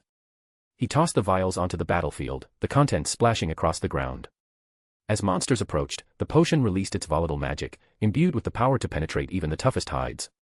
Albido had designed this to bypass the creature's thick exteriors, ensuring that the creatures wouldn't stand a chance once they made contact with it.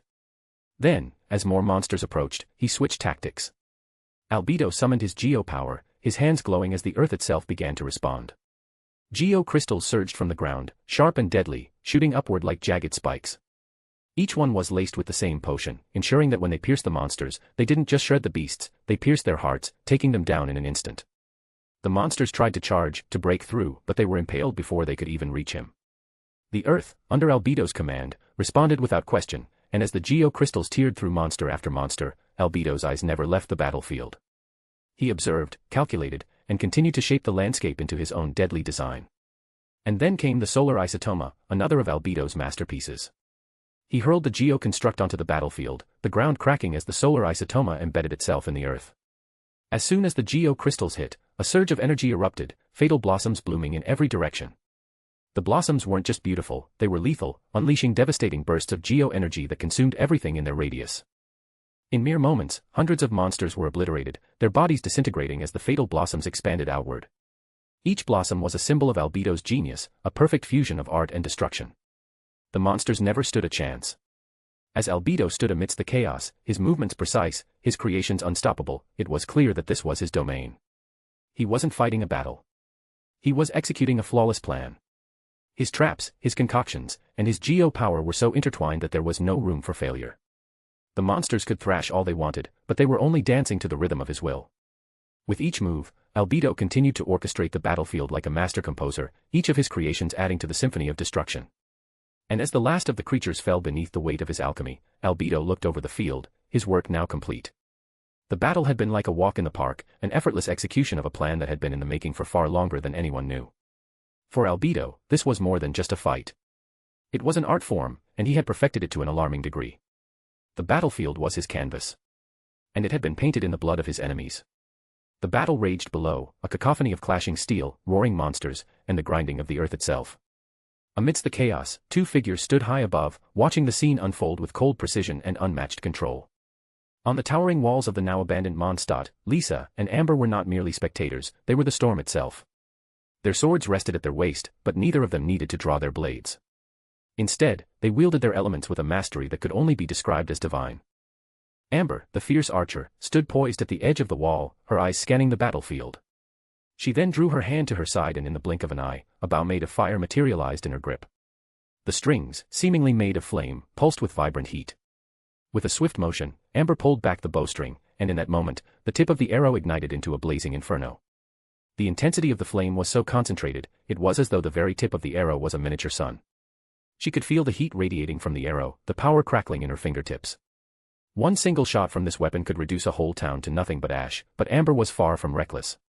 She had control, and every bit of power was carefully focused and directed.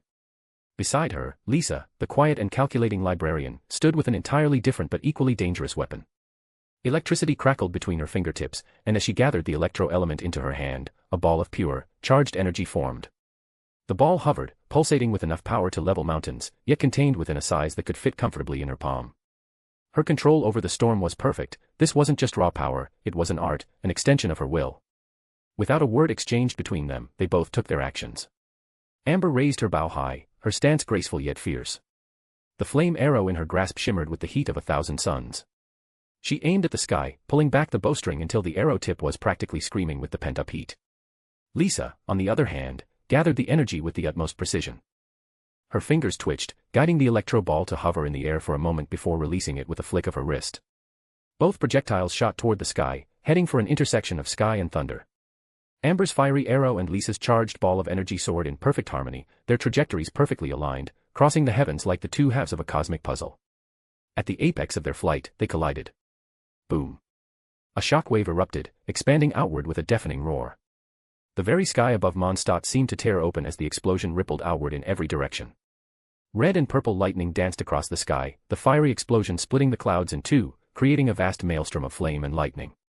The monsters below, many of whom had been charging mindlessly forward, suddenly halted in confusion, their eyes rising to the sky as if drawn by an irresistible force. What they saw above was a terrifying sight, an explosion of fire and electricity that spread across the sky like a vast, radiant storm. And then, the rain began. Arrows, countless arrows, descended from the heavens like blazing meteors, each one coated in both fire and electricity. They fell in a steady downpour, scorching and searing the very air around them. The monsters on the battlefield found themselves overwhelmed by this fire-electricity shower, with each arrow that struck the ground causing a violent explosion of flame and lightning. The earth trembled beneath the shock waves, and where the arrows struck, flames erupted, and electricity crackled, tearing through the monsters with savage efficiency. The explosions didn't just rip through the creatures, they scorched the very ground beneath them, ensuring no monster would escape unscathed. Yet, amidst the carnage, Amber and Lisa's control over their elements was flawless. Every arrow, every burst of flame and lightning, was directed with the utmost precision. None of their attacks touched their allies. No, Amber and Lisa were not just masters of their elements, they were the architects of destruction, each arrow and burst of electricity carefully designed to avoid their comrades in the melee below. Not a single explosion harmed Kia, Yula, Dalek, or Albido. The fiery arrows rained down in perfect patterns, avoiding their targets while unleashing absolute devastation on the monsters. The chaos on the battlefield escalated, the monsters' ranks thinning by the second, torn apart by this beautiful symphony of flame and thunder. As the last of the arrows fell, and the flames began to die down, Amber didn't lower her bow. With a fierce grin on her face, she pulled the string back once more, summoning another flame arrow, this one even more intense than the last. Her eyes blazed with anticipation, knowing the storm had only just begun. At the same moment, Lisa raised her hand again, gathering more electro-energy, the power swelling in her palm like a contained thunderstorm. She knew that the storm of fire and lightning would continue and would leave nothing in its wake but the ashes of the monsters. And once again, the world above them would be bathed in flame and thunder, as Amber and Lisa unleashed the full fury of their elements, obliterating anything left standing. The city walls might have been silent, but above the battlefield, the storm was eternal. Finally, Jean. She stood alone on the southern flank, the wind tugging at her cape like an omen of the storm to come. Unlike the eastern and western fronts, where two knights fought side by side, backed by the support from the city, Jean faced the tide alone. The horde approached like a living sea, tens of thousands strong, a crawling, shrieking blanket of fangs and limbs. Yet not a hint of fear marred her expression. Her eyes were calm, her stance unshakable. Sword in hand, the air around her stirred unnaturally. The wind began to dance. She exhaled. Then, she moved. Boom. The sound split the battlefield as Jean charged, and when she met the front line of monsters, it was they who were thrown back like rag dolls. The wind around her howled into a spearhead, punching a hole straight through the horde. Spider-like beasts were cleaved in twain, their twisted exoskeletons crushed by invisible blades of compressed air. Limbs, ichor, and dust filled the sky. One after another, she felled them, each stroke of her sword accompanied by a gale that tore through clusters of beasts like scythes through wheat. But the monsters were relentless. One leapt at her from above, fangs bared. She didn't even look. Her free hand shot up, snatching the creature from midair like plucking a leaf. It thrashed, shrieked, and drove its claws into her armored arm with all its might, only to find her grip unyielding, her armor unscratchable. Jean pressed forward, dragging the struggling beast with her like it was weightless. She didn't spare it a glance. Her sword continued to carve, her will unwavering. And then... crash! Without slowing, she smashed the creature into the earth. The impact was like a small meteor strike, sending cracks sprawling outward in a web pattern. The beast writhed, stunned, only to see Jean's shadow fall over it as she raised her foot. Bang! The stomp obliterated it. A geyser of red mist erupted as the monster was crushed beneath her boot, the sheer force fracturing the ground beneath. The resulting shockwave flattened several more monsters nearby, scattering their remains like autumn leaves in a hurricane. For the first time, Jean halted. She raised her hand. The wind obeyed. A storm erupted around her, furious, precise, controlled. Monsters were yanked from the earth as though gravity itself had forsaken them. They thrashed midair, trapped in a maelstrom they could not escape. Jean's fingers curled slowly into a fist. Crunch. The wind condensed. Pressure exploded inward. Dozens, no, hundreds, of monsters burst like overripe fruit. Chitin and bone turned to vapor, their screams silenced in an instant. And Jean, she simply stood there, ice cold, untouched, her cape fluttering in the whirlwind. In minutes, she had slain thousands. But it was nothing, a drop in a monstrous ocean. The earth still trembled beneath the advance of the remaining horde, millions strong, endless in number. Yet Jean turned to face them, sword rising once more, the wind circling her feet like a faithful hound. No hesitation. No retreat. No mercy. And then, without a word, she charged again, into the abyss of enemies, a living storm given form. The battle was far from over. But neither Jean, nor the knights, would stop, not until every last abomination was turned to dust. The war raged on. Time flowed like blood through the battlefield. No partner. No support. Just her silver armor gleaming under the moonlight, and her silver sword, unstained by blood, untouched by hesitation. Yet, Jean had pushed further than any other, so deep into the horde that Windrise now lay behind her, its sacred tree silhouetted in the distance, untouched thanks to her. The monsters came in waves, an endless tide of claws, fangs, and writhing limbs. They lunged, crawled, flew, shrieked. But not one had made it past her. The wind obeyed her every thought, every step. Each swing of her blade summoned blades of air, invisible yet deadly, cutting down swathes of enemies. Cyclones coiled at her feet, catching and flinging creatures skyward. A single downward slash split the ground, creating fissures so deep they swallowed entire clusters whole. The land behind her was a ruin, scarred by elemental devastation. Craters, shattered terrain, and torn remains of the fallen littered the path she carved. And still, they charged. Even in their fear, the monsters sought to overwhelm her with numbers. They couldn't overpower her, they had tried. So now they gambled on sheer volume, hoping that something, anything, might slip through her storm of steel and wind. But it was pointless. Jean's face, hidden behind her helm, remained calm. Serene. Her breathing steady. Not a drop of sweat marred her brow, not a tremble in her limbs. She wasn't exhausted, she was in control. Her eyes, cold as the mountain frost, watched their futile assault with emotionless precision. Jean, so reckless. She thought. Jean, then die quickly. A dozen monsters leapt at her from every direction, some charging head-on, others flanking from the sides or pouncing from above. Jean didn't move. The wind moved for her. In an instant, a barrier of rotating air compressed around her, forming a dome of razor-edged pressure.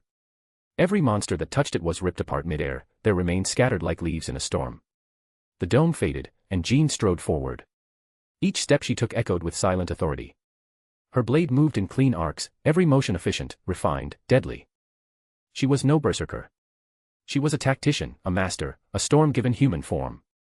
She raised her sword skyward for a moment, only a moment. The wind howled, spiraling into a vortex that reached high into the night sky. Then, at her silent command, it collapsed downward, becoming a massive descending spiral that crushed hundreds beneath its force, flattening the battlefield in a single strike. Boom. A shock wave erupted outward, sending a rippling pulse through the battlefield. Even from the walls of Monstat, the tremor could be felt. Still, in the heart of the dark tide, Jean walked forward through the wreckage, sword lowered, cape billowing, the wind at her side. The monsters had not stopped. But neither had she. And she never would, not until her last breath. A week later. The battle was finally over. The last scream had faded. The final blow had been struck. And silence now blanketed Monstat like a funeral shroud. At the very edge of the ruined nation, the knights stood, each one alone, scattered across the borders of the land they had sworn to protect.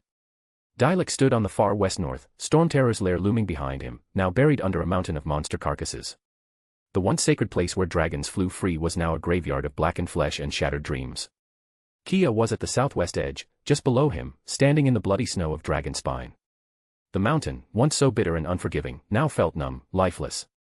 Not even the cold could sting anymore. Yula stood at the northeast point, atop the windswept cliffs of Stormbearer Point. The sea wind brushed against her helmet, carrying no salt, no life. Just the scent of ash and blood. Albido took his place to the east, just in front of the ruined Thousand Winds Temple. Once a place of worship, it now resembled a forgotten battlefield, its ruins buried beneath the corpses of twisted monsters. On top of Mondstadt's broken wall, Lisa and Amber stood shoulder to shoulder. They no longer looked down at their home, they looked outwards, eyes hollow. The place behind them was not a city anymore. It was a tomb. And finally, Jean, the acting Grand Master, stood alone at the southeast edge, at the cliffs of Cape Oath. The sea stretched before her, wide, endless, dark. The wind was soft now, as if mourning alongside her. Her silver armor shimmered in the moonlight, battered and blood-stained, yet still standing. Just like her. Behind each knight lay a trail of devastation, millions of monsters felled by their hands. Their corpses covered the earth like a black tide that had finally broken. Stormterror's lair, Dragonspine, the temple, the cliffs, the forests, all buried beneath the weight of the fallen. From the sky, Monstat was no longer green and free, it was black and still. All except the city. Only the city remained untouched. But there was no one inside. No laughter. No warmth. No flicker of candlelight in the windows. No streets. No market stalls. No cathedral. But only the soil ran red with the blood of the innocents who once lived there. Monstat had died long before the monsters did. And now, standing in the aftermath, the knights could only feel the hollow victory ring in their bones. They had done it. The impossible. 7 knights had stood against a monstrous army, millions strong, and emerged alive. They had given everything. Mind, body, soul. And they had won. But no cheers met their triumph. No voices called out their names. No children ran into their arms. No one was left to welcome them home. Because there was no home to return to. There was no history to write this down. No bard to sing of their valor.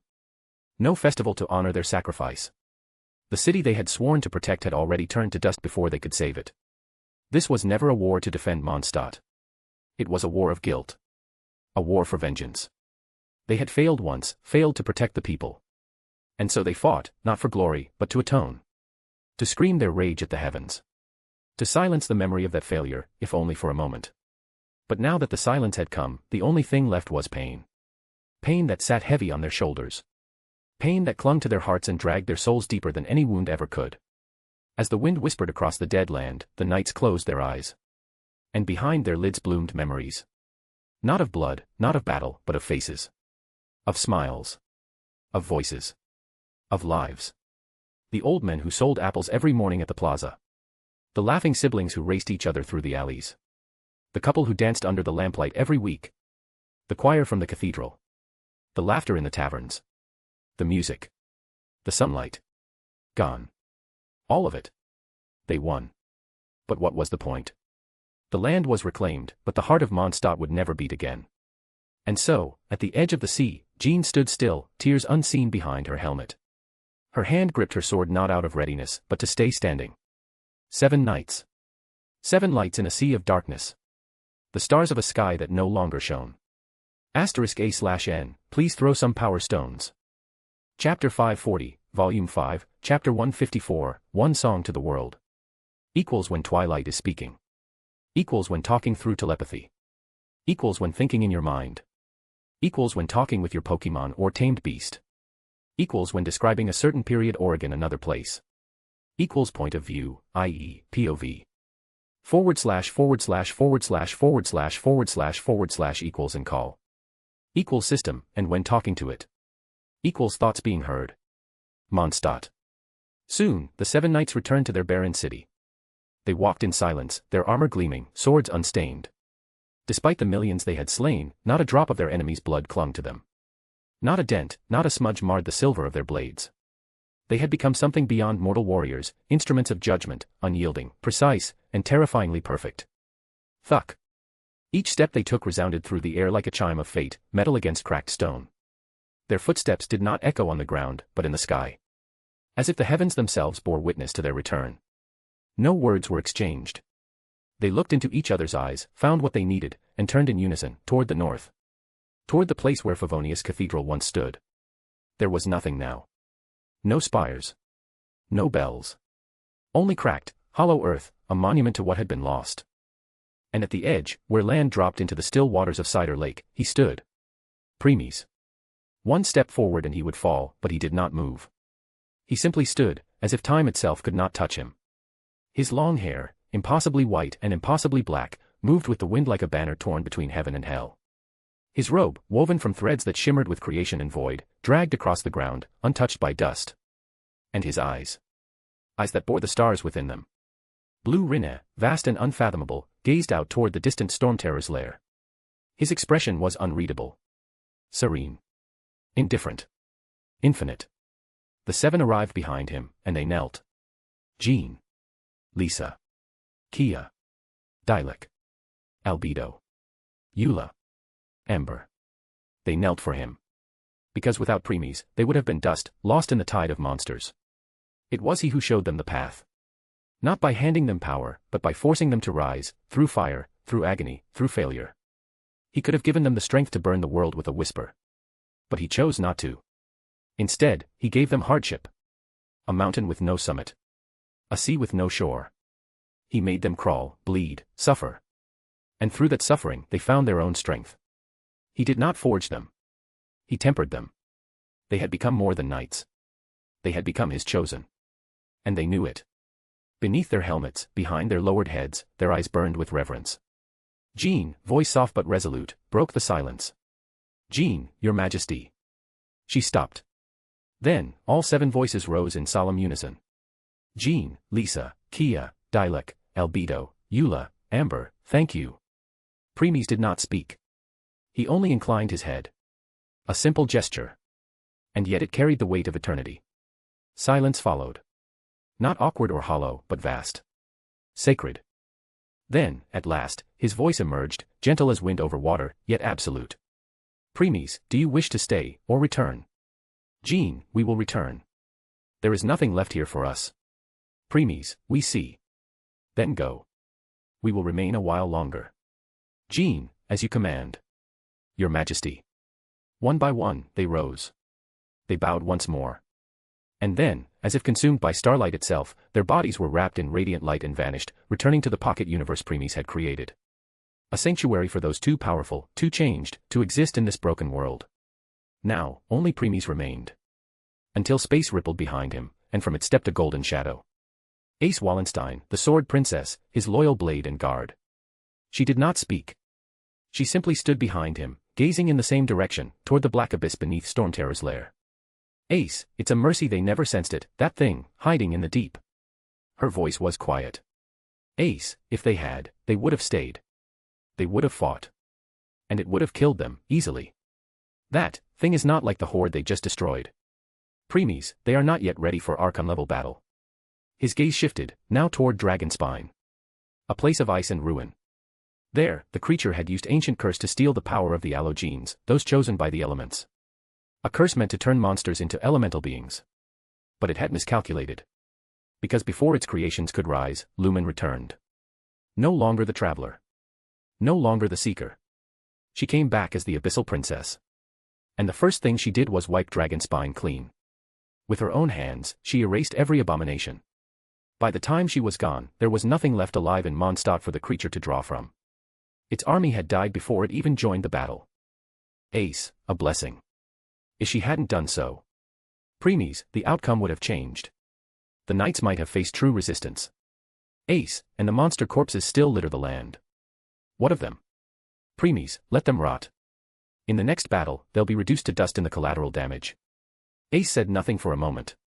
Then she looked forward, through stone, shadow, space, and time, and her golden eyes met the hidden gaze of the creature that waited in the abyss. It had begun to stir.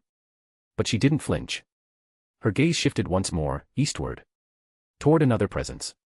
Ancient. Watching. Waiting. Ace, the knights have had their turn. A pause. Her voice turned sharp, charged with solemn anticipation. Ace, now it's his. The wind grew still. Even the stars seemed to hold their breath. Ace, I hope you're prepared. She narrowed her eyes. Ace, Barbatos. A day of silence. A day had passed. There was nothing but silence in all of Monstat. No voices of people, no songs of birds, no rustle of leaves in the wind. Not even the distant grunts of hilly churls or the squelch of a wandering slime. Nothing remained but stillness and death. Scattered across the once vibrant land were countless carcasses, the twisted remains of monsters, beasts, and abominations that the 7 knights had slaughtered before their departure.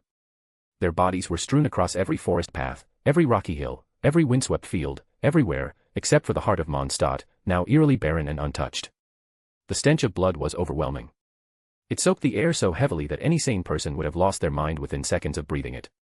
It was as if the very earth had bled, the grass painted red, the trees weeping crimson, the lakes and ponds turned into stagnant pools of gore. It was a vision of hell dragged onto the earth and left to rot in silence. That silence lingered. Until something moved. It began subtly, so faint that only the earth could feel it.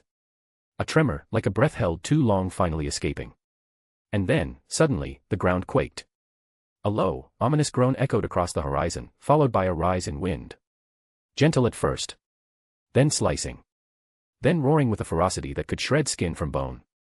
The entire nation of Monstat was consumed by a storm. Winds lashed the land, tearing at what little remained. Even the corpses were not spared, lifted by the gales, shredded into dust, turned into crimson mist that fed the wrath of the whirlwind. And all of it, gathered at one place. Stormterror's lair. A vortex formed at its center. A monstrous tornado clawed at the sky, howling like a beast unchained.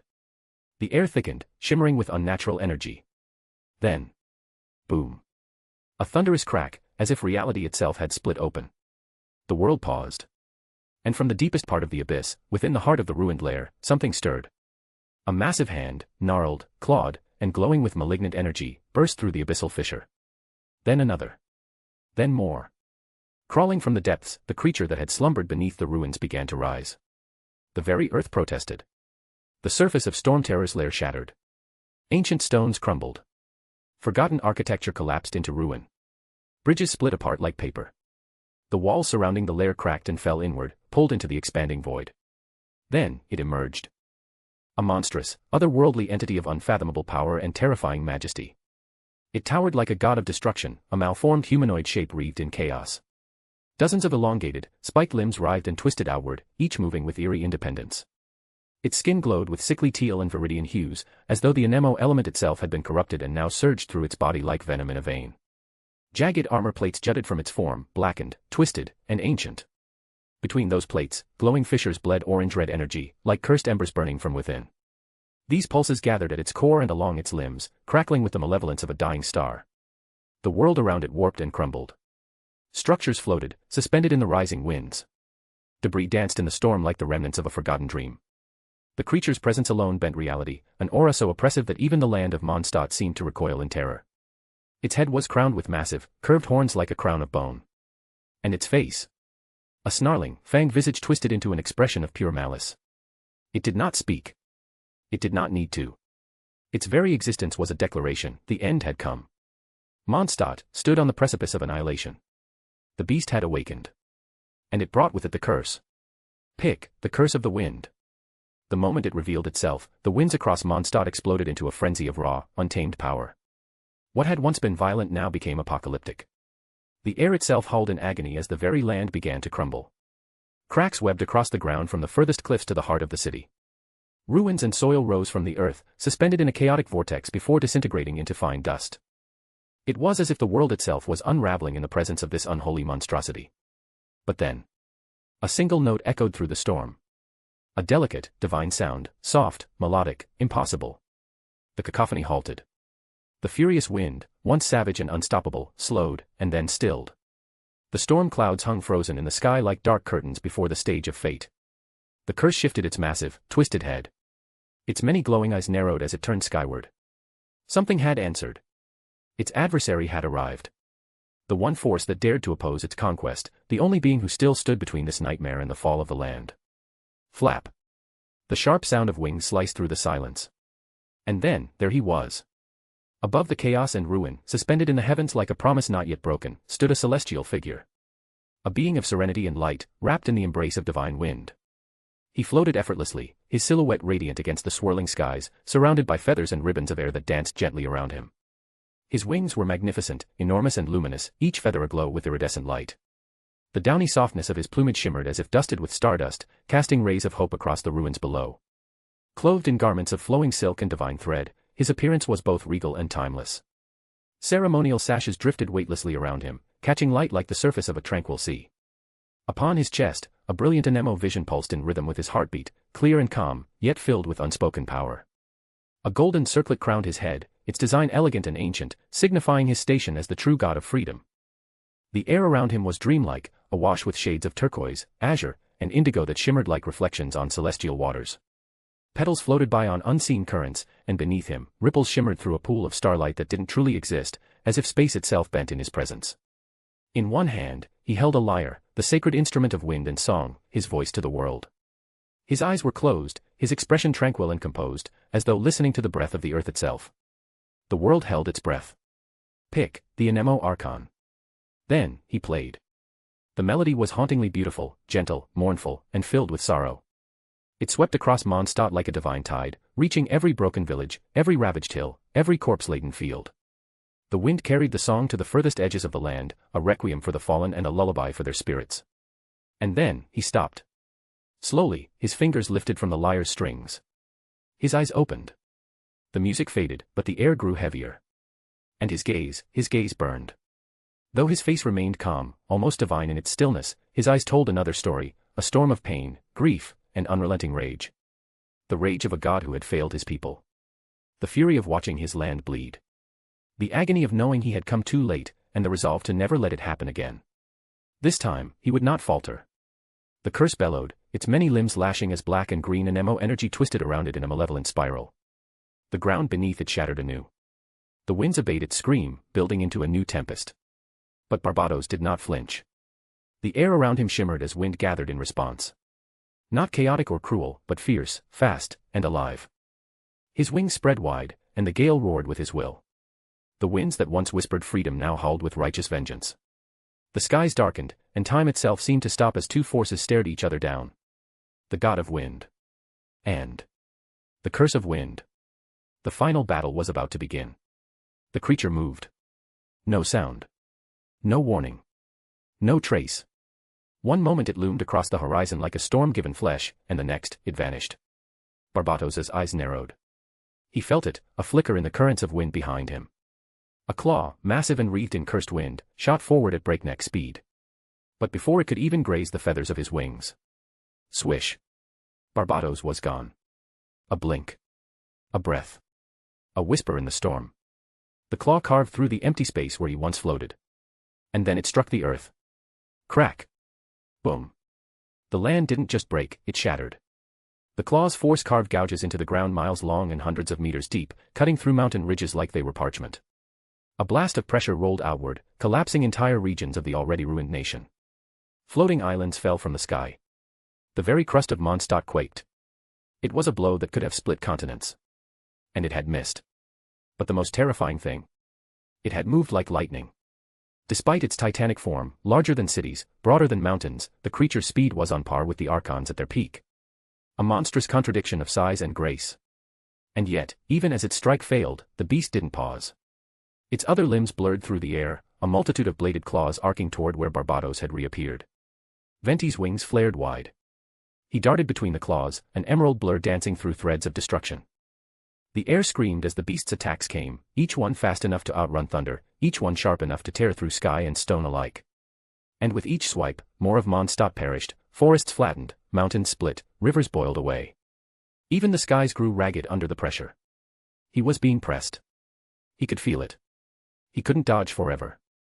Barbados's fingers touched the strings of his lyre. But this time, there was no melody. Only wrath.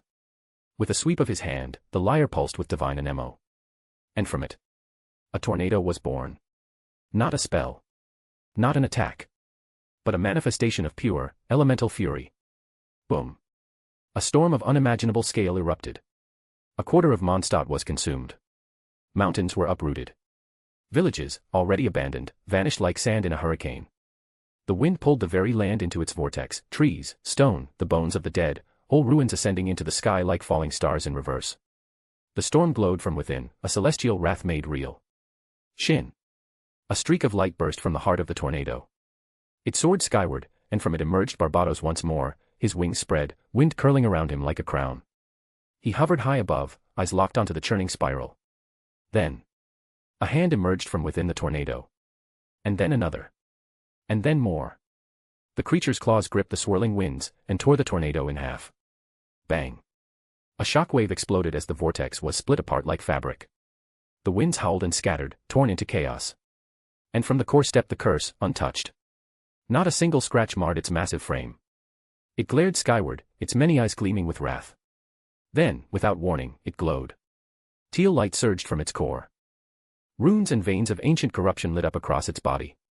A deafening hum rose as it charged. And then, Tai. A colossal beam of pure cursed anemo burst forth, aimed directly at Barbados. It ripped through the air like a scythe of light, splitting the sky in two.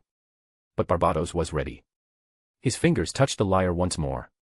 A single note. A sharp, resonant chord.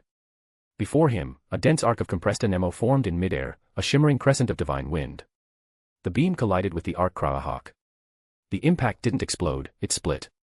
The curse beam fractured in two, redirected and carved into the horizon in a Y shape, searing across the land. Everything in their paths, rivers, canyons, entire ranges, were obliterated. The world itself bore the scars of their clash. As the light died down, silence returned. There they stood again, Barbados and the creature, floating amidst the aftermath. Unharmed. Unbothered. As if the godlike destruction they'd just unleashed had cost them nothing. Then, the heavens trembled. Auras ignited around them. Barbados radiated with vibrant teal and white winds laced with golden embers. The curse bled cursed wind from its form, darker and denser than before. Their energy surged. Boom. Their auras collided with a flash of divine light. It wasn't just sound, it was force, a pressure that cracked the firmament. From afar, it looked like two celestial suns, one teal, the other red-orange, trying to devour each other. And then they moved. Again. Flash. Boom. Flash. Boom. They vanished and reappeared, colliding midair again and again. Each impact displaced clouds for miles. The sky warped, space bent. Shockwaves shattered what remained of the terrain. Mountains collapsed. The atmosphere screamed with each blow. Boom. Boom. Boom. Below, the once great city of freedom, Mondstadt's heart, trembled. It was now barren, its red soil soaked with the blood of its people. Only its walls had remained standing, defiant even after the death of its citizens. But now, Crack. One section of the wall gave in. Crack. Crack. Shrock. Then another. And another. Tum. Until finally, with one last distant sound, the proud walls collapsed entirely. Some crashed backward into the deserted city. Others tumbled into the lake, sending waves outward in silence. The last symbol of Mondstadt's endurance was no more. Now, there was nothing in the nation untouched by this planar war. Barbatos, god of wind, and the curse of wind, two forces of nature. Two embodiments of the same element. But where one represented freedom, peace, and harmony, the other brought ruin, domination, and despair. And they would battle until the skies themselves forgot what peace once felt like. The battle showed no sign of stopping. If anything, it had reached a new level of devastation. The land that once was Monstat had been utterly erased. The once proud city of freedom had crumbled and vanished beneath the depths of Cider Lake, leaving behind only haunting ripples on the surface. Above the ruins, amidst the cracked sky, the war raged on. Opposite it, Barbatos floated silently, still gripping his sacred lyre. But above him, suspended in the sky by dancing ribbons of divine power, hovered a colossal bow and a shimmering arrow made entirely of concentrated anemo. The air hummed, reality strained. Whoosh! The arrow fired. It moved faster than the eye could follow. Even the curse, with its grotesque instincts and reflexes, had no choice but to cross its weapons in front in defense. Boom. The sky shattered. A mushroom cloud of pressure and light erupted in the heavens. The curse was launched across the horizon, a meteor crashing through clouds and silence. When it finally halted, it looked down and paused. 3 of its weapons were shattered into fragments. The rest were cracked and trembling, barely holding their form. But worse, it had been wounded.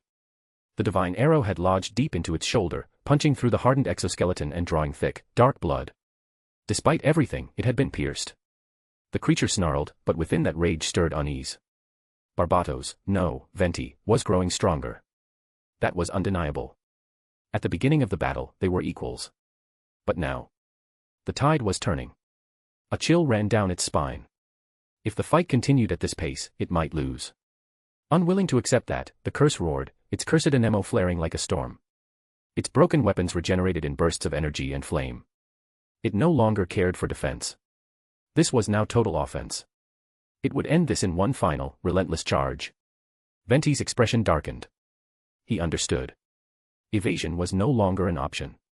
If he ran, he would be hunted down, cut down. The curse's unhinged assault would overtake him eventually. He raised his lyre. And charged. Boom. Boom. Boom. They vanished. The sky became a canvas of destruction. Every collision sent shockwaves so violent that clouds vaporized, winds shrieked, and the very sky tore open. The ruined earth trembled as the air above churned with godly wrath. The crater that once held Monstat collapsed deeper with every strike, as though the planet itself sought to flee the conflict. A day passed. Then, silence. They reappeared, both bloodied, both ravaged. The curse's body was maimed. Only 1 arm and a half remained, the rest severed by divine strikes. 1 horn was shattered, its tail ripped from the base. Chunks of cursed armor had been torn away, revealing pulsating, blackened flesh beneath. Blood poured freely, painting the air with red mist. But Barbatos looked worse. He hovered weakly, the sacred lyre clutched in a mangled hand.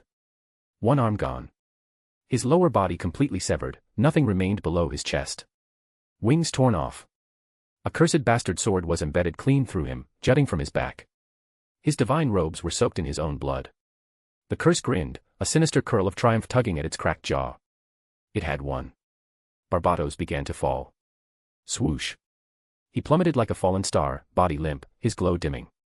His life force flickered, fading. The curse could sense it, one more moment, and the archon would perish. But it wouldn't leave anything to chance. With the last of its energy, the curse raised its arm, channeling every remaining shred of cursed anemo into one final blast. As its core lit with power, it looked at Barbatos for the last time. And then, it heard something. Barbatos's lips moved. The wind carried the faint whisper.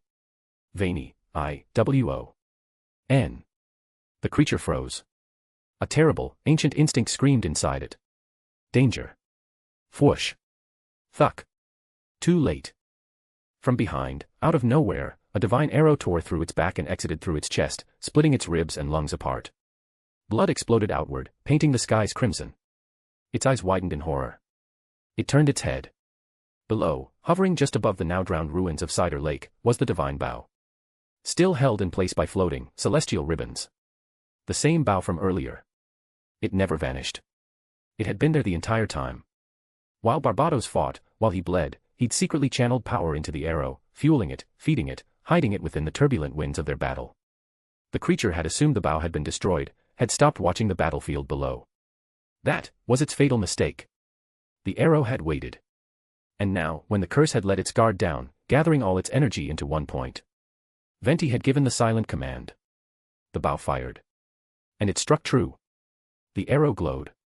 So did the curse. The cursed anemo within it clashed with the divine might of the archon. They spiraled. Then. Boom. The explosion was catastrophic. All of Monstat was consumed. The lake evaporated. The land cracked. Mountains bowed. The sky screamed. A blinding column of teal and black light erupted upward like a second sun, swallowing everything in its path. The war had ended in a divine detonation. At the epicenter, Venti floated quietly, eyes closed, smiling faintly. It was over. He had avenged them all, his people, his home, his legacy. Though his own body was broken beyond recognition, and the light was rising to erase all, there was a strange peace in his final breath. The light came. And the world turned white. Pets. The golden sunlight filtered gently through the canopy, its rays scattering between swaying leaves before landing softly on the figure resting atop a sturdy branch. It was quiet here, peaceful. A breeze rustled through the forest, stirring the leaves in a rhythm that felt almost like a lullaby. The warmth of the light fell across the face of the slumbering bard. Irritated, the figure instinctively raised a hand to shield his eyes, squinting as he slowly awakened. Venti, yeah. Barbados blinked in confusion. His surroundings were unfamiliar, lush trees, birdsong in the air, laughter in the distance. Looking down at himself, he realized he was wearing his familiar bard's attire. The sacred lyre rested comfortably in his hand, undamaged. Not a single wound scarred his body. Everything felt whole. As he sat up, scratching his head with a puzzled expression, a gentle wind blew across his face. It was different. Not the torn, bitter wind of a ruined Monstat, but something purer, gentler. It carried with it whispers of joy, of freedom, of peace. Emotions that had long been buried beneath the ashes of war. He closed his eyes, allowing the breeze to wash over him. Carried on the wind came birdsong, rustling leaves, even the distant echo of children's laughter. For a moment, his heart ached. He never thought he'd hear such sounds again. How are you feeling, now that your revenge is complete? The voice, measured, quiet, yet powerful, pulled Venti from his reverie. His eyes fluttered open, and he turned toward the speaker. Standing a few steps away, with his back turned, was Premies. Venti offered a soft chuckle before answering, his voice subdued. Venti, to be honest, peaceful. A pause stretched between them. Premies. Venti. Premies. Venti. He exhaled a long, heavy sigh. His gaze dropped to his hands resting on his lyre. Venti, or, that's what I wished for. But the only thing I truly felt was emptiness. Premies did not interrupt. Venti, I got my revenge, yes. But for what? The people, the city, the laughter, they were already gone. There was nothing left to protect. Premies, is that why you made that choice? Venti nodded silently. It was during the battle that Barbados began to burn through his own life force, pouring every last ounce of divine strength into the final blow. The curse never realized it, not with the whirlwind of chaos blinding it, but Premies had seen through it from the beginning. Premies, Dvalin would be angry. Venti gave a small laugh at that. Venti, let him be. If he knew what I planned, he would have tried to stop me. I couldn't let him throw his life away too. I've already lost everyone else. I couldn't lose my last friend. Premies, we understand. Venti had made sure Dvalin would never awaken in time. When the dragon was still recovering, Venti placed him under an enchanted slumber. Not to harm, but to protect, to spare him from the war's cruel end. Premies, even now, you chose to carry the weight alone. Venti, it's always been that way, hasn't it? Another long silence passed between them. Premies, there are survivors, you know. Jean, and the last remnants of Monstat. They're here. Don't you wish to see them? At that, pain flickered across Venti's face. He looked away. Venti, no. I can't. Even if they forgive me. I don't think I could bear to look them in the eye. Premies regarded him quietly. Then, without prompting, Venti spoke again. Venti, I know it's too much to ask after everything you've done, but, can I request something? Premies, you want us to watch over Dvalin and the Four Winds. Venti, yes. Monstat is no more. They have no home left. Maybe, just maybe, you could help them find a new one. Premies, you're right. You are asking too much. Venti bowed his head slightly. Venti, sorry. Premies, and yet, you can give us something in return. Venti blinked. Venti, oh. What could I possibly give you? Premies turned his gaze toward the horizon, where a gleaming city, Teyvat reborn, rose in the distance. Premies, we won't ask you to go there. But it's a new city, and you are a bard. Understanding dawned on Venti's face. A gentle smile spread across his lips. Venti, I see. Well then. I think I can do this one last thing. He stood gracefully on the branch, raised the lyre, and held it close. With a wistful look, he murmured. Venti, this will be my final song. His fingers danced over the strings. A melody, haunting and beautiful, rose into the sky. The wind caught it and carried it far, far away, over mountains, oceans and finally Teyvat. There, people paused. Whatever they had been doing, walking, working, fighting, they stopped. Heads turned. Eyes lifted. They could not see him. But they felt him. And so, they listened. Not a word was spoken. The entire city fell into silence, enraptured by the song echoing through the skies, melancholy, yet hopeful. A song of farewell. A song of love. A song of freedom. As the final note faded, Premies heard a whisper on the breeze. Venti, thank you. The branch was empty. Only the lyre remained, resting gently where the bard once sat. And with that, Phase 2 of the War of Monstat came to an end. The Anemo Archon, Barbatos, was no more. Premies stood still beneath the tree. Even long after the music faded, he did not move. Time passed like wind over stone. And at last, as the horizon blazed with the golden light of dawn, he looked up. His eyes, deep, cosmic blue, etched with the circles of time and fate, stared toward the distance. Premies, it's time to leave. *A/N, please throw some power stones. Chapter 541, Volume 5, Chapter 155, Departure. Equals when Twilight is speaking. Equals when talking through telepathy. Equals when thinking in your mind. Equals when talking with your Pokemon or tamed beast. Equals when describing a certain period or again another place. Equals point of view, i.e., POV. // equals and call. Equals system, and when talking to it. Equals thoughts being heard. Pet, city of Teyvat. A day went by. Yet for the world nestled within Premies' pocket universe, it might as well have been a century. At the very north of the newly forged city of Teyvat, the earth stirred, not with violence, but with solemn grace. The ground trembled gently, as though bowing to the weight of memory. And then, from its core, a platform of black stone rose skyward, silent and reverent, like the earth itself wished to offer a tribute. Around the platform, wide stairways spiraled like arms outstretched in mourning, guiding the footsteps of any who dared ascend, not to celebrate, but to weep, to remember. At the summit of this altar of grief stood a colossal monument, forged of obsidian so pure it seemed to swallow the light around it. Its surface gleamed, dark and endless, a reflection of the sky above and the sorrow below. Upon it were etched names, thousands upon thousands, painstakingly carved by unseen hands, each one immortalized in stone. This was no tomb. It was a memory made flesh, a sanctuary for the souls that had bled and broken in the cataclysmic war that tore through Monstat, Liua, and Inazuma. It was Premies who built this place. Not out of obligation. Not out of guilt. But because he knew, if he did not, no one else could. The monument was not only for those who perished in fire and blood. It was for the ones who still walked among the living, burdened with the weight of survival. It was for the unborn, who would one day walk these lands and see these names, and remember the cost of peace. Now, at the base of this great spire of loss, Premies stood alone.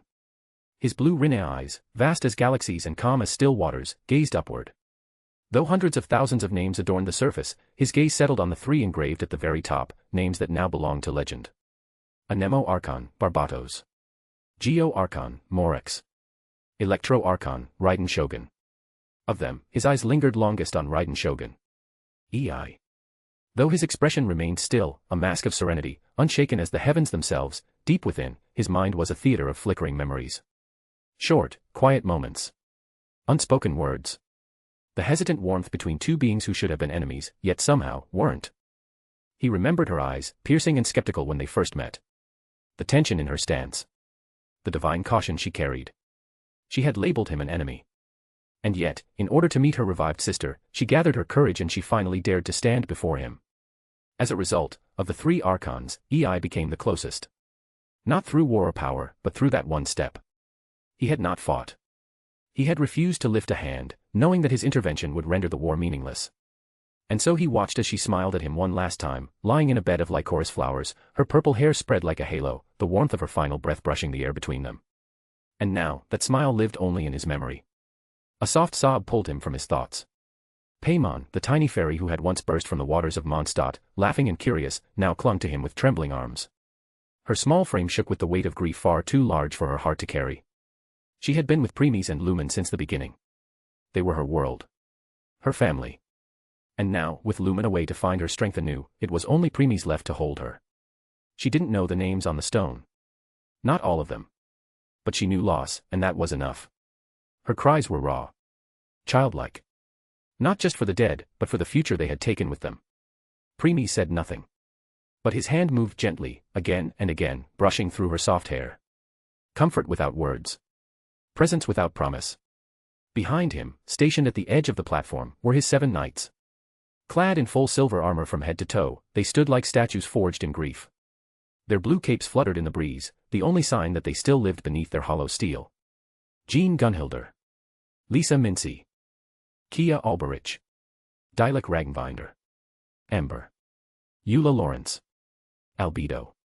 Their helmets masked their tears, but Premies could feel them, grief radiated from their souls like a storm waiting to break. They did not speak. They did not move. But in their silence was the story of a nation broken. Monstat had suffered the worst. Of all the cities, of the 3 nations, it was Monstat that bore the deepest scars. Only a handful of survivors remained, perhaps 20, perhaps 30. Enough to count on one's hands. And these 7, once heroes, now stood as mourners in armor, hiding their vulnerability beneath the metal to fail to protect what mattered most. Below the platform, surrounding the monument like petals around a flower, stood the last remnants of the world. Survivors from Liua, Monstat, and Inazuma, once proud, now hollow. Faces were lifted to the black stone above, and tears poured like rivers long dammed. Barbara Peg clung to Rosaria, sobbing uncontrollably as the name of Barbados shone in the light. Her god. Her guide. Gone. Xiangling, normally so full of life, cried into her father's arms. Her hands shook as they reached toward the name of Guoba, her dear companion who had burned himself away to save her. Ganyu and Shinha stood in silence, heads bowed low. Their guardian, Cloud Retainer, was gone. And around them, Moon Carver, Mountain Shaper, and Madame Ping carried the sorrow of immortals, having lived through too many wars, but never one so final. The name of Shao, carved in sharp lines beneath Morax, carved through the hearts of those who knew him. Nearby, Keqing, Hu Tao, Ningguang, and Yelan each stood alone, yet bound by the same regret. For all their power, money, wisdom, and will, they could not stop the tide. And then there was Inazuma. Kujusera stood with her head down, blood trickling from her bitten lips. Her fists clenched so tightly her gauntlets groaned. She had failed her shogun. That was the truth she could not run from. Beside her, Yae Miko, Ayato, Ayaka, and Kokomi bore the same wound. Strength. Armies. Strategies. All of it, useless in the end. Raiden Shogun had fallen. And they were powerless to change that. No one stepped forward to say, it will be all right. Because it wouldn't.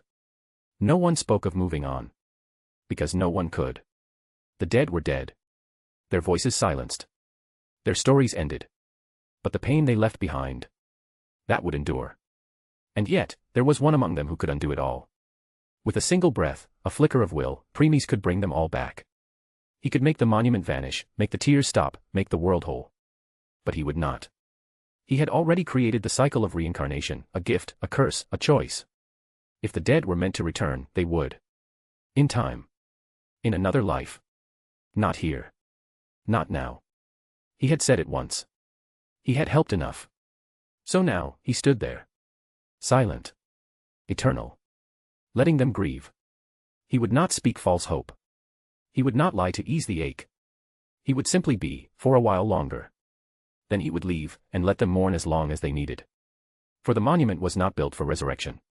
It was built for remembrance. And it would stand here, in the center of this new Teyvat, forever, a pillar of sorrow, a sanctuary of memory, a reminder that even gods could fall, and still be loved. The night came. The last rays of the sun faded beneath the edge of the world, and the morning city below finally began to quiet. People who had stayed at the foot of the black monument slowly drifted away, returning to their homes, carrying with them the weight of the names carved in stone and the silent ache of loss. Those who lingered did so not out of obligation, but because leaving felt like turning away from those who had given everything. Above all of them, floating higher than clouds, higher than mountains or the tallest spires, was an island untouched by sorrow or war, a sanctuary built for two. It was small, almost unassuming, yet it existed in a space so far removed from the rest of the world that it felt like time itself hesitated to move here. This was the home of Premes, the ruler of 3 realms, and his empress, the dragon of infinity, Ophis. The stars shimmered dimly overhead, but they were nothing compared to the radiance of the two beings who now shared a moment of silent eternity. They sat by the edge of a crystal-clear pond that mirrored the sky above, the water undisturbed except for the gentle play of Ophis's feet. Her pale legs were immersed in the water, her toes fluttering, and around them danced clusters of multicolored fish, gathering like worshippers around a deity, their scales glinting like gems. They pressed against her skin lovingly, drawn to her presence, but Ophis didn't acknowledge them. Her gaze, unwavering and deep, was fixed solely on the man whose head rested gently on her lap. Premes. Her emperor. Her husband. Her everything. His eyes were closed, and his breath was even, but Ophis could see the pain that rippled beneath the surface of his calm expression. She ran her fingers through his hair, those strands of stark white and abyssal black, the duality of creation and destruction made flesh. Her movements were slow, reverent, as if she feared she might break something sacred if she pressed too hard. Her voice, when it came, was soft. Softer than a whisper. Softer than the wind. Ophis, are you tired? The entire world paused. The wind stopped its breath. The leaves ceased their rustling. The fish stilled in the water. Even the stars above seemed to dim, leaning in to listen. Such was the weight of Ophis's voice, unfiltered now. For once, neither she nor Premes suppressed their divine aura or charm. There was no need. Here, together, there was no need. And because of that, the sheer majesty of their existence now radiated freely, beauty and presence so immense that any lesser being would have been reduced to awestruck stillness. Universe-topping beauty, they once joked. But even that title fell short of describing them. They were higher-dimensional existences, beyond limits, beyond mortality. Their very presence was poetry made real. Premes opened his eyes slightly, the faint glow of his blue rinne gaze catching the moonlight. Premes, no. His answer came calmly. But Ophis's fingers never stopped moving through his hair. Ophis, I'm not asking about your body. I meant your heart. He was silent for a moment, then answered without opening his eyes again. Premes, it's fine. We know, we'll meet again. One day. This is just the price of time, we need to learn to live with it. Ophis, how long will it take? Premes, a night's rest, should be enough. At that, a small, beautiful laugh escaped her lips, light and crystalline, like bells in the wind. Ophis, didn't you just say you're not tired? Premes, we suppose. She smiled, and that smile could have stopped time itself. Ophis, then rest, my love. I will never leave you. I'll stay by your side, always. In life. In death. In all things, and in all realms. Premes, amen. With that simple acknowledgement, the last of his strength faded, and he finally allowed himself to drift into deep sleep. Here, in the arms of the one he trusted and loved above all else, he could surrender the burden he carried, if only for a while. Sleep, at least for beings like him, wasn't necessity. It was escape. A salve for the pain that nothing else could ease. As the moonlight bathed them in silver, Ophis kept her eyes on his sleeping face, her fingers moving gently through his hair like waves upon a quiet shore. Her gaze was full of warmth. Of boundless, infinite love. In her heart, a quiet thought stirred. Ophis, to think you'd someone like her in this world. She knew the truth now, Premes had shared almost all of himself with her. His joys, his pain, his journey. Everything, except for his system and twilight. But it was enough. She understood why the Raiden Shogun, had left such a deep mark on his soul. The woman who once opposed him, had shown him a reflection of who he once was. Perhaps, that's why she reached so deeply into his heart. Ophis turned her head and gazed down through layers of clouds, through barriers of magic and space, to the city of Teyvat far below. The plaza where the monument stood was now empty. The sorrow had settled into silence.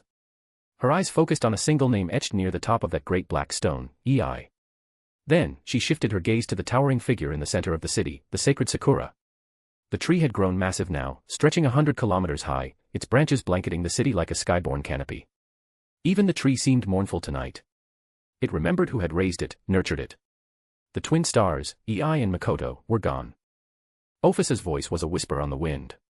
Ophus, we will meet in far future, ei. Makoto. Then she looked back at Premies, her emperor, still sleeping peacefully on her lap, and let time fall away.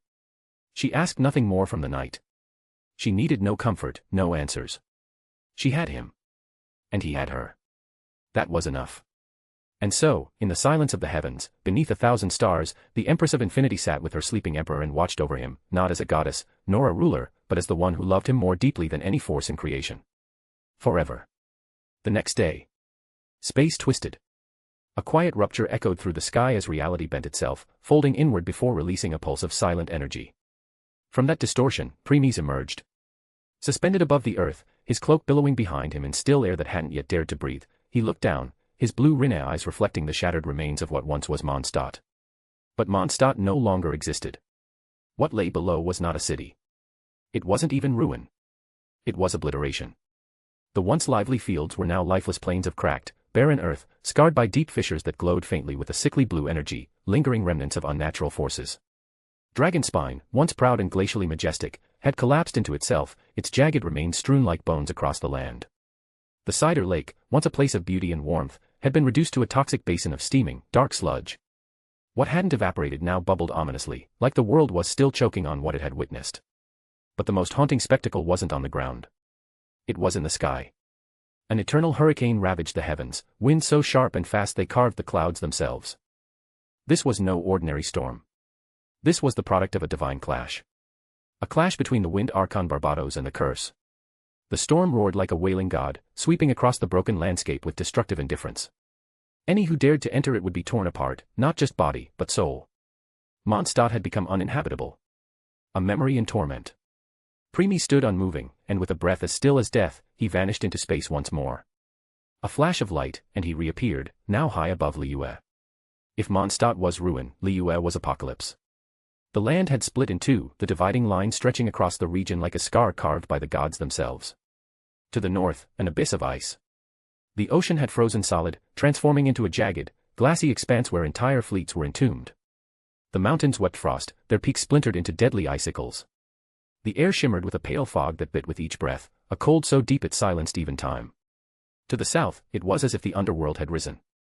Lava surged from broken canyons, rivers of fire cascading down the ridges of shattered mountains. The sky burned orange.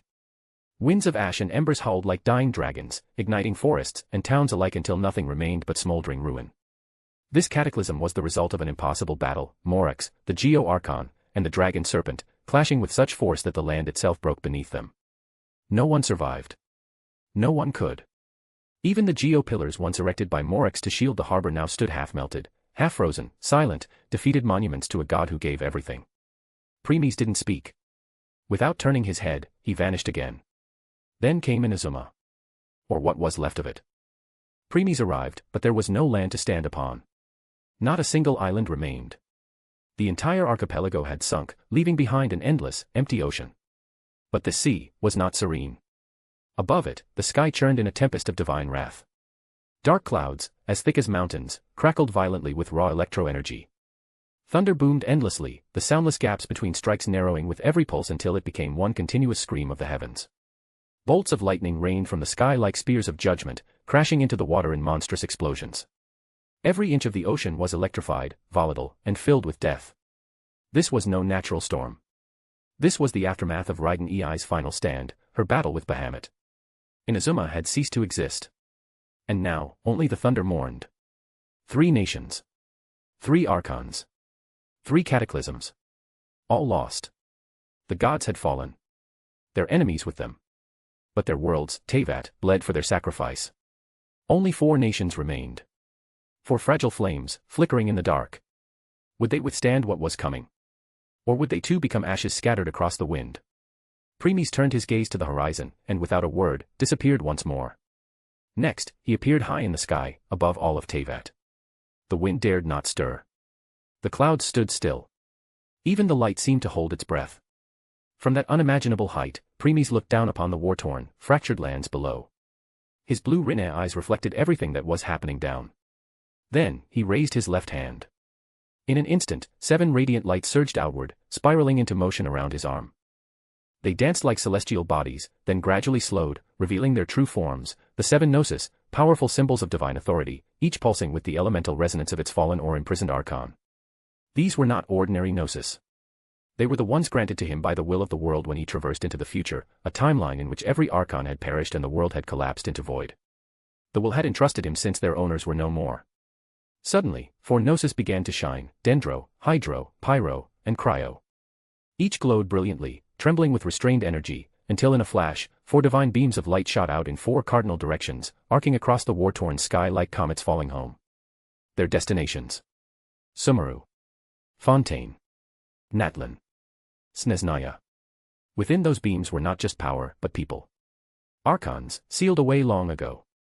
When Premies had begun collecting the fundamental laws needed to construct the cycle of reincarnation, the natural balance of Teyvat had been disrupted. Tremors ran through the ley lines. Oceans stirred. Skies wept blood. The world felt the shift, and the Archons responded. Venti, Zhongli, and Ei had once stood before him. They recognized him. And though confused, they stepped aside, unwilling to strike a being they once knew. But the remaining 4, who had never met him, fought back. They gathered their forces and sought to stop what they could not understand. In response, Premies sealed them, along with their most loyal subordinates, into the future Gnosis. Now, as he prepared to leave, he set them free. Fortunately, he had already given the will of the world a command: delay phase 1 of the planar war in those nations. That way, when the Archons returned, they wouldn't awaken to smoldering ruins and desolation. The will, ever loyal to him, obeyed without question. Once he confirmed that each Gnosis, and each Archon, had reached their proper place, Premies slowly lowered his left hand. Then, he raised his right. 3 remaining lights emerged: Anemo, Geo, and Electro, the remnants of the fallen gods. These Gnosis carried the final wills of Barbados, Morax, and Raiden Ei, each of whom, in their final moments, had entrusted these tokens to him, not as offerings, but as thank yous. For saving the last fragments of their people when all else was lost. He had no use for these now, as he already had the Gnosis of the future, and with his strength he could forge countless, each stronger than the last with a mere thought. But power was not his concern. Without hesitation, he released the 3 Gnosis into the sky, where they streaked like falling stars, towards Snezhnaya.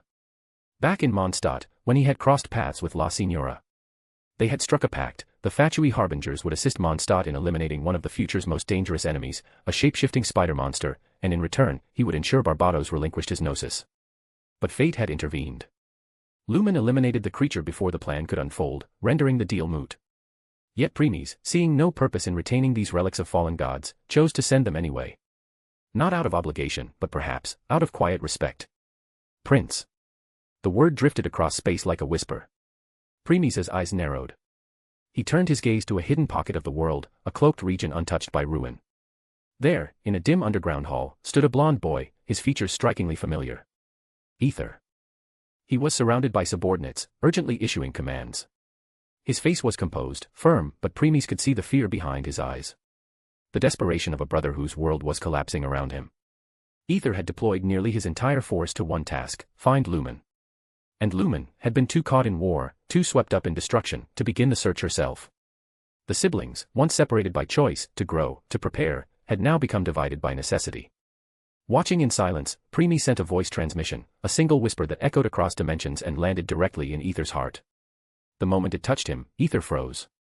His men watched in confusion as their prince slowly stepped away from his command throne, walked forward, and dropped to one knee. Gratitude.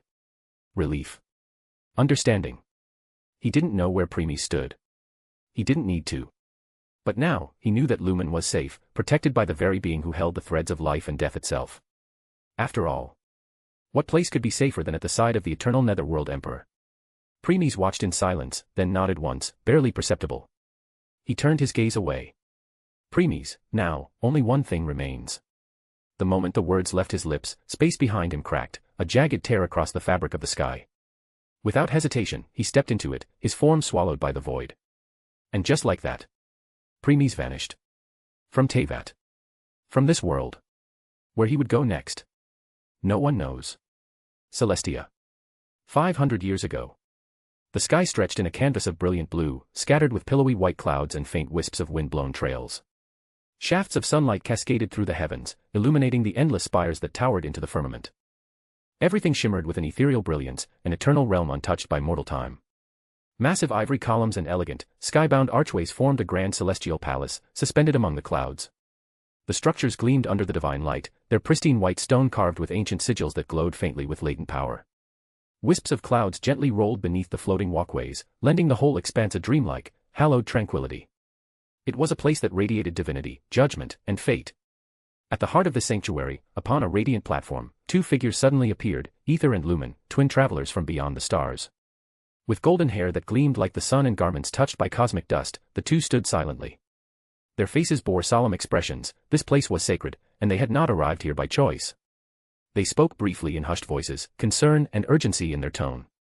Just as they turned to leave, a sudden shatter tore through space itself. A crack formed in midair, reality distorting with an audible hum. And from the rift emerged a figure that halted them in their tracks. She descended like judgment incarnate. A woman of overwhelming presence, her long silver-white hair defied gravity, flowing as though suspended in cosmic wind. Her golden eyes glowed with divine authority, radiating a chilling calmness, precise, merciless. She wore an immaculate white bodysuit adorned with black and gold sacred motifs. A long cloak, crimson like the blood of stars, fluttered behind her, dusted with starlight and glimmering like the night sky. Each movement of hers rippled with power. She was no mere deity, she was a sovereign of order, a force of cosmic law. Outlanders, your journey ends here. The twins instinctively took battle stances, tense and alert. Lumen, who are you, the sustainer of heavenly principles? The arrogation of mankind ends now. A geometric cube materialized in her hand, glowing with ancient energy. In a flash, a massive construct formed beneath the twins. They leapt aside just in time, golden wings unfurling from their backs, and luminous swords appeared in their hands. Without hesitation, they launched themselves toward the sustainer. She remained unmoved. With a slight gesture, countless cubes erupted around her, shooting toward the twins like divine missiles. The sky became a battleground of celestial geometry. Ether and Lumen wove between the columns and attacks with elegance and urgency, looking for an opening. They split paths and struck from two sides. Boom. An explosion rocked the heavens, smoke and dust billowing across the platform. As it cleared, she still stood there. Unscathed. Her hand raised casually, an invisible wall holding their blades midair, frozen in place. Ether's weapon was suddenly wrapped in golden cubes. He released it just in time and retreated. Lumen wasn't so fortunate. Before she could react, the cubes engulfed her completely. Ether, Lumen. Her eyes reached out to his in distress before she was sealed within a glowing construct and drawn into the sustainer's hand. Ether's grief turned into rage. He surged forward, his sword of energy blazing, unleashing all his power in a final strike. Boom. Debris rained down. His breath came heavy as the smoke cleared, but his attack had been caught. An array of cubes, fused together, held him in place. A final command from the sustainer, and they consumed him. Ether, wait. Don't go. Give my sister back. His cries echoed into the void as he too was sealed. The sustainer had crushed both outlanders without moving an inch. She held the sealed cube of Lumen for a moment, her gaze unreadable, then tucked it away. With her purpose fulfilled, she turned to leave, until she stopped. Someone now stood where the twins had been moments ago. A tall figure cloaked in black and white robes. His long dual-toned hair whipped in a direction opposite the wind, as if the laws of nature bent around him. His back was to the sustainer, his eyes fixed on the endless celestial horizon. For the first time, her expression faltered. Without words, she raised her hand to summon her cubes, intent on ending the intruder swiftly. But before the cubes reached him, a windstorm burst forth, silent, fierce, and absolute. The cubes shattered into motes of light. Then, beside him, a new figure appeared, a blonde-haired woman clad in thin armor, her golden eyes sharp and unwavering. Premies, step back, Ace. We want to give this opportunity to someone else. Hearing this, Ace Wallenstein, his sword princess, nodded respectfully and moved back. Premies, instead of her. He glanced at the sustainer, his gaze like a storm restrained. Premies, we have an opponent just for you, sustainer of heavenly principles. Come, our Hershers of the void. A spatial rift tore open beside them. From it stepped out a woman, radiant and fearsome. Her long silver-white hair fanned behind her like a comet's tail. Her golden eyes burned with destructive power, her presence crackling with tension. She wore a sleek, high-tech armor of white, black, and violet, with glowing veins of void energy. Her gauntlet pulsed ominously, the golden core at its center radiating destruction. Wing-like blade constructs floated behind her, brilliant with white and orange light, twitching with barely restrained might. Shadowy ribbons drifted around her, unraveling in the pull of her gravity. The moment she arrived, Celestia trembled. The air turned heavy, the light dimmed, and even the sustainer instinctively stepped back. She had never felt such pressure before, not in this timeless place, not in countless cycles. This was not a being of balance. This was a goddess of annihilation. Sustainer of the heavenly principle, just, who are you? But her eyes weren't on the Hershers, they were on Premies. She recognized him as the conductor of this divine transgression. Premies, you don't need to know. His next words fell like thunder. Premies, capture her. Hershers of the void, as you wish. She took a single step forward, eyes locked on the sustainer. The final battle of this world was about to begin, between the sustainer of heavenly principles and the Hershers of the void. A battle that would shake even the heavens above. The moment was still. Then. Boom. The heavens trembled. Knowing the situation could not be resolved through words alone, the sustainer of heavenly principles extended her hand. The sky above Celestia darkened, and reality itself trembled as colossal golden cubes materialized in orbit around her. With a flick of her fingers, they launched forward like divine meteors, ripping the heavens open with each movement. Across from her, the Hershers of the void remained eerily calm. No tension, no expression. Only purpose. Tick. A sharp snap echoed like a divine metronome, and in an instant, dozens of spacetime wormholes bloomed open across the sky, their edges glowing with fractal patterns of quantum distortions. The cubes vanished, absorbed effortlessly. The sustainer narrowed her eyes. As the wormholes faded, the sustainer's body was no longer where it once hovered. In the same breath, a dark void tore itself open behind the Hershers, an attack from a blind spot. Shrak. A massive cube barreled out, gleaming with golden fury, but it was consumed again, sucked into the same void which then reopened in front of the Hershers. The cube surged forward and collided with the divine columns of Celestia, obliterating them in a radiant eruption. The Hershers eye shifted, tracking the sustainer's movement behind her without turning her head. Sustainer remained stoic, this outcome was expected. She knew from the beginning this battle would not be won so easily. Suddenly, a lance made of void light and dimensional fracture, one of the many floating behind the Hershers, surged forward like a comet of entropy. The sustainer raised her hand, and an invisible gravitational force halted it mid-flight. But then, against expectation, it pushed forward. It resisted the sustainer's will. The air screamed. The lance cracked reality as it forced its way free from the sustainer's grasp.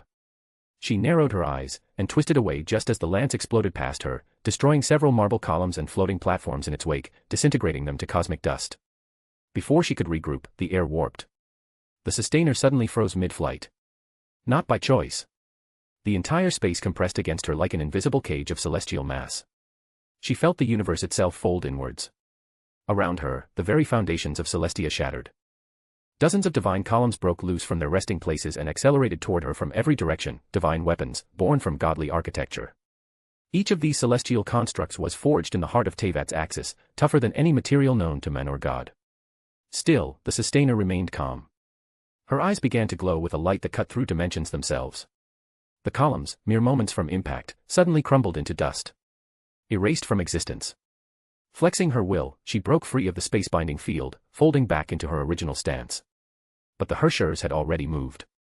Around the sustainer, thousands of glowing dimensional rifts opened, ring after ring, layered upon themselves like the petals of a cosmic lotus. From each, a surge of raw, primal energy shot forth, violet, gold, black, reality-warping heat and pressure so intense the void warped and wept from their presence. Entire patches of space buckled. Gravitational constants failed. The divine sky of Celestia cracked with each blast. The sustainer answered, her own cubes flaring to life in concentric rings, intercepting the barrage in a symmetrical counterattack. Boom. Boom. Krayam. The heavens detonated. Celestia, the realm of gods, became a maelstrom of destruction. Shockwaves turned entire floating districts to rubble. Melted stone, vaporized crystal, ruined sanctuaries of the divine, all bore the scars of their conflict. Any archon, any lesser god, any mortal, would have been annihilated 1,000 times over in the crossfire. Yet amid this chaos, Sustainer stood unscathed, until... Crack! A single cube broke apart. The Sustainer's eyes flicked. Shein. She shifted, barely. A spear shot past her cheek. A fine red line traced her skin, the first mark. Hidden within the barrage, one of the Hersher's spears. Crack! Crack! More cubes broke. More spears tore toward her through the debris and molten ruin. This time, the Sustainer didn't stay. A rift opened behind her, she vanished into it, and the spears collided with nothing but collapsing air. From afar, the Hershers watched, her eyes emotionless as dust, debris, and light veiled everything in front of her. To the naked eye, nothing could be seen. But she was not relying on sight. Suddenly, a portal behind her. A hand reached out. Slap. Her own hand met it in the same breath. She turned her head for the first time in ages. A cube was left behind, it glowed. Boom. A singularity-level explosion tore through the skies. Celestia shook. The foundations, ancient, eternal, trembled like leaves in a storm. The sustainer reappeared from her portal, face neutral. She waved her hand once, and the smoke dispersed instantly, parted by an invisible force. But the Hersher's was no longer there. Her gaze shifted, and she spotted her far in the distance. Sustainer of the heavenly principles, teleportation. But there was no spatial fluctuation, nothing. The sustainer narrowed her eyes. Unlike her portals, Hersher's seemed to phase through space itself, instantaneous and traceless. Sustainer of heavenly principles, that could be troublesome. Snap. The sustainer's fingers echoed through the dead sky. Whum. Suddenly, all space in the region locked. The universe froze, even time seemed to halt for a nanosecond. A dimensional cage surrounded the battlefield, suppressing spatial manipulation entirely. The Hersher's eyes narrowed. Snap. She retaliated in kind, adding her own layer of spatial lockdown over the first. Space became iron. Not even gods could move within it freely. If an archon were caught inside, they would remain frozen forever. Yet both Sustainer and Hersher's moved. Because they transcended such laws. No longer able to teleport, the Hersher's raised her hand, her spears unraveled into streams of dark ribbons, each writhing with entropy. The Sustainer created new cubes, rotating, sharpening, and launched her own barrage. Shink. Whir. Crack. Ribbons and cubes collided in a dazzling ballet of divine weaponry. But neither combatant flinched. They danced through the hailstorm, not just dodging but predicting. Every move was made with omniscient awareness, reflexes carved from battles that spanned galaxies. The battle continues. Months later. Celestia, the once mythical domain that loomed in the skies, was no longer recognizable. Its golden spires and pristine sanctuaries lay in ruins. Islands drifted aimlessly, torn free from their anchors. The stars above were dim, the very firmament scarred by power no world was meant to contain. And still, above the wreckage floated two figures, unbowed, unbloodied, unshaken. The Sustainer of the heavenly principles. The Hershers of the void. They had been fighting for months. Countless strikes exchanged. Unending loops of destruction and rebirth. Battles that could decimate star systems, all for the smallest tactical edge. Yet neither was harmed. Neither was even breathing heavily. Such was their level. Finally, the Sustainer spoke, her voice calm, ancient, resonant. Sustainer of the heavenly principles, do you still intend to continue? The Hershers didn't reply. She stared, silent. Cold. Then, light. A portal of pure light exploded in front of the Sustainer. Her form tensed, preparing. But when the glow faded, her pupils contracted.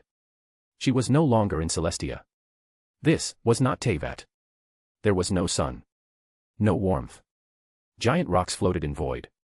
Even Celestia here was twisted, a cathedral of stone and desolation. The Sustainer's voice, quiet but grim. Sustainer of the heavenly principles, a domain. To be more precise, an imaginary dimension. The Hersher's creation. A false reality under her absolute control. In here, the laws of time and space bent to her will. Even existence itself could be erased with a thought. The Sustainer understood instantly, the spatial lock from earlier had been weakened by their prolonged battle. The Hershers had been waiting for the moment to strike. The moment to drag her here. Still, no time to dwell. Cubes of warped space and drills of void light surged toward her. The Sustainer raised her hands, divine cubes answered. She prepared to retaliate. However, the Hershers was no longer here. In truth, she had already left the domain seconds after the Sustainer entered. And then, in an act that would terrify even gods, she crushed her own world. The imaginary dimension, her weapon, her home, shattered. From the outside, a star ignited. From the inside, the Sustainer felt something worse than pain. A singularity of collapse swallowed everything. While the stars above burned in agony, while dimensions folded and tore as the Sustainer of heavenly principles clashed in an all-consuming war with the Hershers of the void, far below the cataclysm, Premis stood motionless. He did not look up. Instead, he stared through the world, through Teyvat, through time, through fate, as though all of it were nothing but fog on glass. A storm of divinities raged across the sky, where every second birthed a new apocalypse. Star-level detonations ruptured the atmosphere, breaking the firmament like glass under pressure.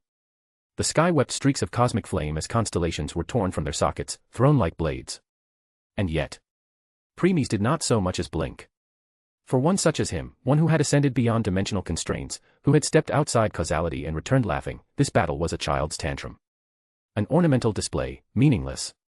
Behind him stood Ace, her silver gaze resting on the fractured skyline, her posture poised like a blade unsheathed yet patient.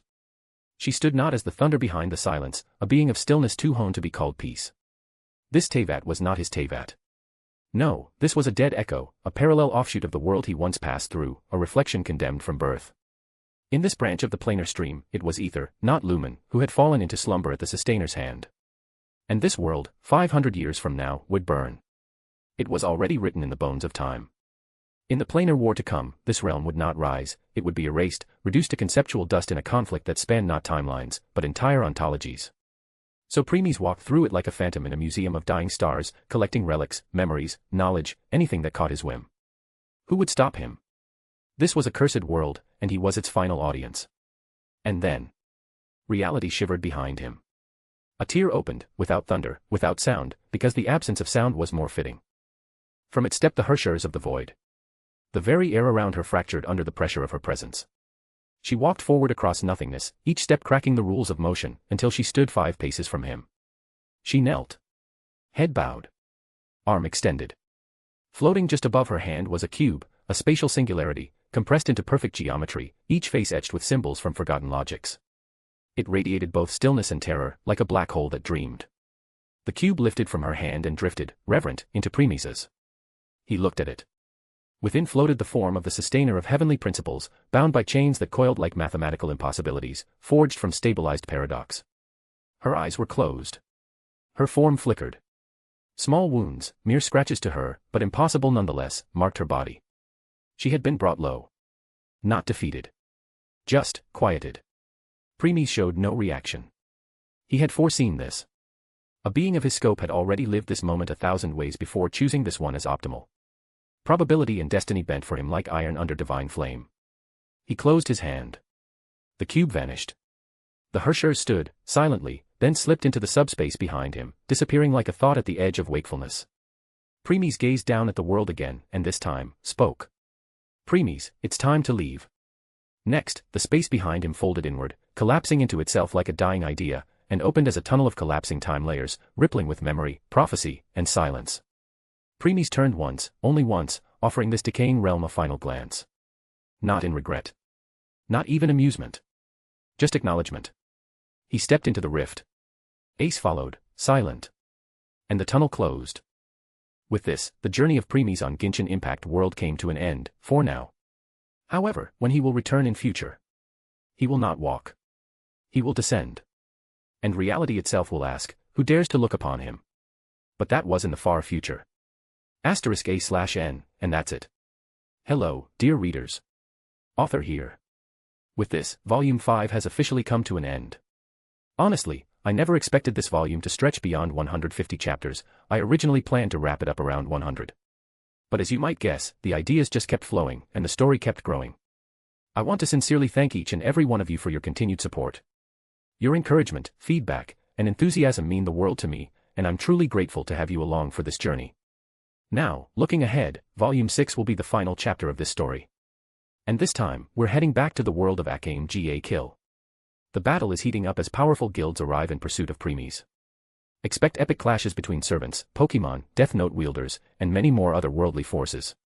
Exciting things are coming, so stay tuned. Thank you once again.